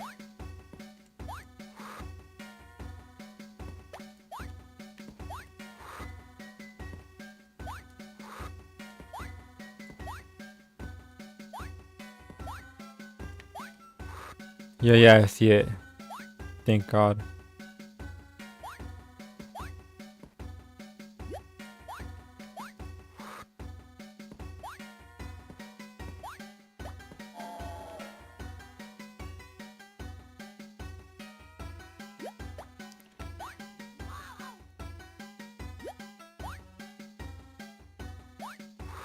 How are you supposed to get that without backtracking? Do we have normal bubbles here? This game makes you pay attention, bro. This game ain't no Weenie Hut Jr. Y'all think this shit easy? Y'all think this shit easy? Y'all cannot be doing what I'm doing right now.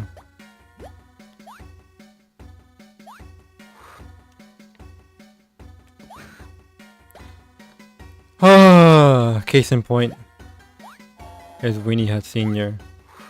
What's the name of the fucking fight club?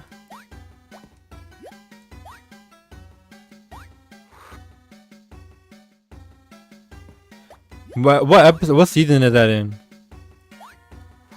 I know I thought the episode was like a newer season. I don't know anymore.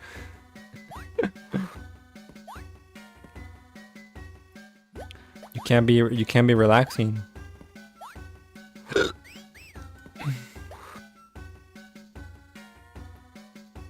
The salty spittoon, yeah. From the way it looked, maybe season 3.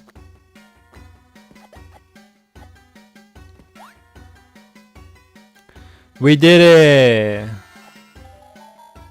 His trousers. Oh, cause he's Irish.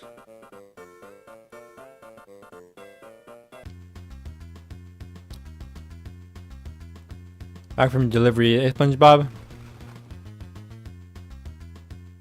I'm back, crabs, and this time with reinforcements, haha. Oh no, Plankton's after my Krabby Patties again. Spongebob, you gotta stop him before he gets away with one. Use these special boots, Spongebob. Hold down R to run extra fast. You can jump. Higher now too. I'm counting on you to save the Krabby Patty from SpongeBob.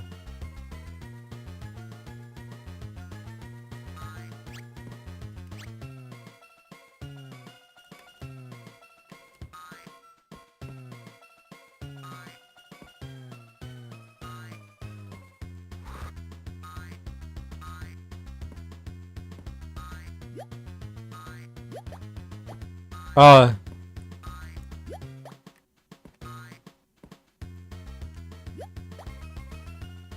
I was supposed to blow bubbles at them.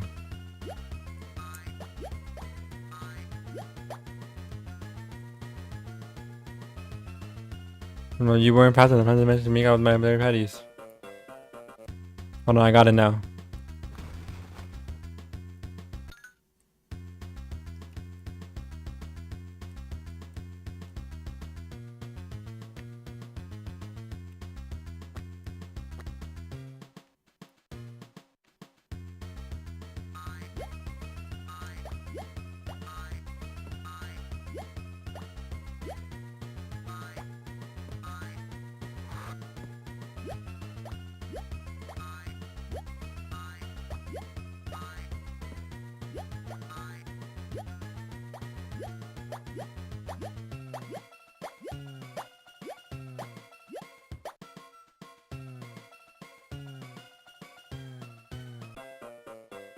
This is kind of hard, eh?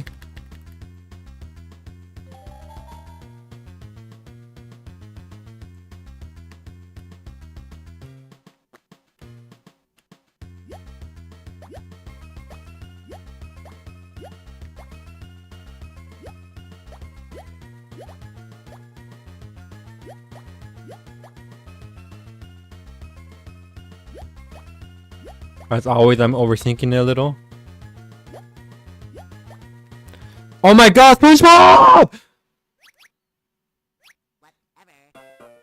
Why is the Krabby Patty stopping the fucking bubble?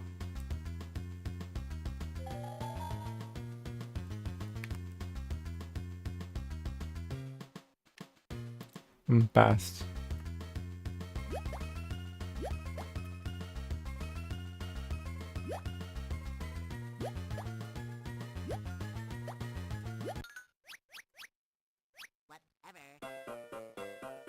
Bro, this game is fucking trolling the fuck out of me.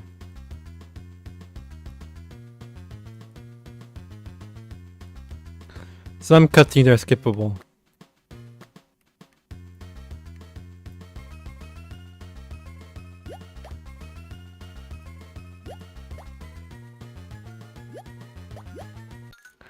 Okay, so that time...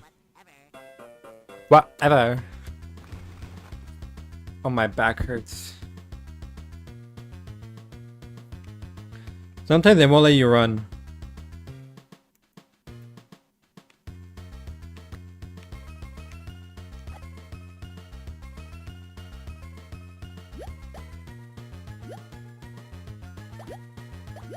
Oh my god, that was literally impossible! Oh my god! Okay, if you're running around with the R, it's so finicky. Oh, God has blessed me today.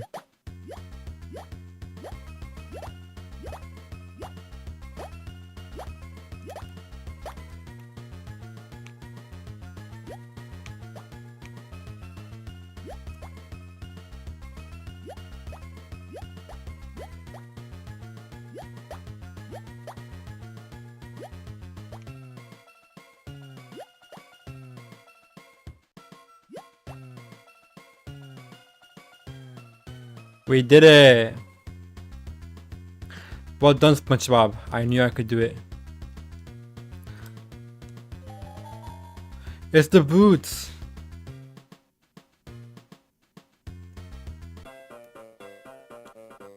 What level is this? Business is slow because of the snowstorm. I need to deliver this hot Krabby Patty chili. For me, don't let it get cold. Aye, Captain. Oh, are we timed?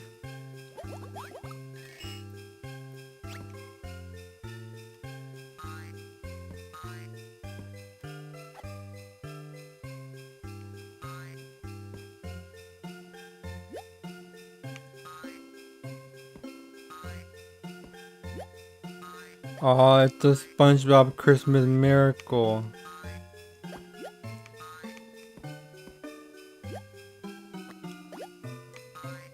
Because you're struggling with a baby game. Bro, you could not even beat this game, bro. What the fuck was that?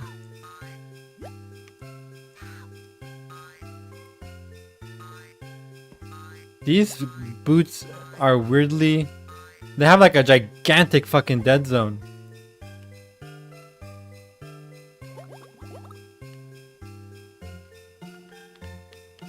Get jiggy with it. Get jiggy with it.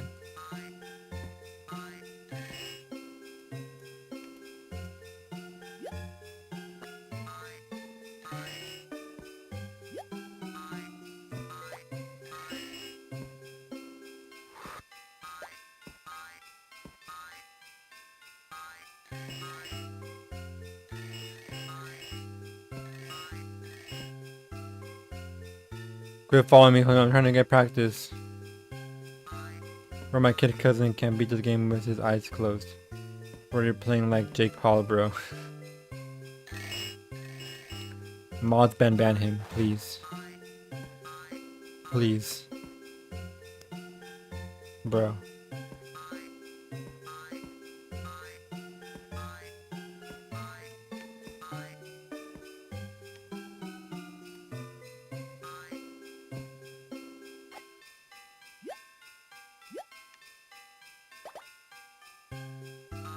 Okay, I clearly need another.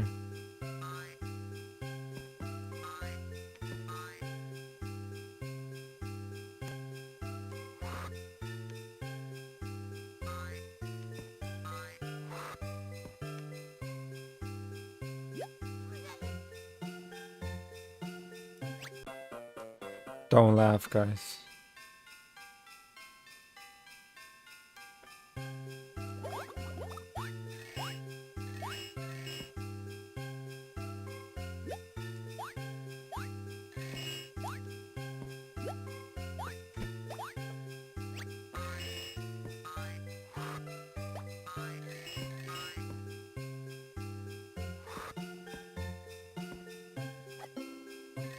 Jake Paul is ass at Fortnite. What the hell?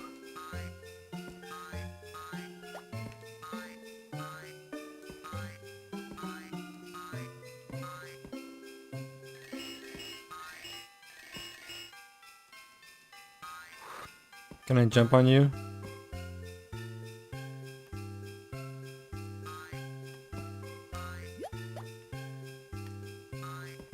Yeah, I literally can't go that way.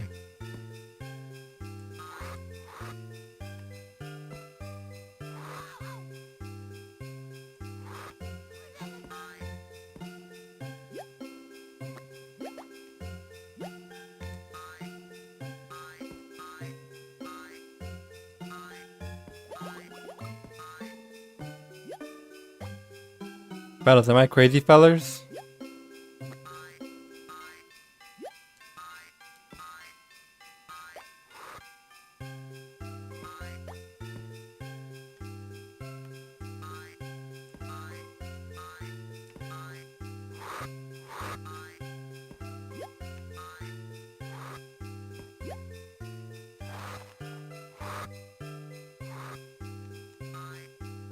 I am lost.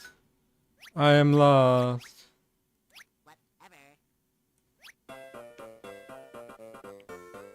Clearly, we are missing I deleted my Twitch account for reasons and wanted to soon make another, but the farewell email directly called my deletion a temporary departure, but from which I return soon, so I feel like I don't want to make a new account just because I want to be with all such stuff. What a silly mind you have, Adam. What a silly mind you have. I get it though.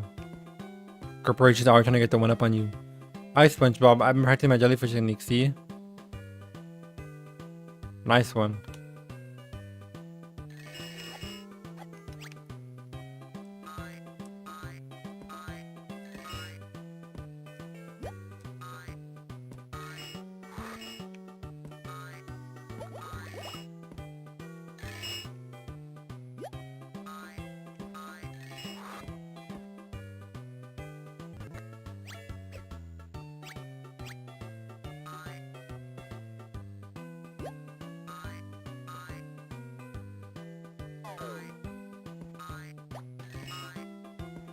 I think I never finished this level.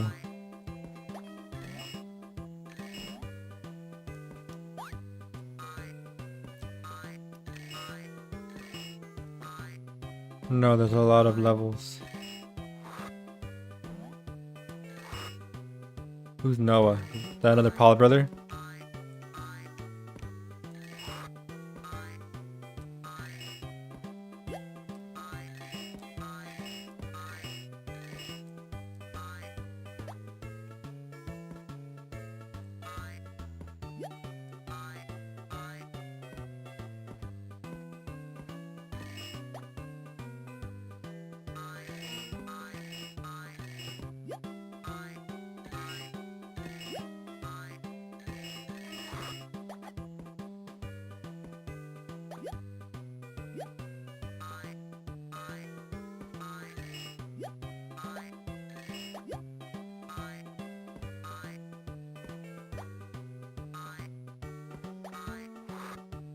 Boom, boom, boom, boom, boom, boom.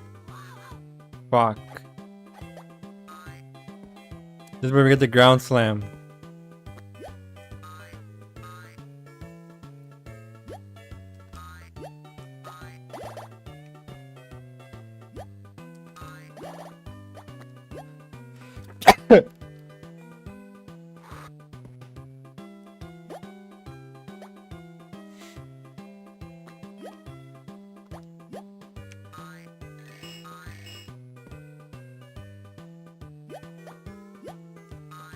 I see what one must do now.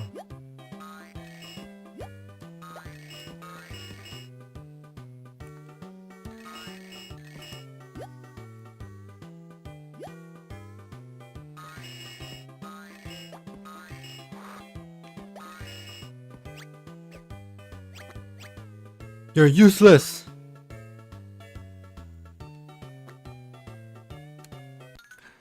Bam, bam. Okay. It's almost 3 o'clock, so I think I'm gonna say bye-bye now. This game is a lot longer than I thought it would be. It said it was gonna be 2 hours. Am I bad? It's because I'm bad? Question mark. Only level 1 remember. Only level I remember. Stupid. Go play it. It's right there at home. 4 hours. More like 3 hours because we spent a lot of time eating. But wowzers. I was very impressed at first, but after a while, like it does get just teensy tiny bit repetitive. That's okay, because I love SpongeBob. Okay, guys, bye.